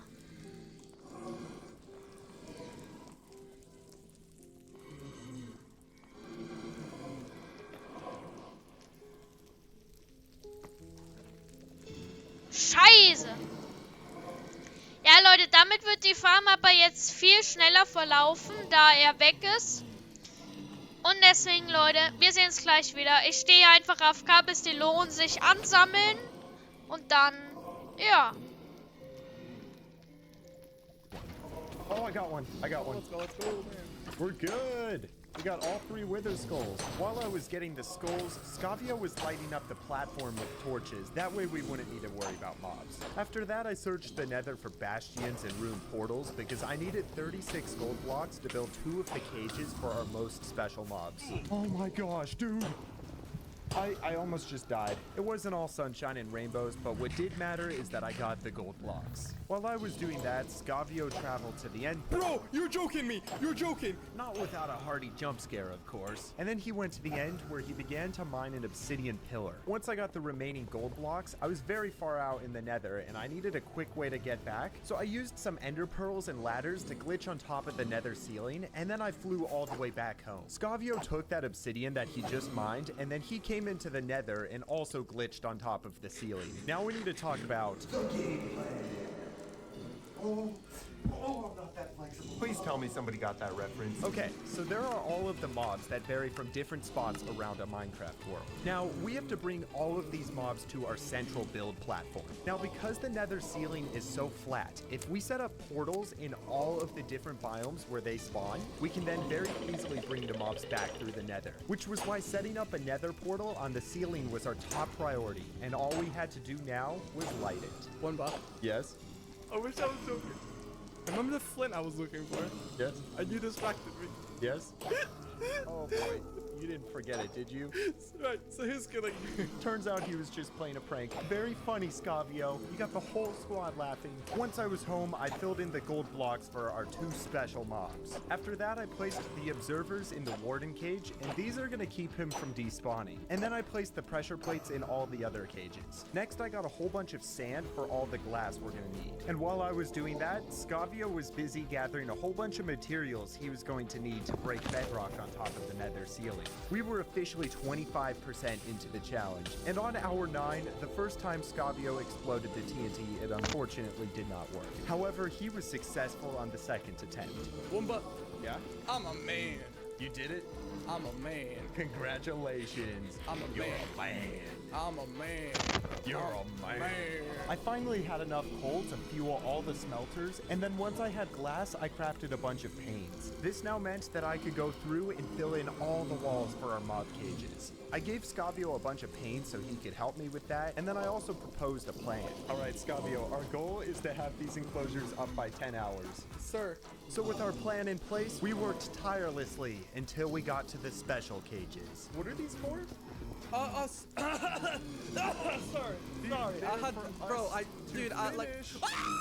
Despite all the fun we were having, we were actually making good progress. And the last thing we needed for the platform were the roofs of the cages. But we were at a dark oak, so we left for the forest and got just a ridiculous amount of wood so we would never have to come back. Once we were done there, we crafted up the stairs and slabs we needed to finish the cages, and then began working on them. This was also the first time that we had phantoms spawn in, which was a good sign because we needed to capture them later. As the timer approached 10 hours, we were so close to finishing. Is this the last one here? I think so. Do you want to do it together? Do you want to finish it together? Sure. Right, I'll do half here. Yay! Yay! We did it before 10! Let's go! With the platform complete before 10 hours, we took a moment to just admire our work. But now, the real challenge began. It was time to capture every single mob in the game. We began stage 2 by having a Taco Bell conversation while placing torches. People hate on Taco Bell, but it's not bad, actually. I just see the memes of like, oh, when you go to Taco Bell, it's like... Jokes aside, after that I marked off the unobtainable mobs we had previously collected. Now the plan was that Scavio was going to begin with collecting the sheep, and then I was going to find a mushroom island. That way, as soon as we get a thunderstorm, we can use the trident we got from earlier to strike a mushroom and get the brown one. So I began my search for a mushroom island by going over the nether ceiling. The first island I found did not have any mushrooms, so I went to a second one, which was absolutely massive. While I was doing that, Scavio got some leads and wheat, and then started to bring the first of 17 sheep over to the cages. Once I was back, I found a chicken, and I started bringing that back as well. And then after making a staircase, I was able to get the chicken into the cage. All right, chicken is completed. Mark it up. Our plan right now was to just get all the mobs that were surrounding our base. So I next went for the pig, and on the way back, I also found a cow. By the way, mark it up. That's the white sheep. Oh, you got it? Nice. I was then able to get the cow in. All right, cow is done. Mark it up. And then for the pig, I figured I could place trapdoors up top so it would walk across and drop in. All right, pig is done. Mark it up. We're trying to get every single color of sheep, so we're not going to be taking these up until we properly dye them. While Scavio was getting the sheep in, I spent the night going about with leads and trying to find more. And as I was bringing them back, he was setting up some dirt paths and preparing the cages. Thank you very much. Right, yeah, if you just leave them, I've got them. Thank you. I'll take good care of you guys. I got some more. He put them in. We of course made sure to name tag them so they wouldn't despawn, and then I removed the dirt scaffold. But it was just insane how many sheep there were we needed to get. Wait, where did the sheep go to? Over here. This one. Oh, it goes right. Yeah. There's so many, bro. We had our work cut out, so I thought it was time that we would have a little fun. Here's this name tag. Try putting that on him, see what happens. Will it make a difference? No, it's a normal sheep. Oh, okay. Yeah. Wait, what? Yeah, it's a rainbow sheep. I thought all those YouTube thumbnails were clickbait. Oh, and yes, the Jeb sheep was our double digits mob. Es geht darum, niemals stehen zu bleiben, nicht zu stagnieren, sich immer weiterzuentwickeln. Ich bin Jilou und was ist dein Go?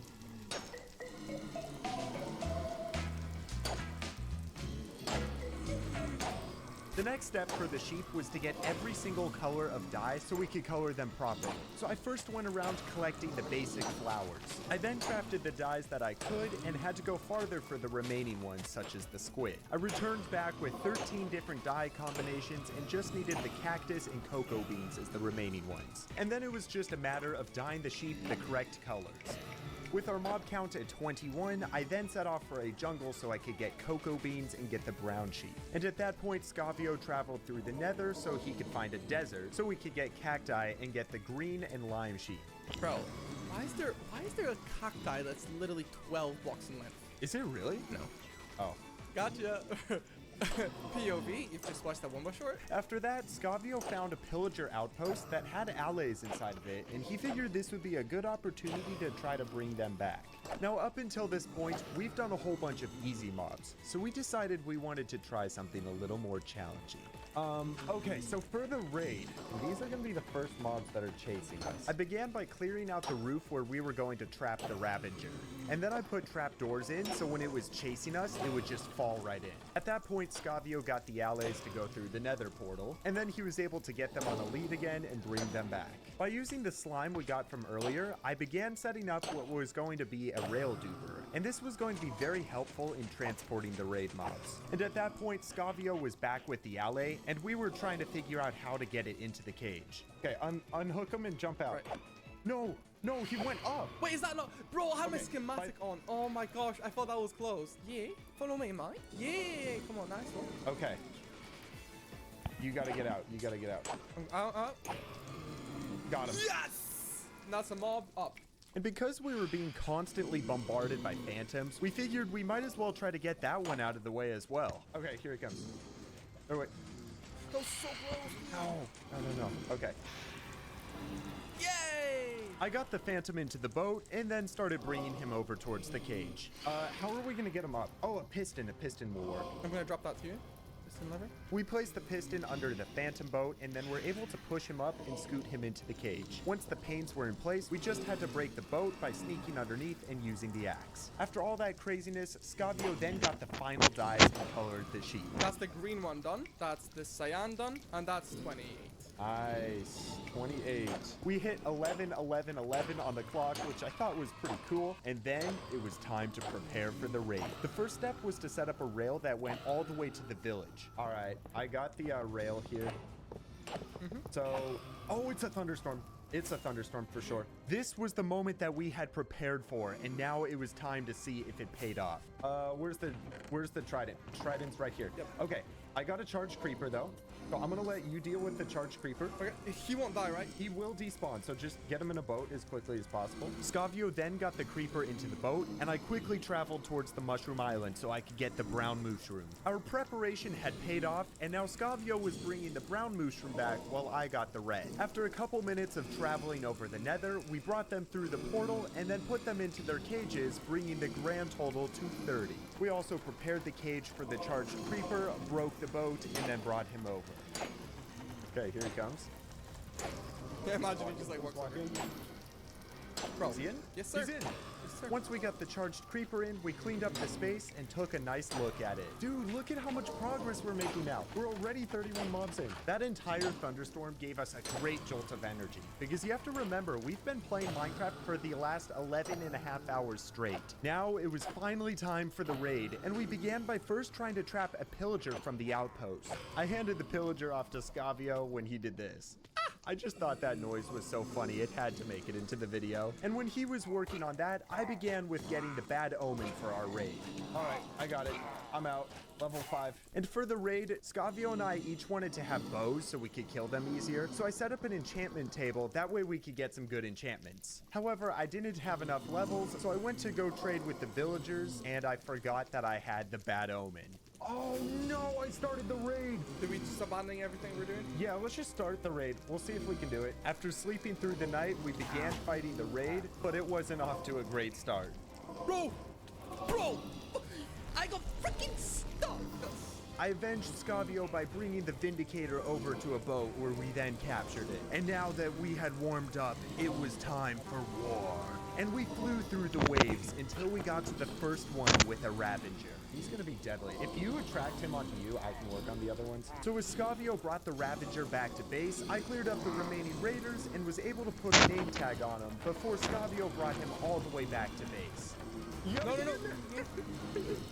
he gonna go in? Yes, okay. You gotta.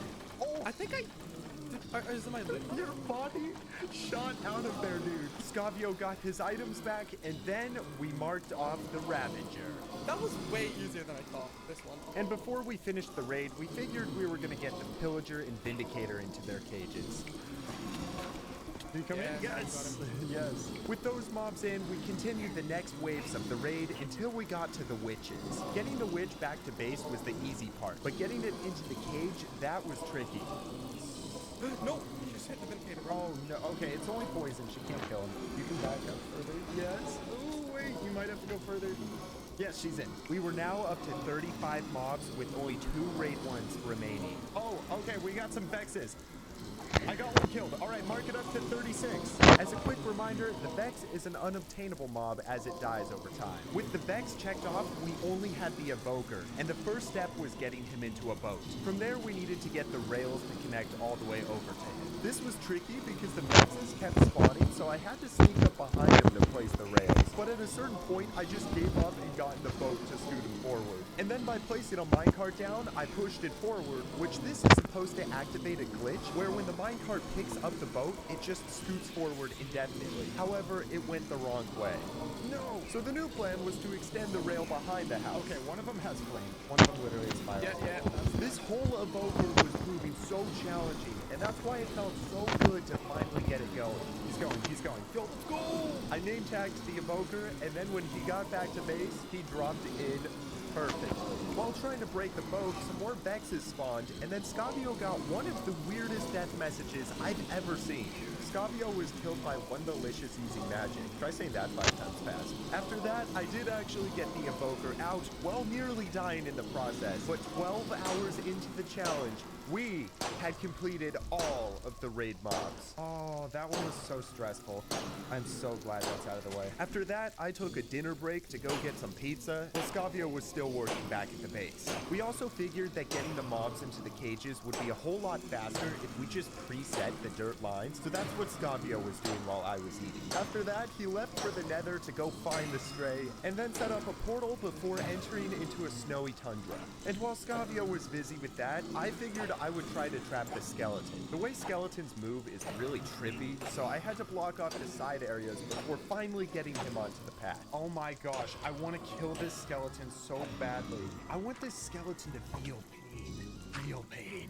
The pain that I feel. Despite the questionable things I was saying, I did manage to get the skeleton into the cage. And then after name tagging the skeleton, Scavio managed to get the stray into the cage. There we go, perfect.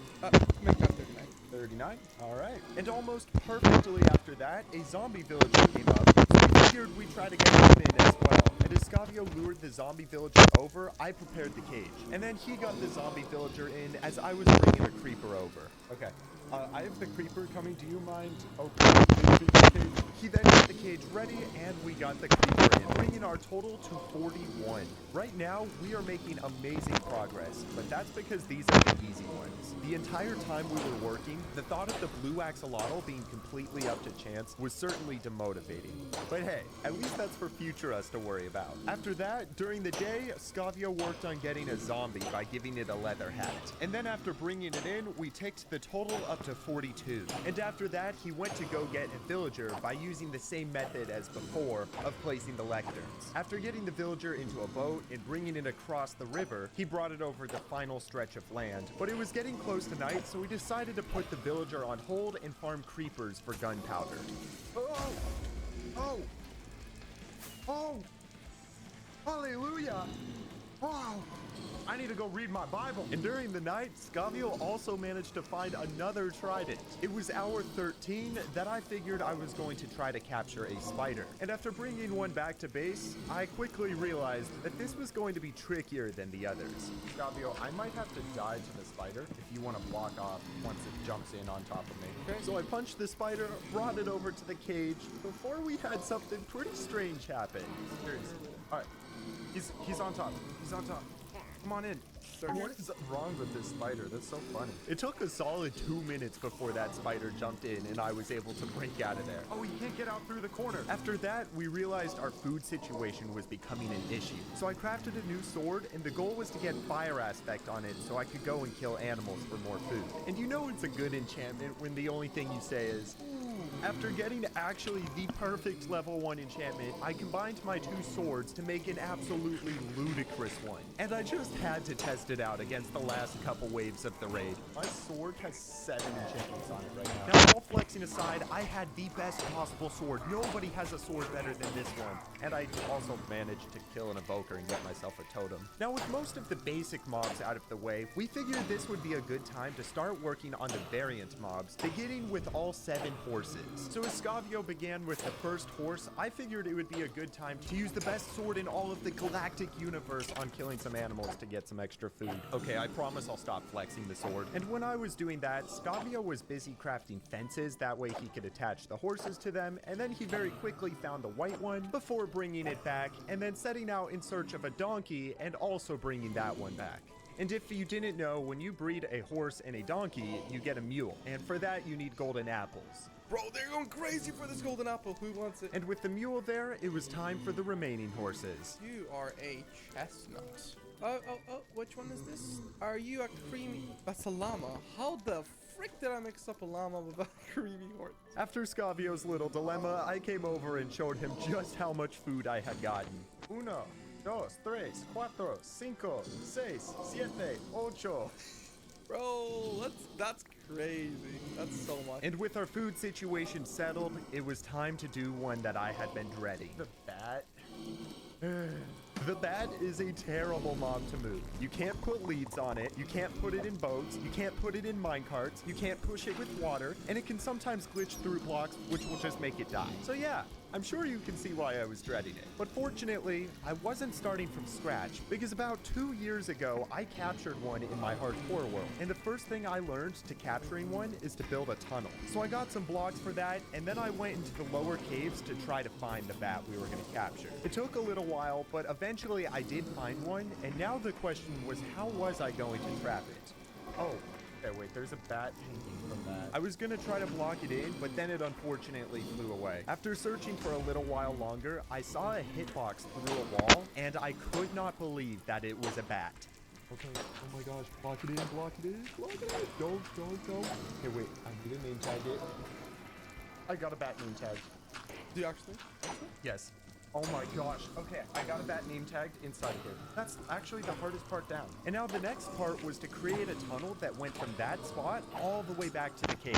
I then laid some dirt flooring and walling down, and then if you remember, the bat can glitch through the roof, which is why I had to use glass, so that way if it happened, it would not suffocate. And if you're wondering where Scavio was during all of this, he was busy bringing horses back, and then he left for the stronghold and went to the end. That way he could get some forest fruit, which is going to be important in just a moment. Now I had the tube for the bat completed, and the next step was to wait for it to fly through it and log up behind it whenever it did. I was going to be doing this for the next long while because bats have no AI. And it was then that Scavio found one of the old allays. I love this one allay that's just like chilling right now. I'm gonna call you, I don't know, yeah, Jeremiah, yeah. Or should we call him Jerome?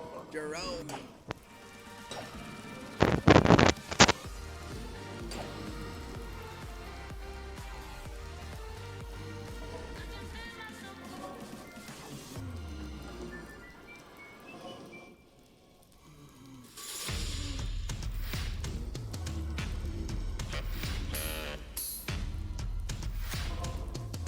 Die neuen Ariel Pots. Ariel, nicht nur sauber, sondern rein. Stets außer Reichweite von Kindern aufbewahren. And I was making great progress with the bat until I wasn't. This bat will not go up at all. I've been on Y39 for 5 minutes now. Oh, he went up. He went up. He's a giga. I don't know what a giga is, but this bat certainly was one because he was now racing through this tunnel. And on hour 14, I got the bat into the cage, and now I just had to get myself out. Okay, bat is in. Wait, let me eat to get out.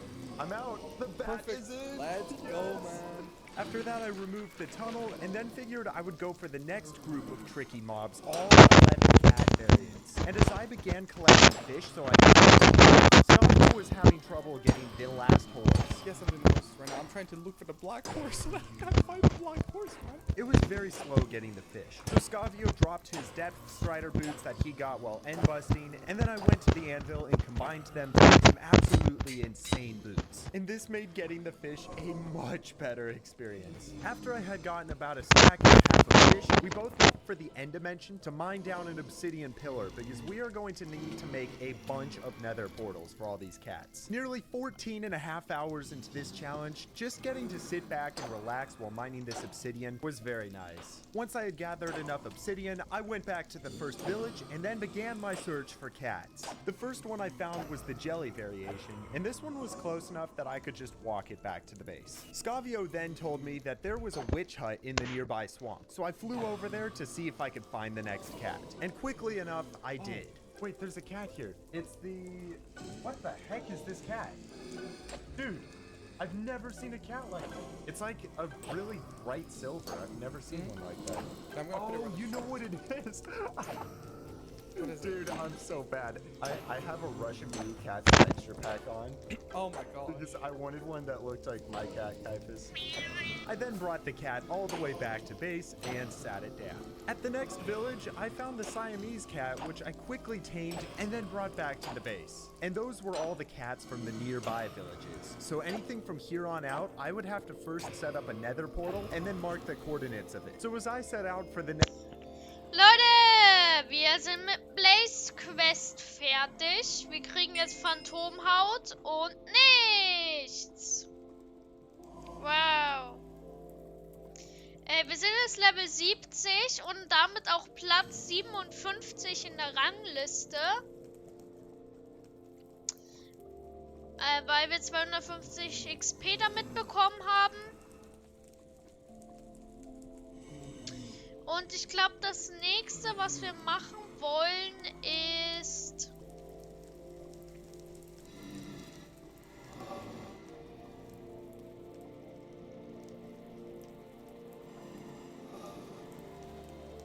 Ich glaube, das nächste, was wir machen wollen, ist, dass wir 100.000 Blöcke zu Fuß zurücklegen. Denn das ist dann, glaube ich, was wir dann wirklich brauchen können. Und danach würde ich für uns eine AFK-Fishing-Farm aufsetzen. Das heißt...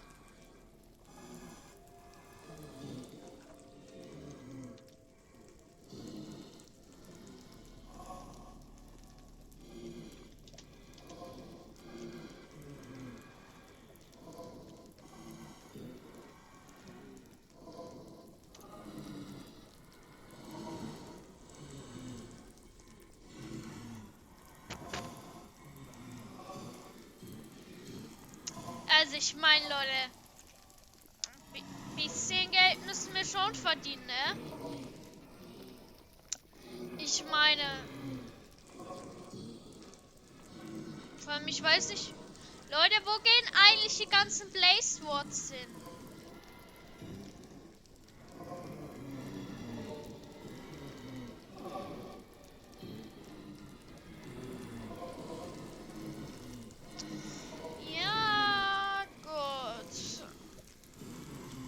Das Home setze ich dann mal wieder zurück.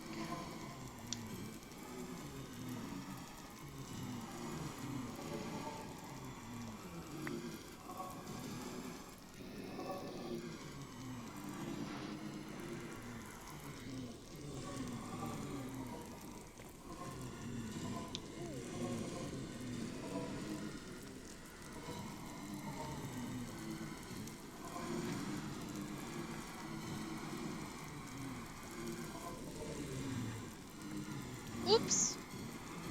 Das wollte ich eigentlich auf mich selbst anwenden. Dann davon was und ja.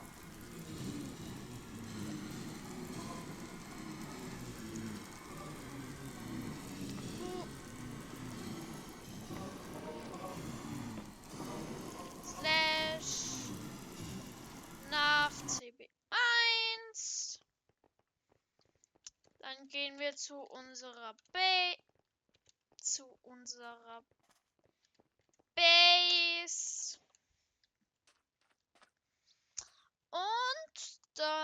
verstauen wir uns mal unsere Items. Wir haben jetzt noch hier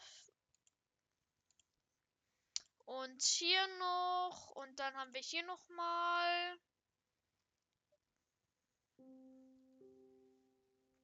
und dann das und das. Das können wir anlegen. Das heißt dann hier und hier. Das heißt, damit können wir das machen und das und das. Dann da und da. Dann noch mal ein bisschen Phantomhaut und Nautilus Shell, eine Schwamm und ein paar Milcheimer. Vielleicht brauche ich die mal. Und ja, Leute, dann gehen wir zur nächsten Quest.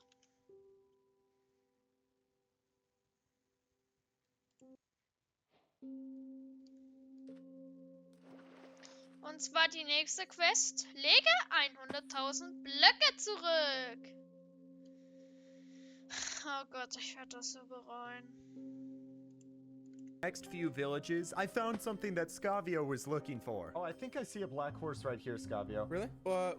Where you at? Alright, cords are 2100, 500. I set up a portal by the horse, and then Scavio nether traveled over to the coordinates. I found the tabby, the ragdoll, and then Scavio brought the black horse back. I just continued getting all the cat combinations until this happened. Oh, I got Surge. How the heck did I get Surge Protector? No, legitimately, how did I get Surge Protector? After that weird incident, we were at the 15-hour mark when Scavio name tagged the horses and was ready to move them into their cages. When searching for the final 2 cats, Woodland Mansion, yo, dude, I found a woodland mansion. And even though we didn't need it for anything, that was still a cool find. It was day 57 that I got the 10th cat, but I ran out of fireworks. So Scavio rushed to come save me. Thank you, mister, thank you. So, yeah, I don't have a lot, but like, this is my answer. Later.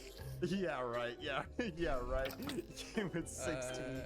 Oh, you're funny. And after rescuing me, Scavio then put the horses into the cages. What about this is the white horse? We then also killed creepers through the night for more fireworks. And finally, I found the last cat. Yes!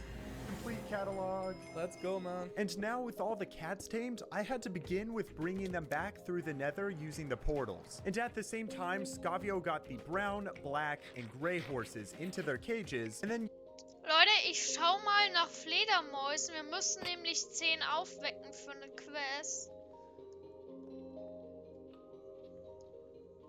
Deswegen ja. Schauen wir mal.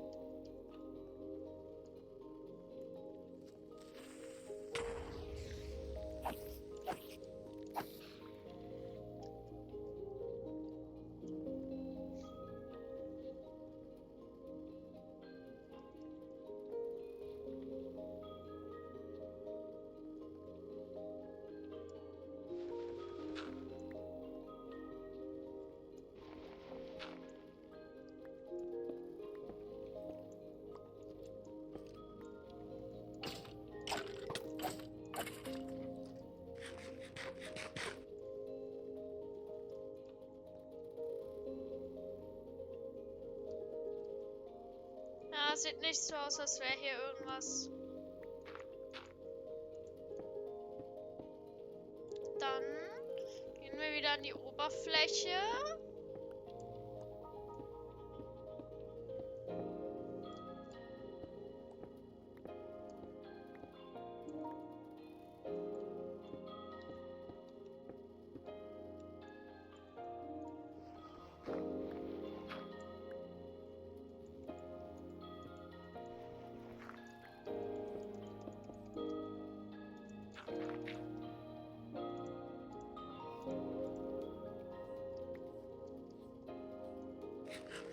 Ja, dann töten wir ein paar Schweine und Kühe auf dem Weg und legen 100.000 Blöcke zurück. Using the portal coordinates I marked earlier, I was able to quickly go through the nether and pick up all the other cats I had tamed earlier. I then arrived home with all the cats, and it was time to push them through the portal. It had taken me over an hour to get all the cats, but now came the fun part where we got to put them in. I got the red cat, the Persian, the jelly, the calico, Scavio got the Enderman, I got the British shorthair, the black cat, the Persian, the tuxedo, the white, and finally the tabby. And we were up to 66 mobs, but this was where I was beginning to feel the effects of staying awake for so long. Can't wait to sleep. It's 11:30 already. The only way we get to sleep is by finishing. Taking breaks would only mean we'd be awake longer. So that's why Scavio right away rushed into getting the zombie pigmen, while I traveled to a desert that I had previously found to get the camel. He got the zombie pigmen in, I built a nether portal, and then he built another one that linked to the nether ceiling. That way I could very easily bring the camel back.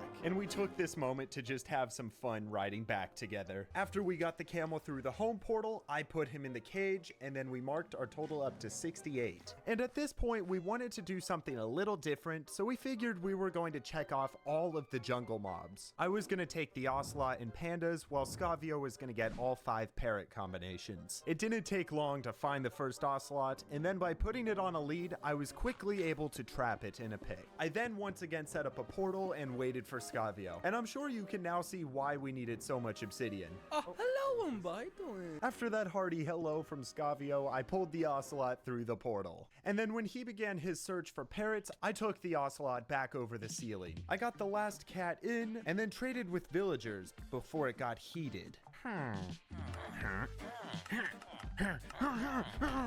But can you actually blame me? It was 17 hours in. I was tired. Anyways, after that, I got some bamboo for the pandas. Scavio found the cyan parrot, and then he brought it back to the others before I finally found my first panda. Whoa, this one's fast, bro. It's got like the worried face, whatever that is. In short, that's actually really good because when we're breeding for the brown panda, having a worried one gives us higher odds of getting it. So I trapped the panda in a pit and then left to go find another one so we can breed them. By this point, Scavio found the green parrot, and I found my second panda. After setting up another portal so Scavio could link it, I then brought the panda to the nether. I then trapped the panda in a boat and left to go get the other one, and now it was time to bring both pandas back over the nether ceiling. And what's insane is that it's literally faster to bring them in boats than it is for them to walk. I don't think there are many people who can say that they've boated pandas across the nether ceiling at 2 in the morning, but I can. Once we got the pandas back to the portal, we placed a piston down and then used it to push them up so we could bring them through.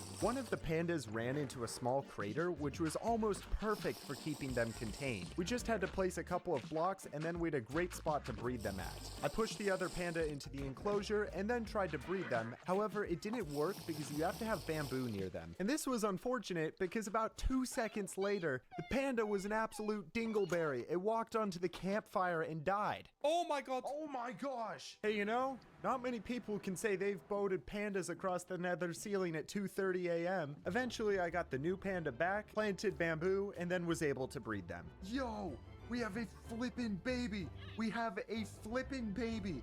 He's a flippin' baby. And while I was doing all of that, Scavio was busy bringing the parrots back to the base. I next figured I would try to capture the cave spider, so I went to the cave that was near our home and found a massive hanging mine shaft. And from there, I started mining a tunnel that was gonna lead to the surface. I prepared the cage for the cave spider and then went back down to the mine shaft to actually spawn one. Once one did spawn, I got it to follow me down the tunnel and then across the surface all the way over to its cage, where I blocked it in and then marked it up to 70. And meanwhile, Scavio was in the nether, leading all 5 parrot colors. Ich nehme jetzt einmal die Update-Spitzhacke, ist mir egal. Ganz ehrlich, weiß nicht, die originalen Dias will's eh niemand haben.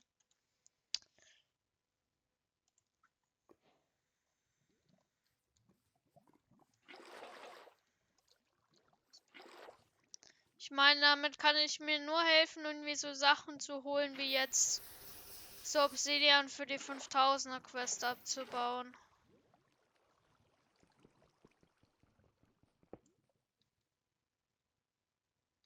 Boop.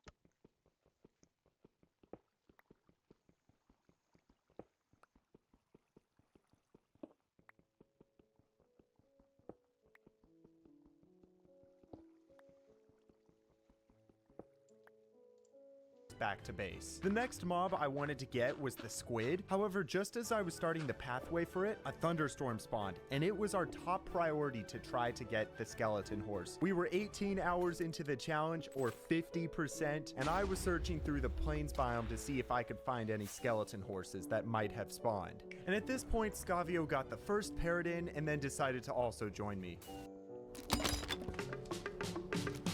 Now, how do you know if you know how to do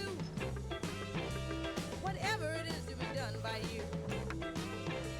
Is what is it that has to be done as a puzzle and song?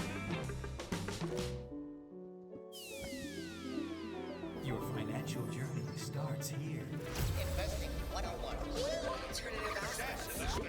Avoid the hype. Smart lines. Trust the differential curve. Manage Whatever life you choose, gold is easy to invest in online. It could help you grow what you have and protect it. Gold. Choose your own path. Oh, it's day, bro.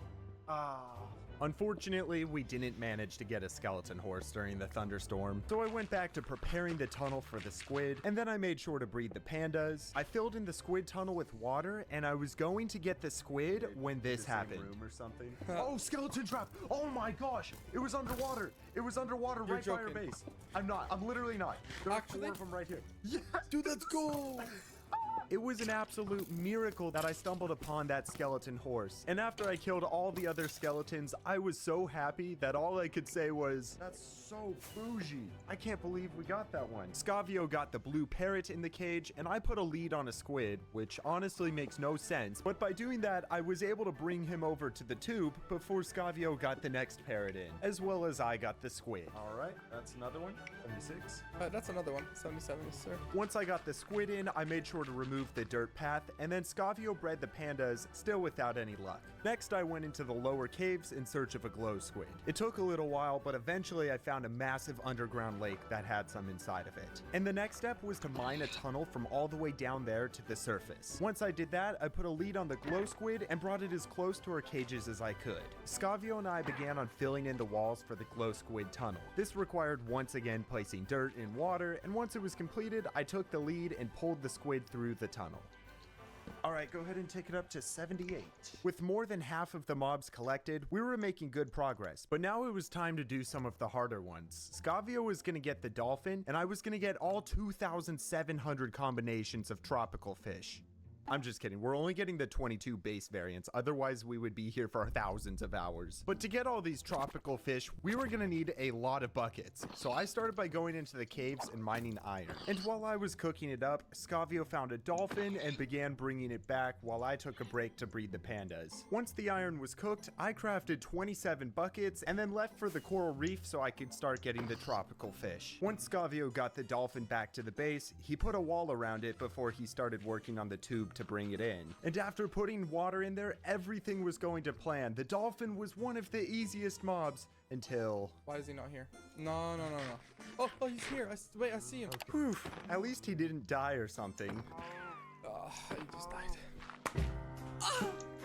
With Scavio questioning his life decisions, he made the walls taller and then went to go find another dolphin. By this point, we were 19 hours into the challenge, and it was time for me to begin collecting the tropical fish. The basic strategy would be to pick up a fish and then check if it was one of the 22 that I needed. So I repeated this process until I was missing just one fish, but unfortunately I ran out of fireworks, so I had to head back. And at that point, Scavio had gotten a new dolphin and managed to get it inside of the tube. That's it. Dolphin is in. And with Scavio getting the dolphin, it must have been a good luck charm because moments after, we got the brown panda. Oh, we got a brown panda. We got a brown panda. Yo. Really? Yo. Yes. Unfortunately, though, I had to get it out of the cage, and there was only one way I could think of to do that. What a stark contrast of panda noises. After I got the sneezing panda out of there, Scavio helped me push it into the cage. After that, we brought the normal panda over to the cage, bringing our total to 81. And I figured the next best thing to do would be to finish up all the fish types. So I first got the cod, and after that I went back to the coral reef where I found the last tropical fish I was missing. Ornate butterfly fish. Oh my gosh, I'm so lucky, dude. I got that so fast. We're done with all the tropical fish. While I did that, Scavio was getting the llama in a very unconventional way, but it seemed to work. And it was 19 hours, 43 minutes in that I hit a very special milestone. This was officially the longest I had ever played Minecraft, with the previous record being the video that I recorded with Mogswamp a couple months back. After hitting the milestone, I took all the fish buckets and renamed them into anvil, because this is basically the same as putting a name tag on them. But before I could put the tropical fish in, I needed to get some more glowstone to light up the aquarium. After I placed the blocks, it was time to put all of the fish in, and this was going to be the single largest jump of mobs we had gotten yet. Scavio, go ahead and bump it up to 104. Really? Yeah. 104 right now. Okay, turns out I got the math wrong. It was actually 107. Dude, my math is terrible right now. Oh, yes, bro. We're getting close. That was just the boost of morale we needed, and we wanted to keep the momentum up, so Scavio went mining so he could get the iron golem, and then I used the ender pearls from earlier to try to spawn an endermite. However, the 13 pearls I had were not enough, so I went to the end and then made a hidey hole so I could kill endermen. I then went through like 50 more ender pearls trying to get this endermite, and still that was not enough. Hey, Scavio was having better luck than me. He spawned the iron golem, and after that he went towards the snowy tundra. That way he could get snowballs and spawn the snowy golem in the... Oh my, I almost just threw up looking at that. Eventually, I managed to get enough ender pearls to finally spawn the endermite. And once we had all of those, our grand total was 111. Next, I began work on the shulker. I gathered a whole bunch of items I was going to need, and this one's tricky in particular because of just how many steps there are to capturing it. And the first one was to set up a rail that went from the obsidian platform all the way to the return portal. From there, I broke down beneath the portal, placed a dirt block and mushroom, then grew it, and by doing this we actually broke part of the end portal, which is very important. The last thing I did was power all the rails, completing the preparation phase, and then I went through the gateway that had previously caused Scavio so much trouble. Dude, you had to go so far. Yep. I found an end city directly next to a gateway, and then I set up a dirt path leading from it. Now the next step was to find a shulker that I could bring over. After I got one into a boat, I dropped down onto the dirt path and began boating over before this happened. No, that is... I want to scream. I want to scream. Oh, shulkers are fun, aren't they? Be positive, one bot. Stay positive.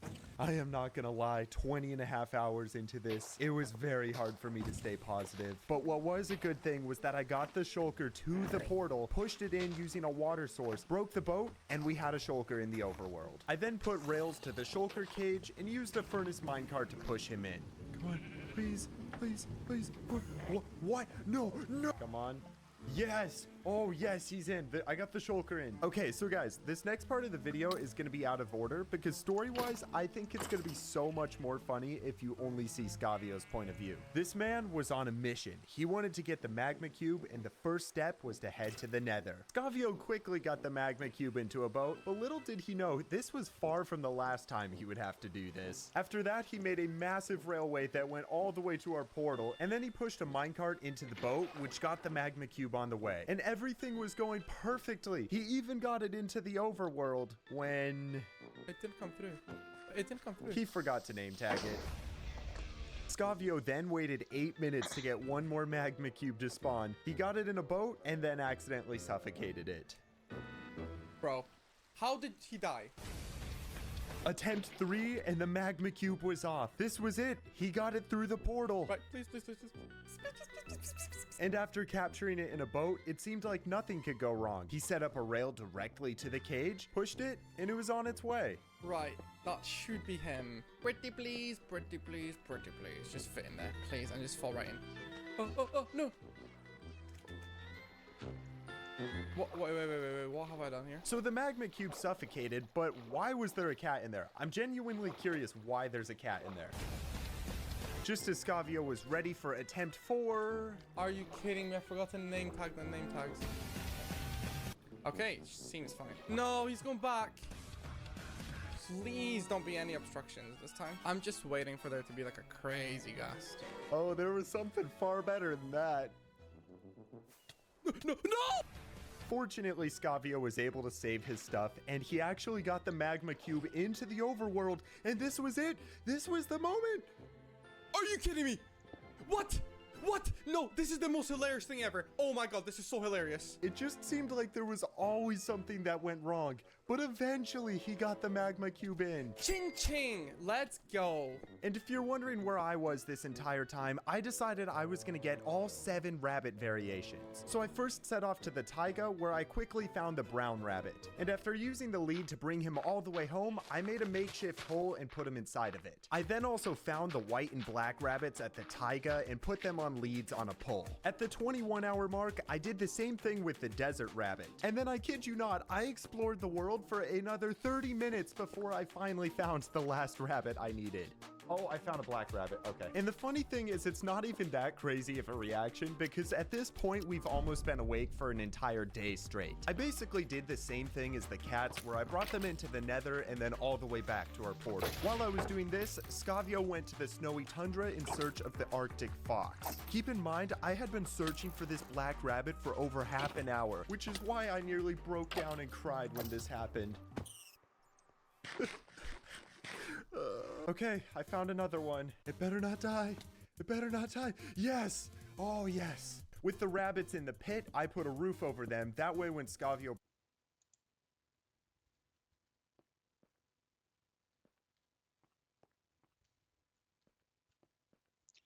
Ich will doch irgendwo eine Fledermaus gehört.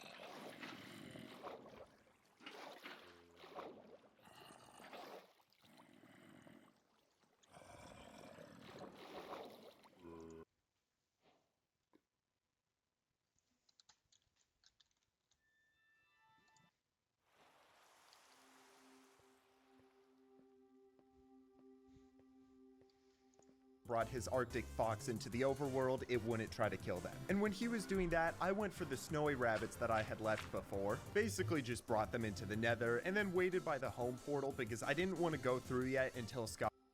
Was können eigentlich die Eulenfedern?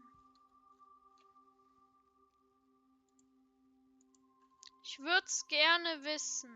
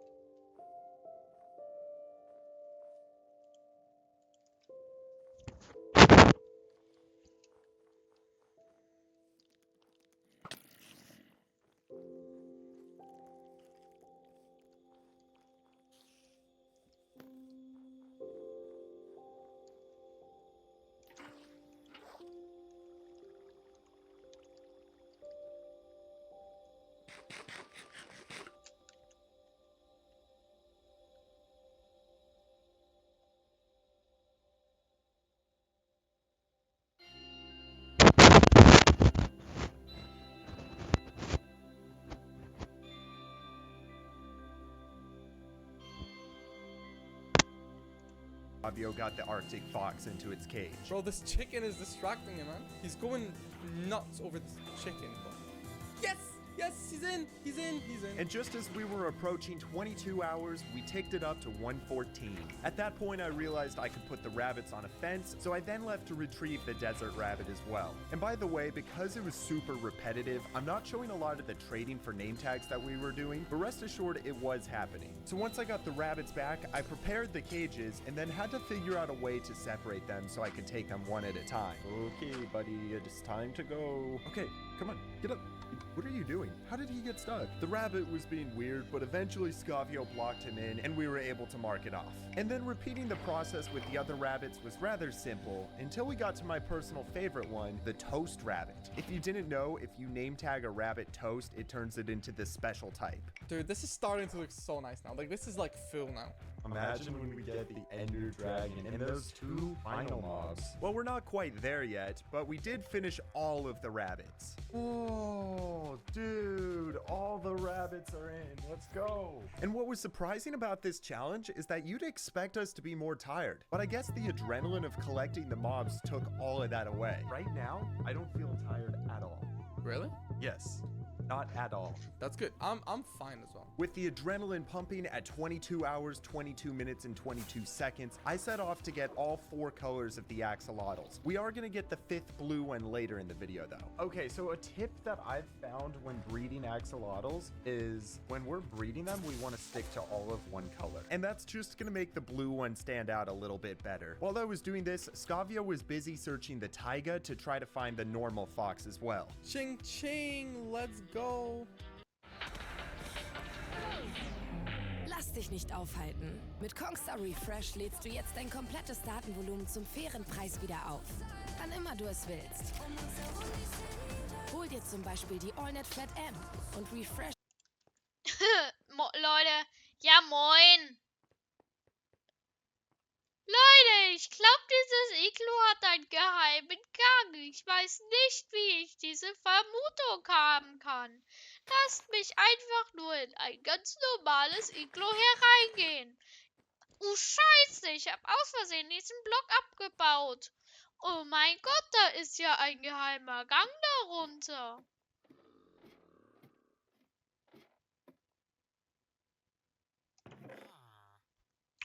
Goldener Apfel. Wurftrank der Schwäche.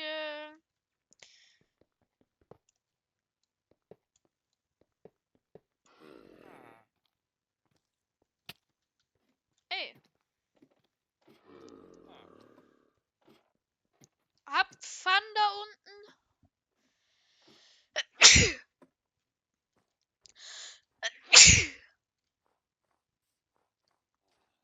Habt Fun da unten. Ich gehe weiter.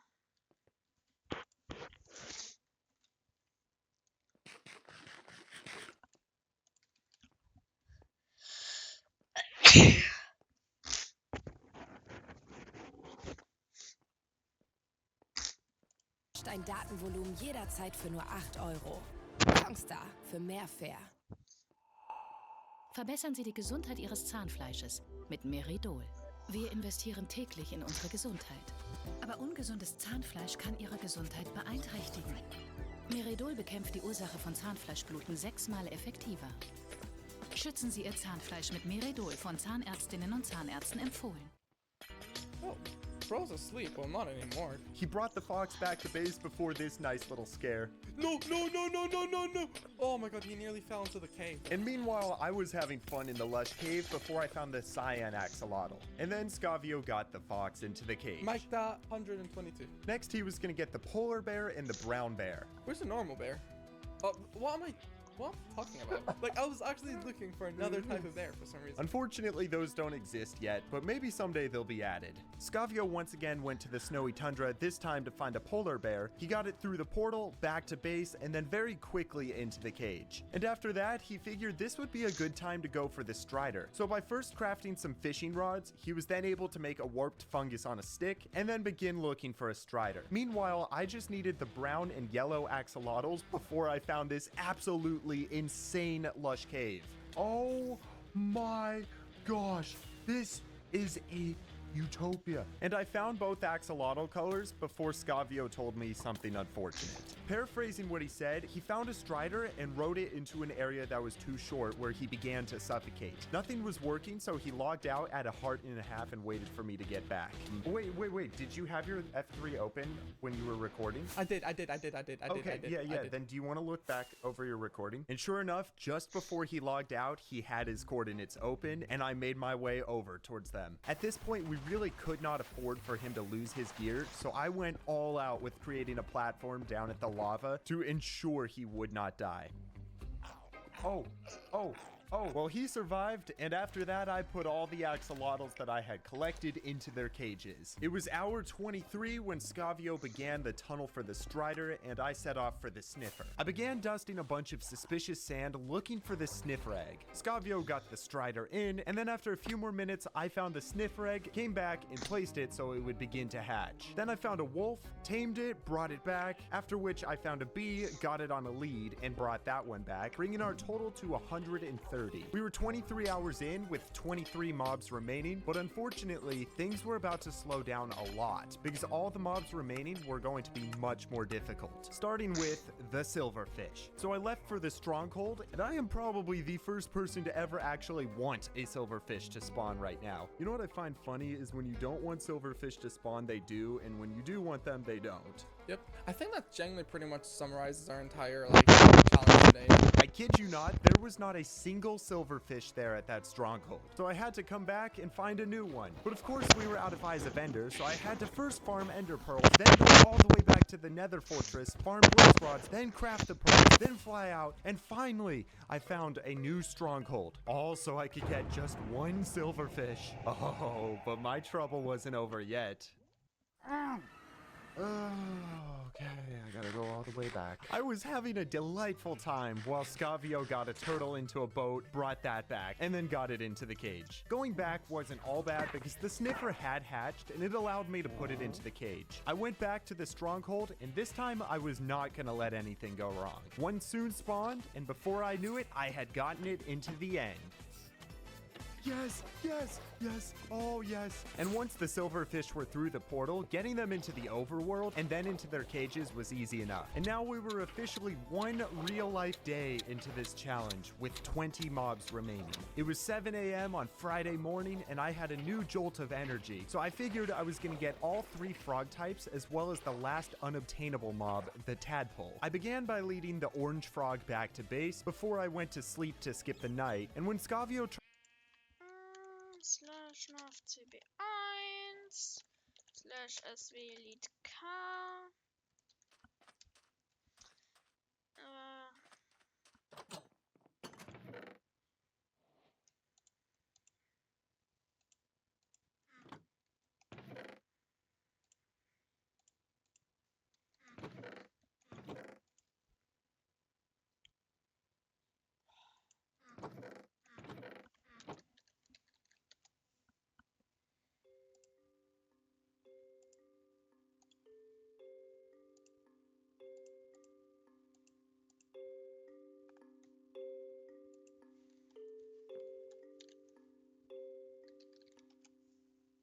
tried to join back, he got this message. Failed to log in. Invalid session. I've reached my daily limit.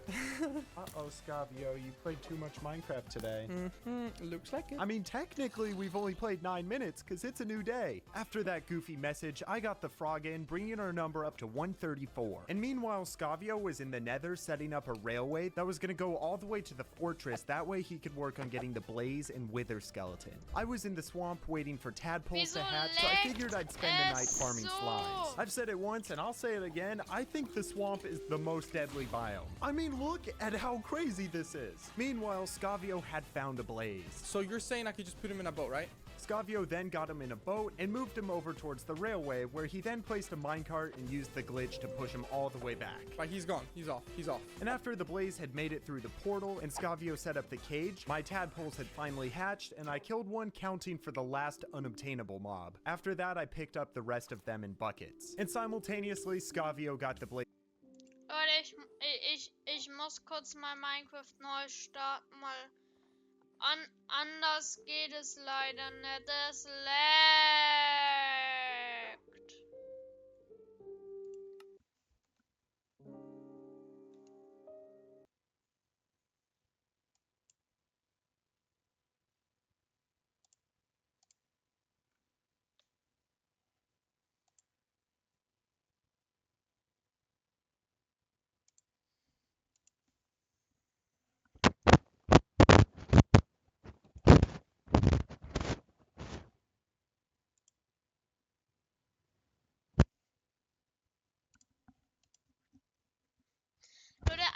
Frage, seit wann gibt es die 1.21.1?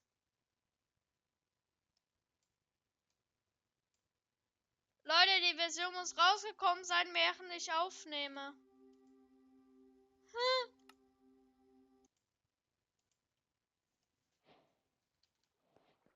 Naja, dann gehen wir mal weiter, ne?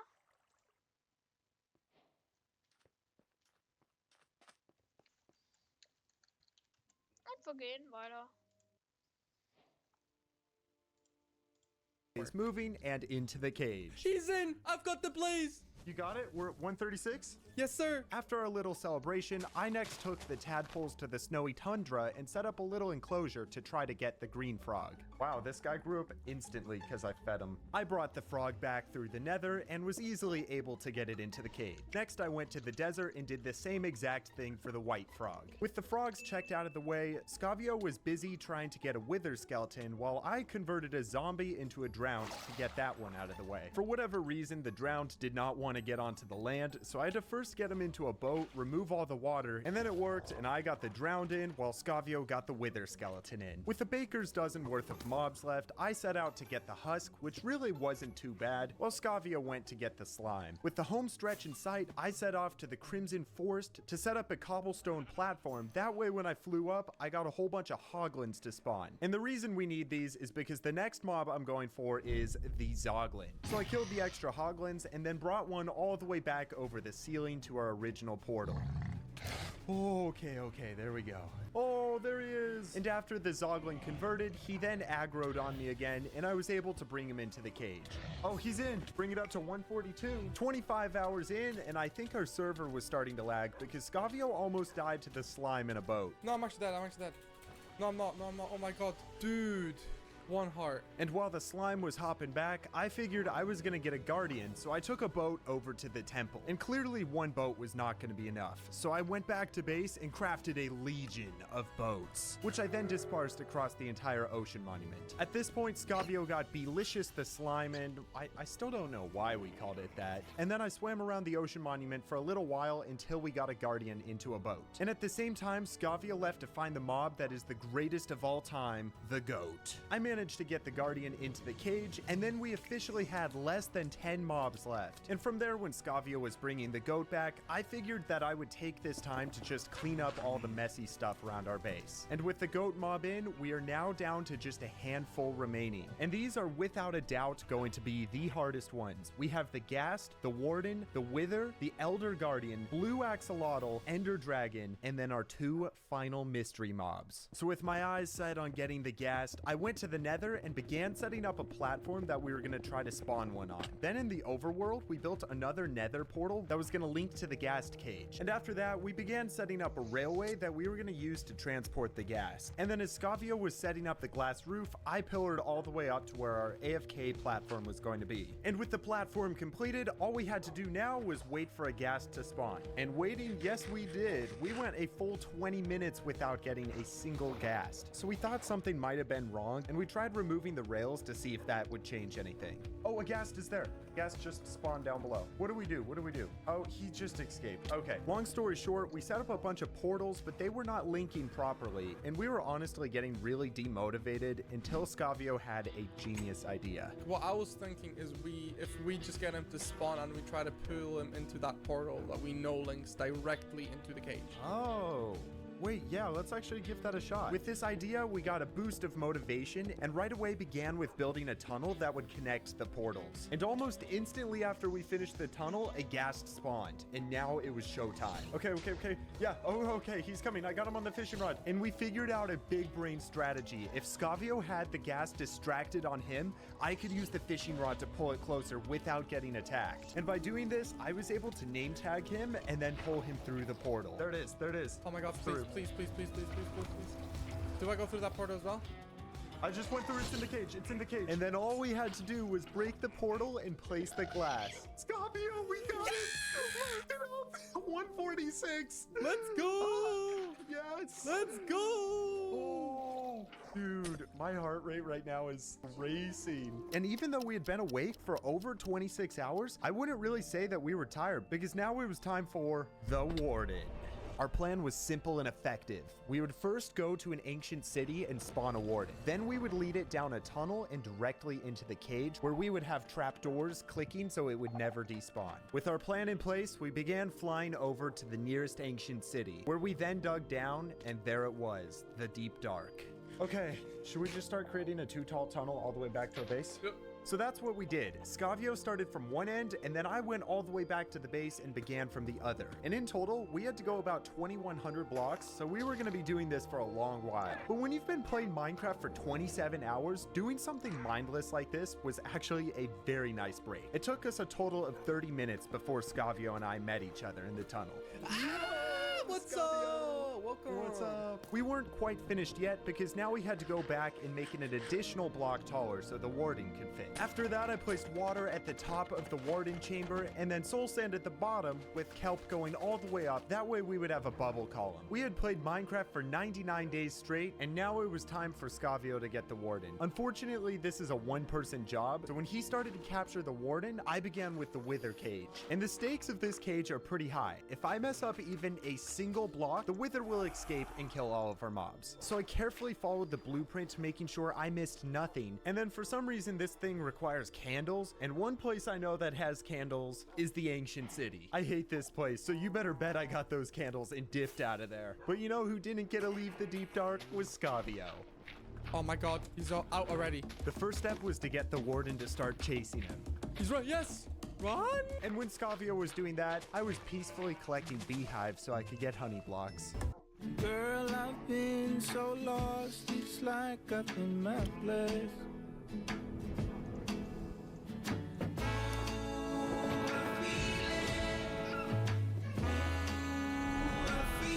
Schlaf dich wach mit kleinen Preisen für große Träume. IKEA. Es geht darum, niemals stehen zu bleiben, nicht zu stagnieren, sich immer weiterzuentwickeln. Ich bin Jilou und was ist dein Go? Bro, I'm running as fast as I can! Bro, what? Oh my gosh! Scavio got the warden to the end of the tunnel, and now was the moment of truth. This has been it. One but's been nice knowing you.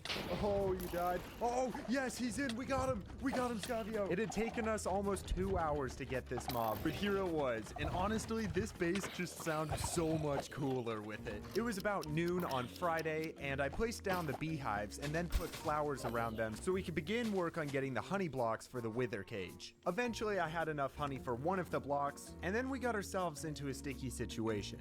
Achievement. Oh, sticky situation, yes. And while we were waiting for the second block, I got the boat lined up into the wither cage, and it is very important that this is perfect or else the wither will escape. And then it just came down to waiting for the last bit of honey. Oh, there we go. All right, got it. We had gone 29 hours without sleep, and this was one of the final bosses being spawned in. So just to confirm, I placed the wither skeleton like this, right? Yes, like the, well, no, wait, yes, like this. Yeah, you know, that wasn't very reassuring, but like, what's the worst that could happen? Okay, so here we go in 3, 2, 1. Got it. Run, get away. And once the wither spawned in, we slowly snuck up to it to see if it was attacking the iron golem. To our joy, everything was going to plan, and all we had to do was just fill in the blocks that it destroyed before we checked off the wither. Scavio? We got the wither. Yes, sir. Count 148. Let's go. Oh, that was one of the 3 main bosses completed, and next we wanted to go for the Elder Guardian. And the first step would be to craft a bunch of doors, that way we could breathe underwater. I also made sure to get some milk buckets from a cow for the mining fatigue. And then it was time for action. All right, firework down. Mine in. Okay, I'm killing the first one. Okay. Scavio got the second Elder Guardian, and then I made my way up to the top of the monument where the last one remained. I then walled off the area so I could make sure it stayed contained. After that, I cooked the one sponge we got from that entire place and went and drained the room that the Elder Guardian was in. At this point, I started walling off the top of the monument because this was where we were going to extract the Elder Guardian from. And meanwhile, Scavio began setting up a railway that went all the way from our base over to the ocean monument. And after after that, I very slowly drained the entire top of the place with one singular sponge. All right, Scavio, I see the Elder Guardian. We finished the railway, and then it was time to move him. Except, okay, go. No, he's taking damage. No, get him out. Oh, please, go. Okay. Oh my gosh. And the Elder Guardian was on its way. We were just praying that nothing would go wrong. There it is, Scavio. Let's freaking go. 149. We started this challenge 30 hours ago, and now we were going to get the blue axolotl. Just in case you don't know how this works, basically whenever you breed an axolotl, there is a 1 in 1,200 chance that it's blue. That's it. And axolotls breed using tropical fish buckets, so our first step was to get a whole bunch of iron so we can make a ton of buckets. I grabbed a whole bunch of building blocks and then set out towards the coral reef where I began setting up what was going to be the enclosure. You can tell I was pretty darn tired when I said this. Dude, this gives me vivid bash. I'm getting bash blacks. What I was trying to say was that this was giving me flashbacks to when I was breeding axolotls on my hardcore world. Once I finished the enclosure, I added the axolotls in, and then it begun. Scavio first began by taking a bunch of buckets out into the ocean and beginning to collect tropical fish. I then joined him for a little while before I left for a nearby cave to try to find extra axolotls so we could begin the breeding faster. And then it was time. Were we gonna get the blue axolotl on the first breed? Okay, let's see. Here they go. Here. It was pink. Okay. And honestly, this is what the next long while looked like. It was just breeding, collecting tropical fish, waiting, and repeating. And we were really beginning to lose motivation to even stay awake. So we had to do something dramatic. Okay, Scavio, I sent you a link. I want you to go ahead and play it. In 3, 2, 1. Oh. That's the one. I feel like it's gonna happen, Scavio. Right here. Do you think it's gonna happen here? If it's ever going to happen, it's going to happen now, in this moment. Okay, beat drop's coming up. Here we go. This was our moment. The song was gonna give us good luck. Here we go. Good luck, my friend. Good luck, Scavio.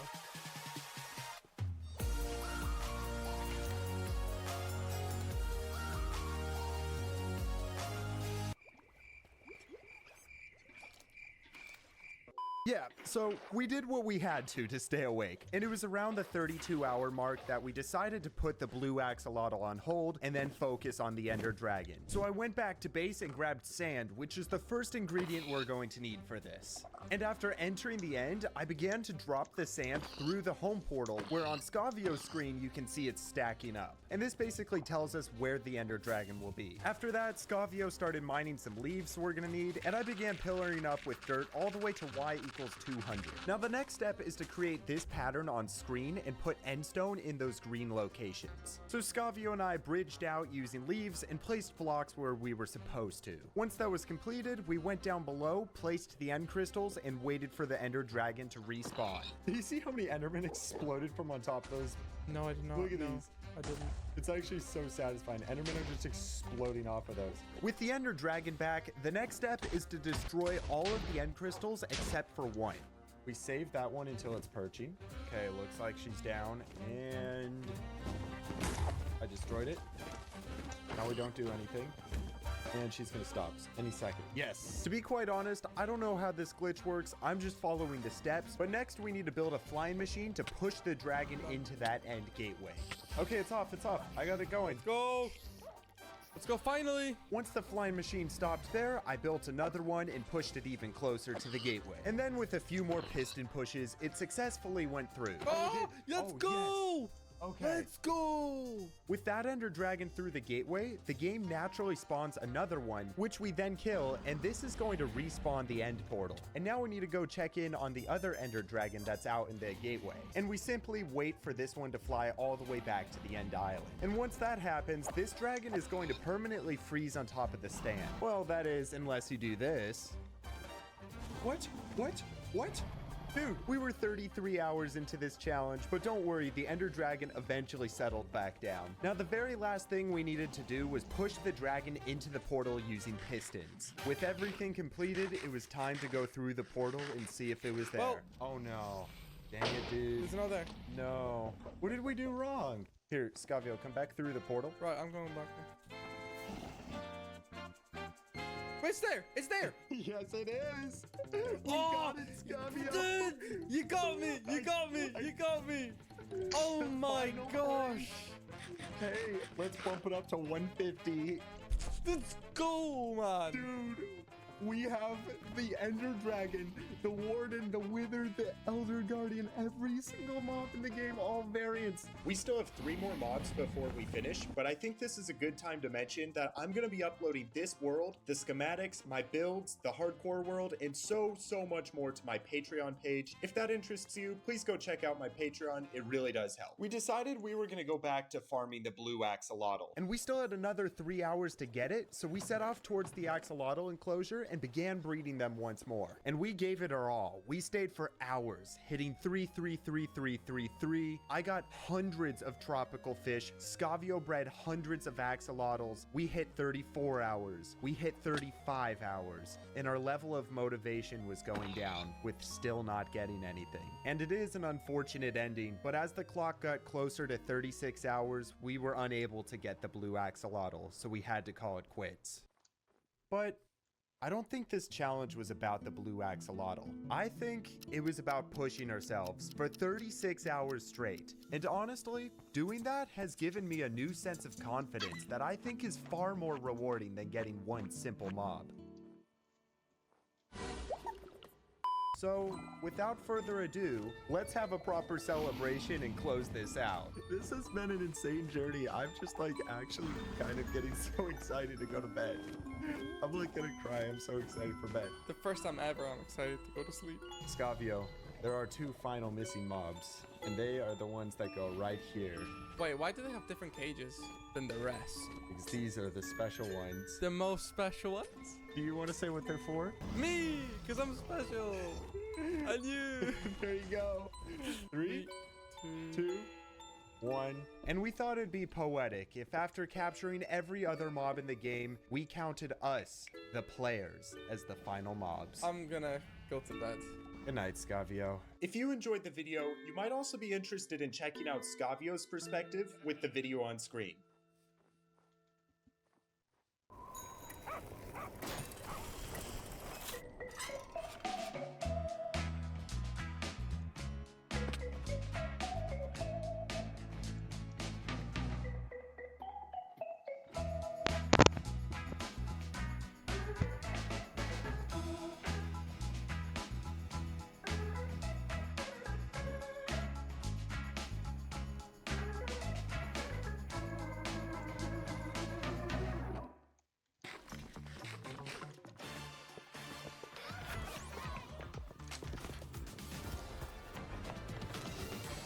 Wir glauben, dass keine Reise allein unternommen wird. Toyota, start your impossible. I'm going to survive 100 days in a villager civilization, and if I die— Don't go! Grots will enslave you, and you're in hardcore mode! Nah, villager, I'll be okay. Let's see what's on the other side. Alright, we've made it to the civilization. Let's check it out. What could possibly go wrong? Hey, yo, freeze! What are you doing on my island? Yo, Grox, I don't want no trouble. I'm just trying to survive. Nah, bruh, only villagers are allowed on my island. Hey, server, turn Froggy Dude into a villager. Wait, what? I bet! If you ever try to escape my island, I'm killing you. Haha, bucko. You're a villager now. See you later. Bro, are you serious? Whatever, I'ma go exploring. Oh, it looks like we got a villager pizzeria. Yo, I'm trying to get a slice of pizza. What do they got here? So it looks like they got Grox's pizza. Nah, I'm good. Big pizza. I'm okay. And Grox's special liquid. Bro, what even is that? Yo, villager, what is Grox's special liquid? It's our most popular item on the menu. Here, have a taste test. I'ma be honest, this looks pretty disgusting. Here, you can have it back. Wait, what? How could you say that about Grox's liquid? Get out of here now! Leave! Bro, why y'all so mad? Hey, can I at least get a pizza? Leave now! A villager adoption center? I'm not trying to adopt a villager, bruh. Hey, sir, please adopt me. I want a family. Oh, hey, little guy. You know what? I'm not gonna adopt you. Get out of here. Adopt me now, or else. Bro, what? Whoa. Put the weapon down. Put the weapon down. I'll adopt you right now. Don't worry. Thanks. I can't wait to be a part of your family. Damn, Grox's civilization is crazy. Bro, I can't wait to explore this place. I'm gonna head to the mall. Daddy, can we go to the mall? Bro, shut the f— Where do the villagers get their drip from? Look at my shopping cart. No! He stole it! Bruh, stop getting so mad. He stole it! Well, that was an experience. Okay. I see you turned up with the Supreme, looking drippy. Hey, let's get out of here though before we get arrested. Hey, sir, can you give me some money, please? Oh yeah, sure, man. I got you. Psych! I ain't giving you anything. Bruh, Grox has many evil plans for this island. Be careful. Alright, homeless villager. I'll see you later. Yo, what is this place? Welcome to the Ultimate Villager Museum. Don't touch the statues. Trust me, officer. Me and this baby villager aren't gonna do anything. Isn't that right, baby villager? Let's check out this museum. Dang, bro, these statues are insane. Baby villager, don't do anything stupid, alright? Wait a second. How did this guy get up here? Alright, so they got a Grok statue? Every day, we worship our Lord and Savior, Grox. We love Grox. I'm not gonna lie, villagers. Worshipping Grox is pretty stupid. I am going to kill you and your entire bloodline for saying that. An emerald villager statue? Take a pickaxe. We're gonna become rich. Wait, what are you talking about? Nah, don't tell me you're trying to mine the statue, bruh. Mind the statue. Bro, are you serious? I feel like if I don't listen to him, he's gonna kill me. I'm calling the police. You can't do that. I can't believe we just did that, bruh. We're probably the richest villagers on this island now. Hey, yo, freeze! Oh, shoot! You broke the law by mining the statue. You know how long this took to build? It really wasn't that good, honestly. That's it. You're under arrest. And the baby. The baby's actually a savage, bruh. What type of statue is this? Hey, look, that's my dad. He left a long time ago. Final statues of the day. We got a Villagaloris What the heck is a Villagaloris? and a V-Rex. Press to hear what this sounded like. Okay.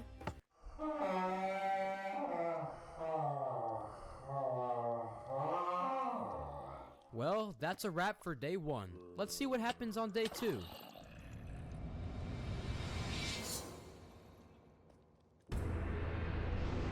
I bet! Another day in my civilization. Bro, I love being at the top. I want to see how much money I have. Calling assistant.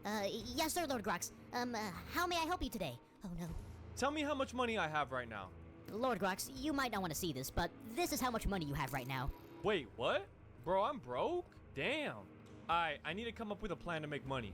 Any ideas? Lord Grox, I don't have any ideas, but I need you to pay me. I have a wife and 3 kids to feed. Alright, that guy was annoying. Let's bring back the old times and start villager tax season. Hey, baby villager, you trying to go back to the mall today? Wait, who could that be? Yo, what's up, villager? Hello, Froggy Dude. Welcome to villager tax season. Us villagers have to pay Grox taxes every single day. If you don't, then you die. Get your taxes in the tax mines. Bruh, are you kidding me? So we're basically becoming Grox's villager slaves. But I'm chilling right now. We're stacked on emeralds. I want your emeralds. I want to eat them. Bro, what the heck even are you? Nah, I'll pass on that. These are my emeralds. Give me them now. Oh, heck nah, bro. You know, just take everything I have. I'll get my taxes myself. Thank you very much, Froggy Dude. Are you serious, bro? Well, I guess I gotta head to the tax mines. Alright, we've entered the villager tax mines. I am really not excited about mining taxes for Grox. No way they got kids working down here, bro. Bro, mining taxes for Grox is actually pretty easy. I mean, look how stacked I already am. Looks like your boy's not dying today. Let's go. Wait, the baby villager's wanted? Isn't he technically my son? Huh? The wanted baby is your son? Arrest him now! Calm down, everybody. Calm down. Froggy Dude, are you being serious? Is that baby actually your son? No, officer. It's this guy's son. That's who I was talking about. How am I supposed to believe that? Officer, I would never lie to you. Trust me. I guess if you say so.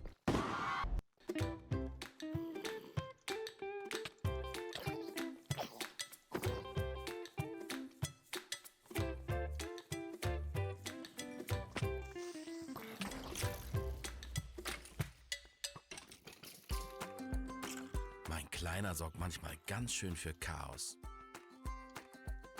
Aber dann auch immer wieder für ein Schmunzeln. Milchschnitte. Soft wie eine Umarmung. What have I done? I just caused a random villager to get killed. I'm not gonna lie, it was pretty funny. Hey, give me all of your money right now! The homeless villager? Bro, I ain't giving you anything. Oh, really? Oh, okay. Chill out, homeless man. I'll give you everything I have, alright? Just don't shoot me. This is revenge for that villager. This is also revenge for not giving me any money yesterday. And give me your pickaxe, buddy. Alright, bro, chill out. I didn't even have any money yesterday, but take it. How am I supposed to get taxes now? Haha. I'll see you later, Froggy dude. Well, I gotta find a way to get taxes or I'm dead. Wait a second. I have the perfect idea. Hey, baby villager, what do you got going on down here? I'm just minding my taxes. I'm very rich. Oh, so you making a lot of money right now? Bet. Stop now! Bro, die! Okay. He didn't even have anything. Oh my gosh, bruh. Oh, let me see if he has anything in the chest. Bruh. Yo, doggy. I'm sorry, bruh. I really wasn't trying to kill your baby villager. But he said he had money, and I thought he was telling the truth. But I guess he was lying. Anyways, I don't care about that. I'm gonna take the only emerald I can get. So, what am I gonna do? The first day of tax season is tomorrow, and I only have 1 emerald. Yeah, I'm probably dead. And would you look at that? The sun is setting. There's gotta be another way I can get taxes in time. I know the baby villager has a gun stash around here somewhere, but he's hiding right now, so I can't ask him. Oh yeah, if you guys are wondering, I'm gonna try to rob a bank. Yo, right under the bed. Dang, bro is stacked. Oh, we getting rich today, boys. It's time to rob the bank and get some money. Let's get it. 3, 2, 1. Listen up, everybody. This is a robbery. Give me everything you have and nobody gets hurt. Bro, this ain't a joke. Guys, do you really think this frog is about to rob the bank? Not a chance. Oh, really? You ain't gonna do nothing, frogman. You know what? You're right. I'm not gonna do anything. Hey, y'all see that? That's what's gonna happen to you if you don't give me your money. Hurry up! Sir, we cannot give you our money. The only person we can give our money to is Lord Grox. Please, just don't kill us, okay? Police is on the way. Wait, what? Oh, nah, bro. They trapped me in here. Hey, give me the money. This is your last chance. Yo, let's go. I just killed all of the villagers and got their money. And I even emptied their clothes. Bro, look how many taxes I got for Grox. Now, I just gotta talk to the cops. Freeze! Don't move! Do you have any weapons on you? I got nothing on me. And somebody just robbed the place and killed everybody, except for me. Okay, Froggy dude. Who did this? Who caused this madness? Oh, it was a homeless villager. A homeless villager? I haven't seen one in ages. I'll keep that in mind, Froggy. Thanks.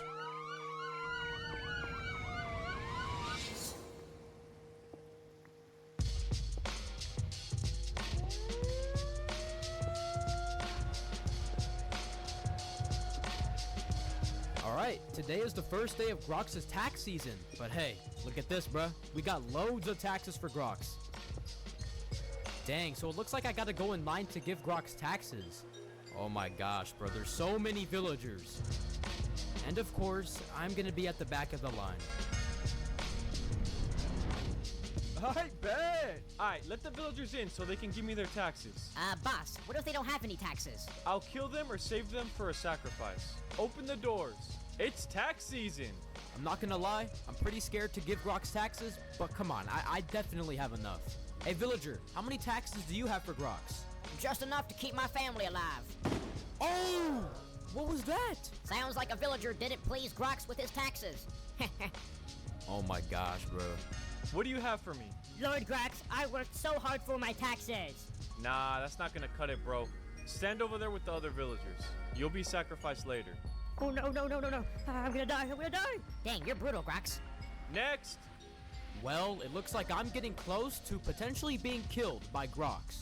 Hey, man, my 5-year-old son is giving Grox taxes right now. I hope all goes well. He's my little boy.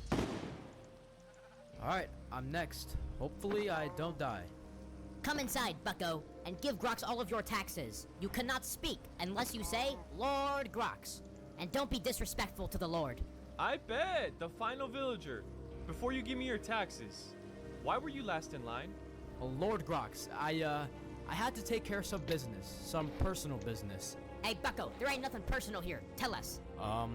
Dang, you know, like... Lord Grox, Bro, I was trying to mine more taxes for you. You know, I wanted to make you happy. Alright, Froggy, just give me the taxes. If you're ever last in line again, I'm killing you. Lord Grox, yes sir, I got you. I won't let you down again. I want to let you know that I have the power to do anything in my villager civilization, so you better treat me like a god.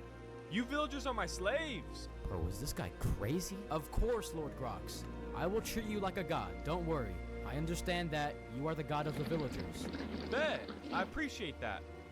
You better have my taxes for me tomorrow. You can leave now. Lord Grox, I'm going to be grinding all day for you. Don't worry. I bet! Bruh, I hate having to treat Grox like a god. He just enslaves villagers, but guess I gotta go to the tax mines again.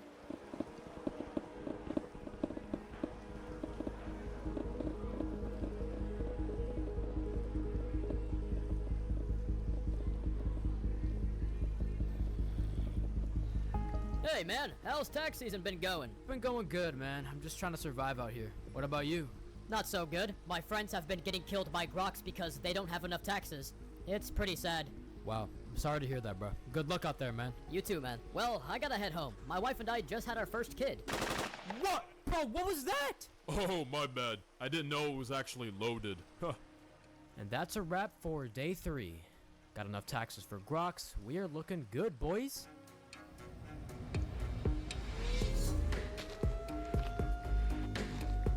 Let's go. I'm one of the first villagers in line to give Grox taxes. Now let's see how this experience goes. And someone just got killed. Okay. Next! Yo, Froggy, how many taxes you got for me? Don't disappoint me. Lord Grox, I have so many taxes for you. Alright, my man, you valid. Lord Grox, I have one question. What are those villagers doing over there? Those villagers didn't give me enough taxes. They will be punished. Jeez, okay. Yo, villagers are starting businesses down here? Hey, I gotta check this out. They're still selling Grox's liquid? I can't wait to try Grox's special liquid. It's probably gonna be very good. Yo, don't drink that, bro. Whoa, I feel the power inside of me. I can feel the energy, the power, the rage inside of me. What the heck is happening? How is he mining so fast? Oh, I love Grox juice. Nah, I know the drink wasn't that good. I want some of Grox's liquid. Alright, another day. Let's get it. Lord Grox, I'm back to give you some more taxes. Bro, you're my favorite villager now. You give me so many taxes. Lord Grox, of course. I'm the best villager in the civilization. Stop right there. You can choose your son to be killed or give me all of your taxes, including your pickaxe. Oh, no. Okay, take all of my taxes. I want to keep my son alive. Thanks, Daddy. Nah, that's actually crazy. Ha ha. Good choice. No, Daddy, no! Ha! They just got scammed. Lord Grox, my man. I'm here to give you taxes again. Let's go! Somebody, please. Anything helps. I'm so homeless. Bro, why are you asking for money? Just mine. Don't listen to Froggy Dude. He's a hater. Give me all of your money. I am homeless. Bro. Lord Grox. Froggy, I can see you working alongside me one day. You're the GOAT! I just gave Grox some taxes, and I'ma attend villager school. Alright, welcome to the villager IQ test. Y'all better be ready for the final exam. Final exam? I'm leaving. Nah. You can't leave, bro, or else you're dead. Oh, yes sir, Lord Grox. Oh my gosh, dude. Anyone who gives me wrong answers to the questions gets punished. First question. Who has the toughest drip in my civilization? Oh, who's he gonna pick? You! I don't know, Lord Grox. I think Drip God, the guy in the museum, he has the most drip. Am I correct? Nah, I have the toughest drip. Let's move on to the next question. Please don't pick me. Please don't pick me. You! Should villagers have rights? Of course, Lord Grox. Oh, bro, that's definitely not the right answer. Wrong answer. No! Don't do this! No! What? Why are they laughing? Alright, who should I pick next? Oh, shoot. Don't pick me. Please don't pick me. Don't pick me. I'll go with Froggy. Actually, nah, this guy. Let's go. Is Grox's liquid good? Absolutely, Grox. Grox's liquid is the best drink I've ever had. What? No! What did I do? I bet. I'm gonna ask one more villager a question. Froggy Dude, are you subscribed to Froggy Dude? Oh, yes, I am definitely subscribed to Froggy Dude, and you should too. Bet, let's go, you the go. Sag Hallo zu einem völlig neuen Spielerlebnis. Crossout, das Free-to-Play-Multiplayer-Action-Spiel, in dem du mit selbstgebauten Fahrzeugen eine postapokalyptische Welt erkundest, ist zurück. Das jüngste Update hat das Spiel von Grund auf erneuert. Next-Gen-Grafik, Physik und Effekte lassen dich in rasend schnelle und packende Gefechte eintauchen. Das ist ein Crossout, wie du es noch nie erlebt hast. Baue aus hunderten von Bauteilen deine eigene Kampfkarosse zusammen. Ob mit Raketenwerfern oder Laserkanonen oder als schwebender Panzer oder wendiger Buggy. Kämpfe gegen andere Spieler oder in packenden Raids kooperativ gegen riesige Bosse. Crossout Overcharged. Feuereffekte sind so cool wie nie zuvor und Gegner zerplatzen in Dutzende Einzelteile, wenn sie zerstört werden. Und wer sagt, Apokalypse heißt nukleare Einöde? In Crossout erwarten dich Dutzende von abwechslungsreichen Karten mit Säureseen, bodenlosen Minen, neonfarbenen Megastädten und zerstörbaren Gebäuden. Lade Crossout jetzt kostenlos auf crossout.net herunter, auch auf PlayStation und Xbox spielbar.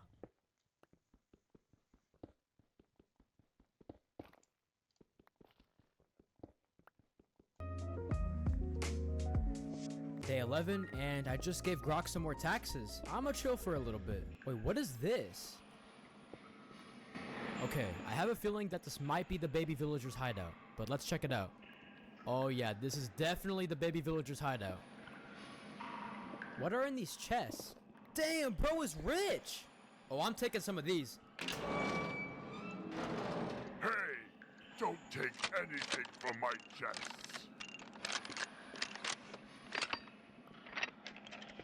Yo, chill, baby villager. I'm not gonna steal anything. I was just checking this place out. But can I just have a few taxes from these chests? No! Alright, fine. This is my hideout. I don't want to get caught. Whatever, man. I'll see you later. Alright, time to head back to the mines. Yo, what do we got going on these skyscrapers? Villager event for freedom? Oh, bet! Let me sign up. Yo, villager, do you know anything about this event? Yes, I heard if you win, you don't have to mind taxes for Grox anymore. You become a free man. Follow me. I'm gonna sign up. Okay, let's go. The sign-up booth is right over here. Dang, so it looks like I'm one of the first villagers to sign up, or I'm totally gonna win this event. Hold your horses, buddy. I'm gonna win this event. You don't have a chance. Thanks for signing up. Yes, I can't wait to play! Dude, why is that guy so loud? Anyways, I'm here to sign up for the event. Are you sure you want to play, Frogman? Grox is hosting the event, and if you lose, you die. If you win, you get unlimited freedom in Grox's civilization. No more tax season for you. I'm signing up. If I win, I don't have to mind taxes for Grox anymore? Bet. Say less. I ain't trying to be a villager slave anymore. I'ma call up the boys and we're gonna win. Alright, listen guys. I know we haven't been on the best terms, but there's a villager event happening in the civilization tomorrow. If we win, we don't have to mind taxes for Grox anymore. So y'all trying to play? Yeah, sure. But I wanted. Oh, I have the perfect idea. Hey, you good in there, little guy? Yeah, just hurry up. Alright, bet. I want you to sabotage the event as much as you can. Only when the coast is clear, though. I don't want anybody to see you. Alright, let's get it. Alright, guys. This is the event. I didn't expect so many villagers to participate. Attention, everyone. Welcome to my event.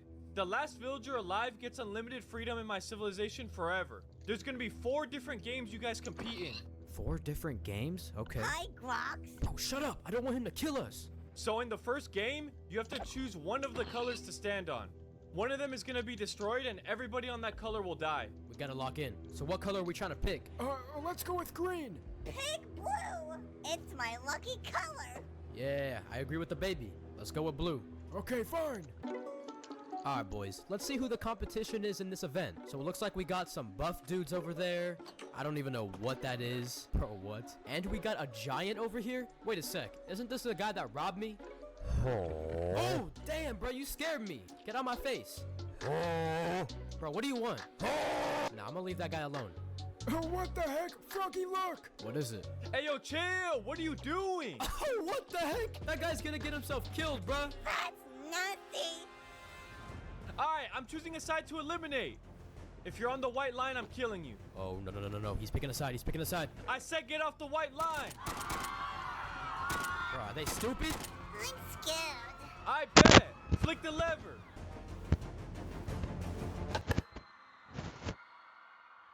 Oh! Grox really just dropped them into the void. Poor, innocent villagers.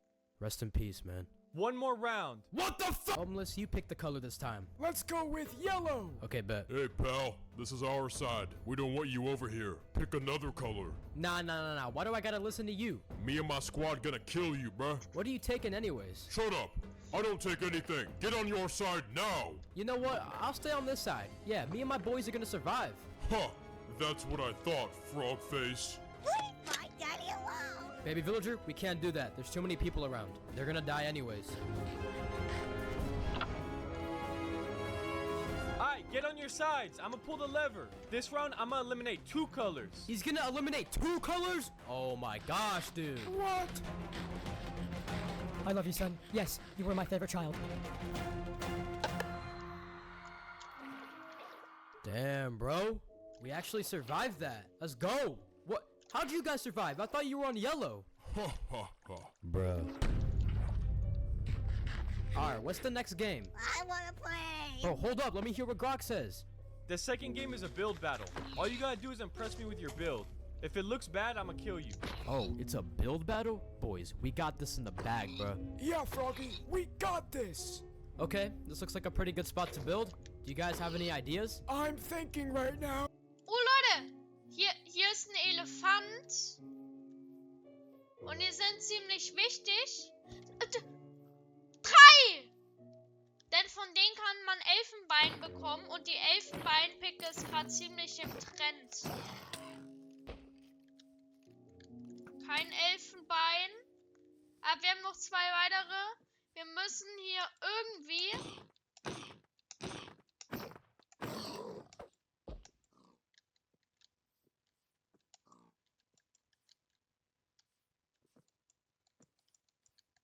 Okay, das ist keiner. Aber wir haben kein einziges Elfenbein bekommen. Scheiße, Leute. Naja, ich laufe dann mal weiter, ne? Alright, baby villager. Here you go. You can help us build. Finally, I want to build. Hey guys, I have an idea. What is it? Give me a second. I need to get some wood. Okay. Okay, this looks pretty good. What do you think? Bro, what are you doing, man? We're not playing games right now. Alright, I can do better. Stop building that thing, homeless. Oh my gosh. Boom, boom, boom, boom, boom. Maybe we could build a mansion or something. I have an idea. Do you need any help? No. Don't look. Okay. Bro, what is that noise? Oh my gosh. You can look now. You're done? What the heck? Oh, what is this? How did you do this? It only took you like 5 seconds.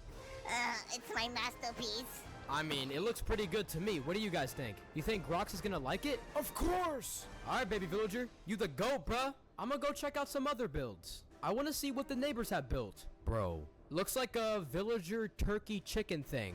Not really sure what to call it.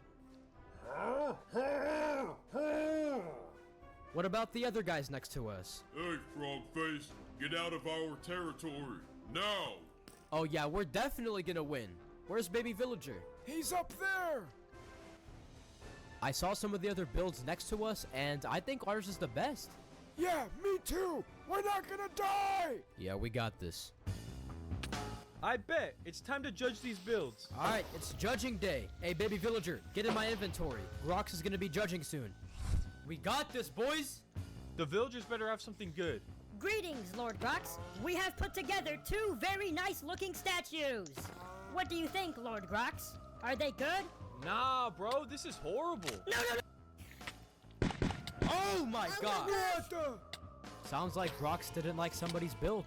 I gave you an entire day to build, and this is what you give me? Yes, sir, Lord Grox. Me and my team didn't know what to do. But come inside. I have some taxes for you. Oh, let's go! Wixig will Gute Nacht präsentiert die Champions des Alltags. Goldmedaille im Kinderweitwurf? Nein, er hat einfach besser geschlafen. Wixig will Gute Nacht. Schneller einschlafen dank Melatonin. Ausgeschlafen wirst du Champion des Alltags. Probier auch Wixig will Intens mit einer höheren Dosis Melatonin.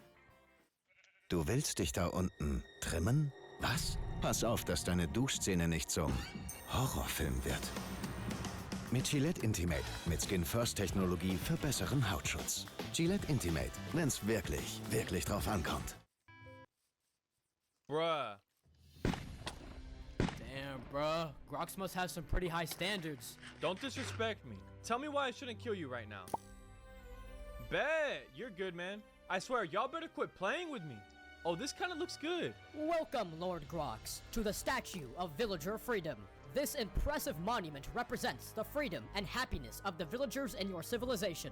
Let me show you around. Freedom and happiness? Nah, I don't allow that in my civilization. And there goes some more. Hey, what are you doing in here? Huh, I wanna check out this stupid looking build you have. Oh my gosh, this is horrendous. You got a lot of talk. Show me something. With pleasure. Ha ha. Come inside, Frogface. Let's take a look. Me and my squad got the best skills in this civilization. Ain't no one competing with us. Ha. Okay, juiced up villager. Not too bad. Hey, pal, watch your mouth. Rox is gonna love this. I don't think he's gonna like yours. Don't talk about my build like that. Who said that? Nobody did. I don't know what you're talking about. I bet. That was my favorite one. Yo, my favorite villager. Show me your build. Lord Grox, we present to you the giant piston. Hey, yo, chill. Do you like it, Lord Grox? Nah, what is this? Give me a second to come up with my final decision. Yeah, I actually like this build. 7 out of 10. Let's go. Thank you, Lord Grox. I appreciate it. You better do good in the next game. Don't worry, Lord Grox. We will. Guys, that was a close one. We could have easily just got shot right there, bruh. Okay, it's day 16, and the next game is hide and seek. I think we get like 10 minutes to hide or something like that, so we gotta go quick. As you guys can see, Grox killed almost every single villager from the last round. Homeless, what are you doing over there, bruh? We gotta lock in. Come help me find a hiding spot. Froggy, we should hide in the fountain. No, that's a terrible idea. Yo, somebody's hiding in the popcorn machine. Grox will never find me. Ha ha. Good luck with that, villager. Okay, there's somebody in there. Alright, here's the plan. I'm gonna go to the other side of the mall and try to find a hiding spot. If you find a hiding spot, call my name. Just yell it out. Alright, sounds good. There's gotta be some really good hiding spots in this mall. Okay, bro, do you really think you're not gonna get caught? I can clearly see you. That guy's definitely dead. Another villager's hiding in here? Alright, bro, I've had enough of this. Why are villagers so stupid, man? Maybe there's a secret spot in this room? Dude, this is my spot. There's actually a villager hiding in the fountain. Hey, get out, Frogface. Time's ticking, and I haven't found anything. Froggy! Oh, Homeless is calling me. There's a good hiding spot behind that poster. Wait, actually, I didn't even think about that. Yo, who is this? This is my spot, and nobody is taking it from me. Baby villager, you know what to do. Good job, baby villager. Let's go. This is our hiding spot, boy. I bet. 3, 2, 1. Here I come. Let's make this quick. I gotta collect taxes. Oh, it's over for you, bro. It's over. Lord Grox, please. Lord Grox, don't do this. Don't do this. No! Lord Grox, how did you find me? No. But... Alright, there's gotta be a villager in here. Hey, yo, is there anybody in here? Alright, I guess there's nobody hiding here. Nah, what was that noise? Is my mind playing games with me, or did I hear someone? Oh, no! I want to play tag. Bro, stop talking so loud. We're not playing tag. Somebody else just got killed. I'm gonna go check it out. Alright, bro, where are these villagers? I think we got the best hiding spot. Hey, server, tell me how many villagers are left. There is approximately 16 villagers left. Nah, this spot is too obvious. You're dead. Bro, you guys are dumb. Alright, what about in here? Damn. No, Grox. I have taxes for you. Take them. Okay, bet. I'm leaving. Wait, what? Hey, Grox is never gonna find us. Alright, guys, so... where's baby villager? He wanted to play tag and ran off. Are you serious? I gotta go look for him.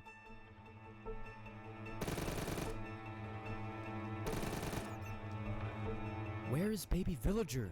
I gotta be really careful not to get caught. Grox is right there. Oh my gosh, how did he not see me?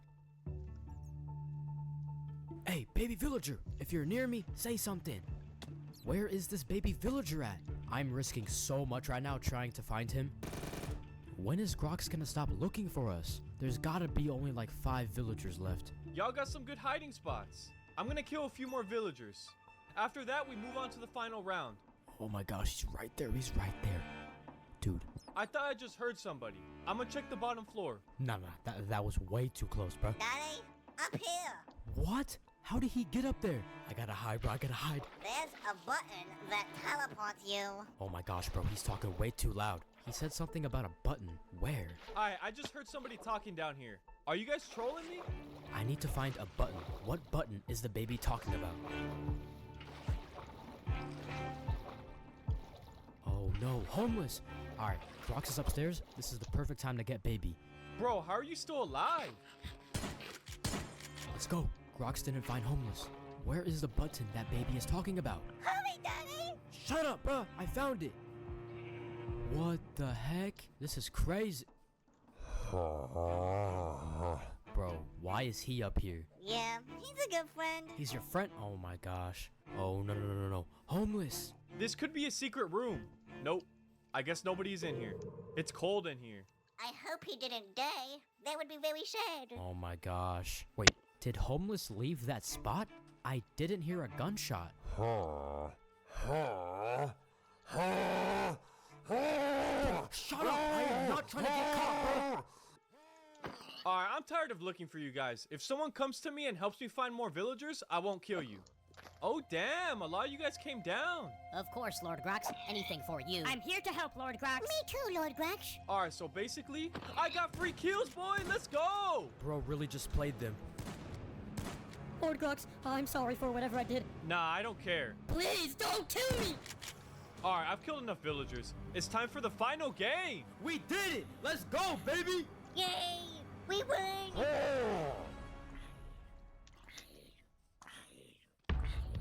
Welcome to Villager Hunger Games, the final challenge of the event. The final villager standing gets freedom in my civilization. They don't have to mine taxes for me and get a small piece of what I make from tax season. May the best villager win. Let the games begin! Oh, we got this, baby villager! I'm not sure where homeless is, but we need to win this. We're going up against 3 buff dudes and that stupid villager. 3, 2, 1, begin! Alright, come on. We gotta loot the chest. Let's go, let's go. You're not gonna beat my team, Frog Face. Oh, we'll see about that, bruh. Come on, Daddy! What's up, Frog Boy? Watch out! Let's get it! Hi-ya! Take that, Frog Man! We gotta run! We're getting outnumbered! Go, go, go! Get back here, Frog Face! Yeah. Keep running, baby, keep running! I don't know how we're gonna win this. Hey, let's surprise attack them. Whoo! Daddy, you killed one! Oh, I did? Let's go! There's only 2 of them left. What do we do? I'm getting mad! Let's go! Oh my gosh! Now we just gotta find the last villager. I really hope Grox isn't watching this, because if he is, well, we're probably going to jail. Bro, where is the last villager? Where is he? Yo, stop hiding, bruh. Daddy, I don't want to kill him. He's my friend. Alright, baby villager. I'm getting tired of looking for this guy. Oh, shoot, bro. There he is. What's up, dumb villager? Hey, take this. Let's go, baby villager. We won.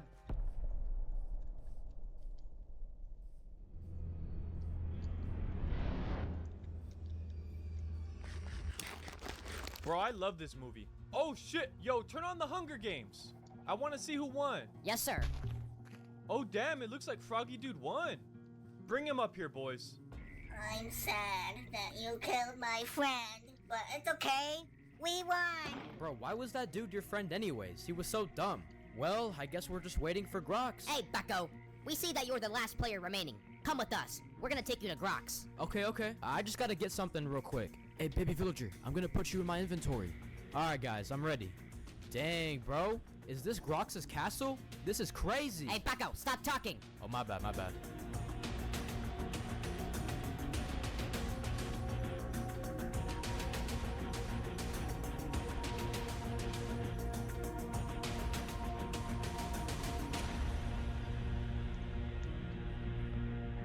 Yo, my favorite villager. Congratulations on winning my event. Thank you, Lord Grox. Hey, server, turn Froggy Dude back into a normal player. Oh, let's go! I'm back to normal, baby! You don't have to call me Lord Grox anymore. You a free man now. You see this number right here?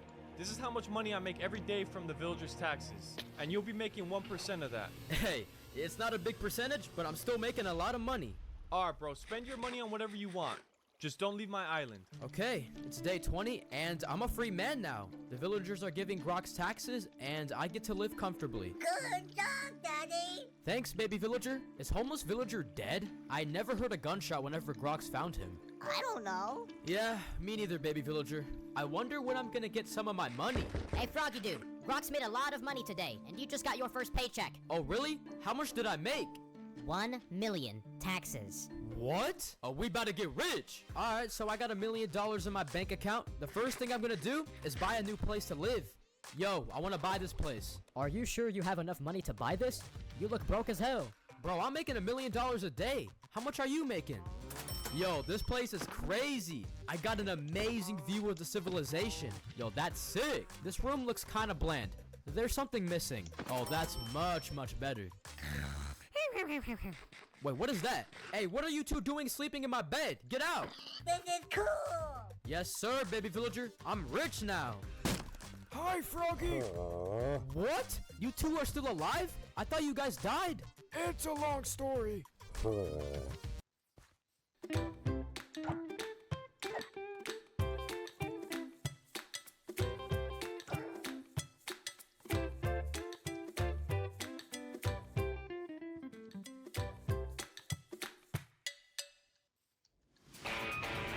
Jetzt neu, Fulfill.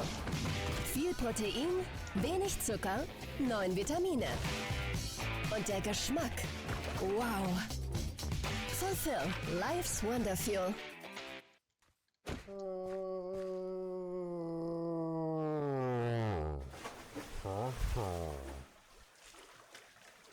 Well, I guess it's good to know that you guys are both alive. Another day, another million. Let's go! So I just hired some villagers to build me statues around the civilization. Hey, looking good, boys? I want everybody to know that I'm the best villager. Go ahead and build me some more statues. Nah, he's taking it too far building his own statues. Take it down right now. Yes, sir. Yo, what was that? Bro, why'd you explode my statue? Grox doesn't approve. You cannot build your own statues in the civilization. Got it? Oh my gosh, bruh. Okay, I think this is fair. Dang, there's a lot of people looking at me. Yeah, this Froggy Dude guy is pretty sick. Wait a second, is that Froggy Dude? Oh my gosh, he wasn't crazy. Hi, Froggy Dude MC. What's good, everybody? If you will excuse me, I'm gonna go to the mall. Yo, I'm getting pretty famous. It's Froggy Dude MC. He won Grox's event. What the? He's actually Can I get an autograph, please, Froggy Dude MC. Can I get a picture? Yes, sir. I won Grox's event, so y'all better respect me. Alright, I'm gonna go home. Oh my goodness.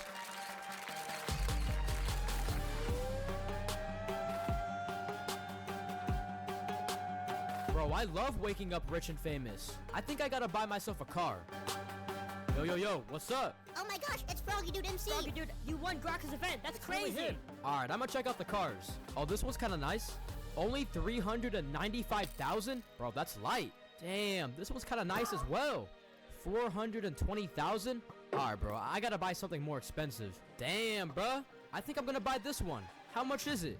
$1 million? Oh, I could definitely buy this one. Damn, this thing is fast. Yes, sir. Look at me, baby. I'm the richest villager. Hey, watch out, watch out, watch out!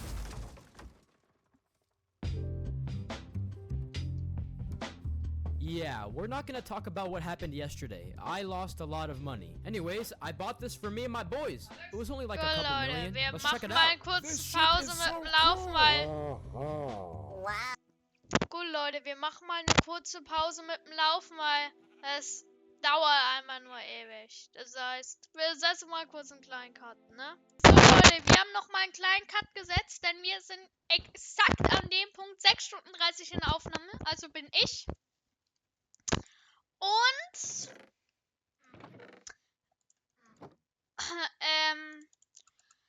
da wir langsam am Ende des Videos angekommen sind, will ich mit euch noch etwas machen, denn ich hole gerade ein paar Materialien.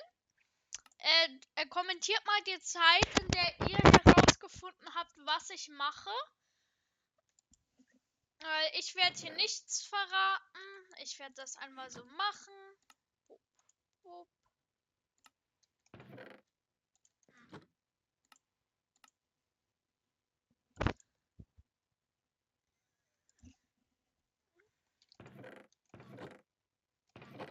Hä?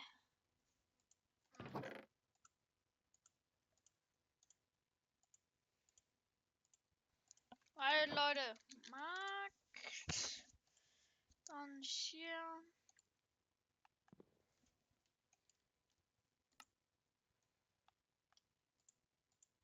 Bumm.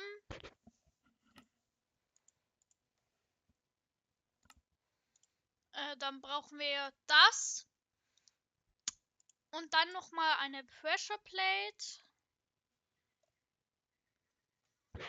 Dann nehmen wir jetzt auch noch Holz. Dann nach der Pressure Plate nehmen wir nämlich noch ein Building Block. Das heißt Bumm. Ein Hopper.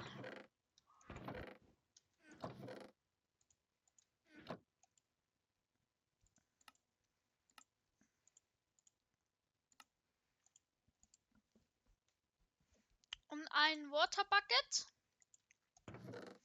Und Leute, ich hoffe, dass ihr langsam versteht, was ich versuche zu bauen. Denn ab jetzt solltet ihr es verstanden haben.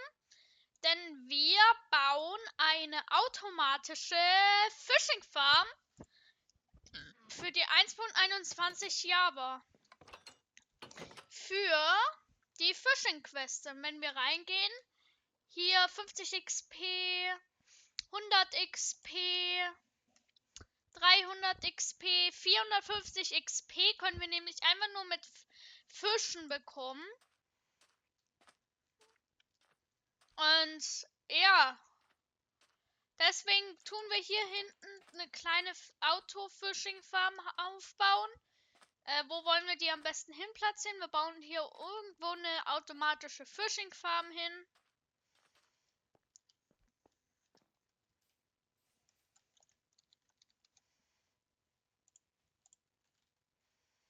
Dass wir dann immer noch weiter in den OP-Pass grinden können. Denn Leute, ihr werdet es jetzt hören, ich baue jetzt mal einfach kurz im Schnelldurchlauf 1:1 das Ding nach, das heißt, ja. We're gonna dig out a 4-block hole, place down a double chest in the end, run a hopper into that double chest, and then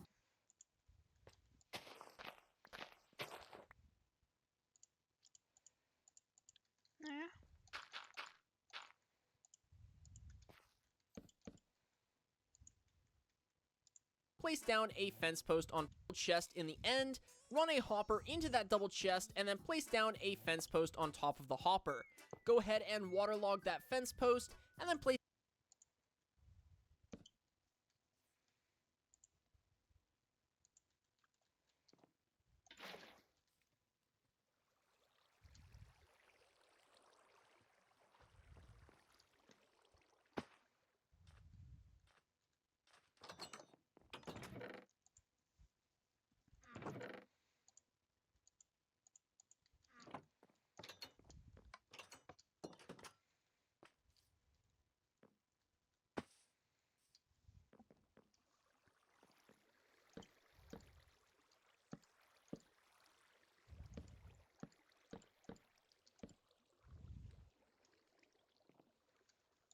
down a note block next to the water with a block on top of the note.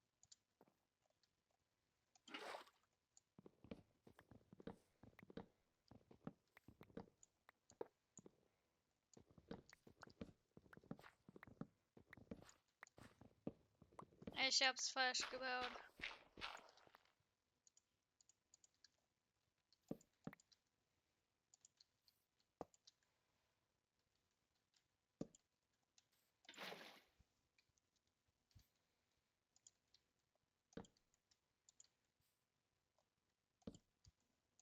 block so that it doesn't make all that annoying noise.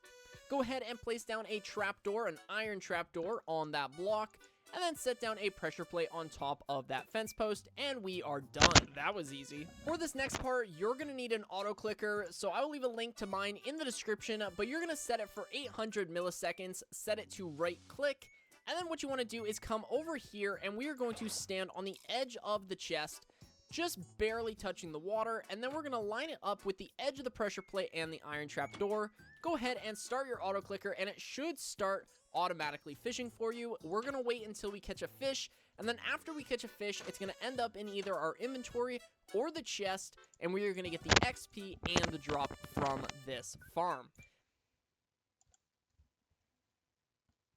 Gut, Leute.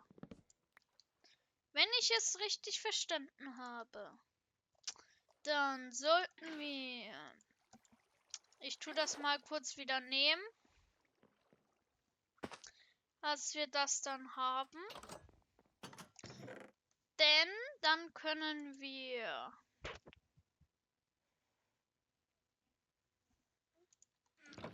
das wegtun, das wegwerfen. Bam, bam. Und Leute, wenn wir jetzt hier genau beim Ding hier, jetzt kann ich mich exakt hier hinstellen.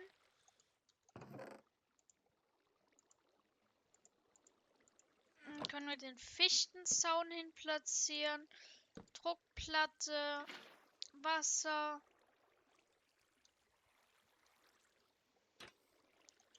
Wie kriege ich jetzt das andere Wasser?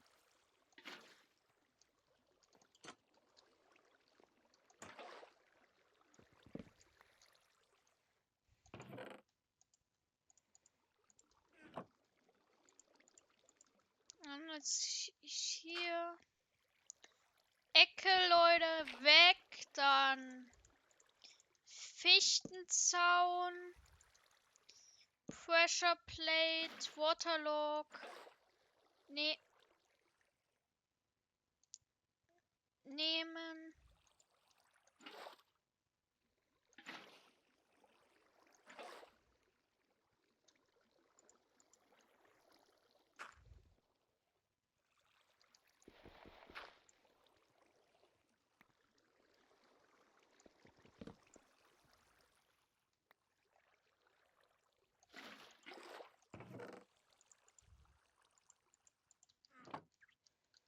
Gut, Leute, oder nicht? Wir tun jetzt einfach das so machen, dass wir die extra Erde nicht haben.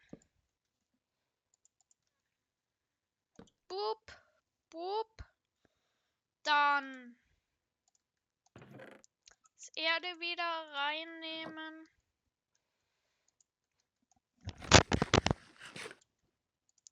Und dann wird gesagt, wir brauchen einen Autoklicker.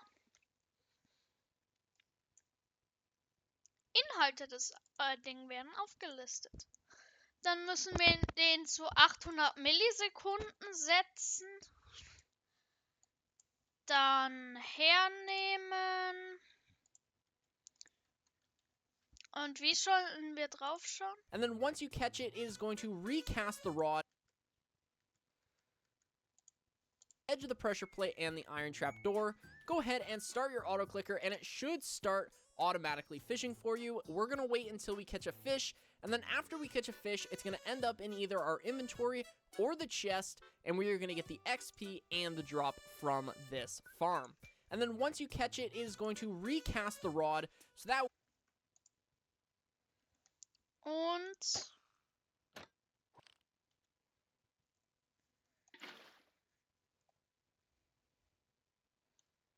Und Leute,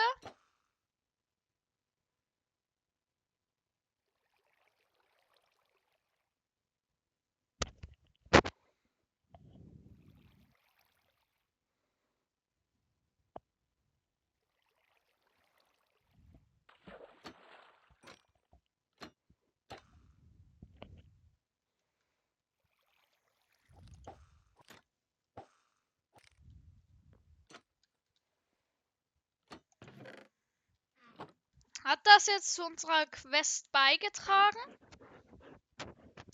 Ja, Leute. Das ist perfekt. Denn das heißt, dass wir damit eine AFK-Fishing-Farm gemacht haben, die wir jetzt usen können. Das Einzige, was wir noch machen werden, ist ein bisschen Holz und Stöcke aus der Truhe mit rausnehmen. Dass wir dann halt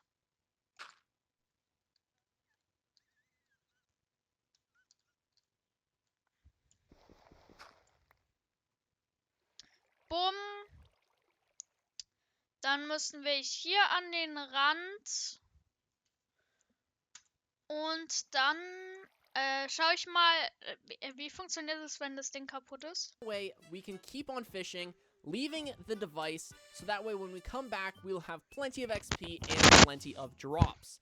And as you saw there, we did in fact get a drop. We managed to get a raw cod. Ignore the pufferfish that was already in my inventory. But we got a cod from that. And obviously, over time, we would get better drops because eventually, we would get a Luck of the Sea 3, Lure 3, Unbreaking 3, and Mending 1 fishing rod. Usually, you can get those just by fishing, but you are more than welcome to craft one yourself. But that is going to do it for today's video. Hopefully, you guys enjoyed this one. If you did, then be sure... Gut, Leute. Theoretisch sollten wir damit die Farm fertig gebaut haben, die AFK-Fishing-Farm. Und ja.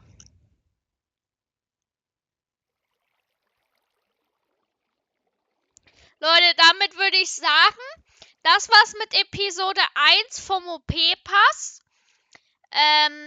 Es wird die ganze Reihe davon in gecutteter Version geben, aber es wird dann auch hier, wenn ihr nur dieses Video seht, werdet ihr die 6,5 Stunden in voller Länge auf meinem Kanal in angecutteter Version auch sehen können. Das heißt, Leute, ich hoffe, euch hat das Video gefallen. Bis dahin und ciao. Leute!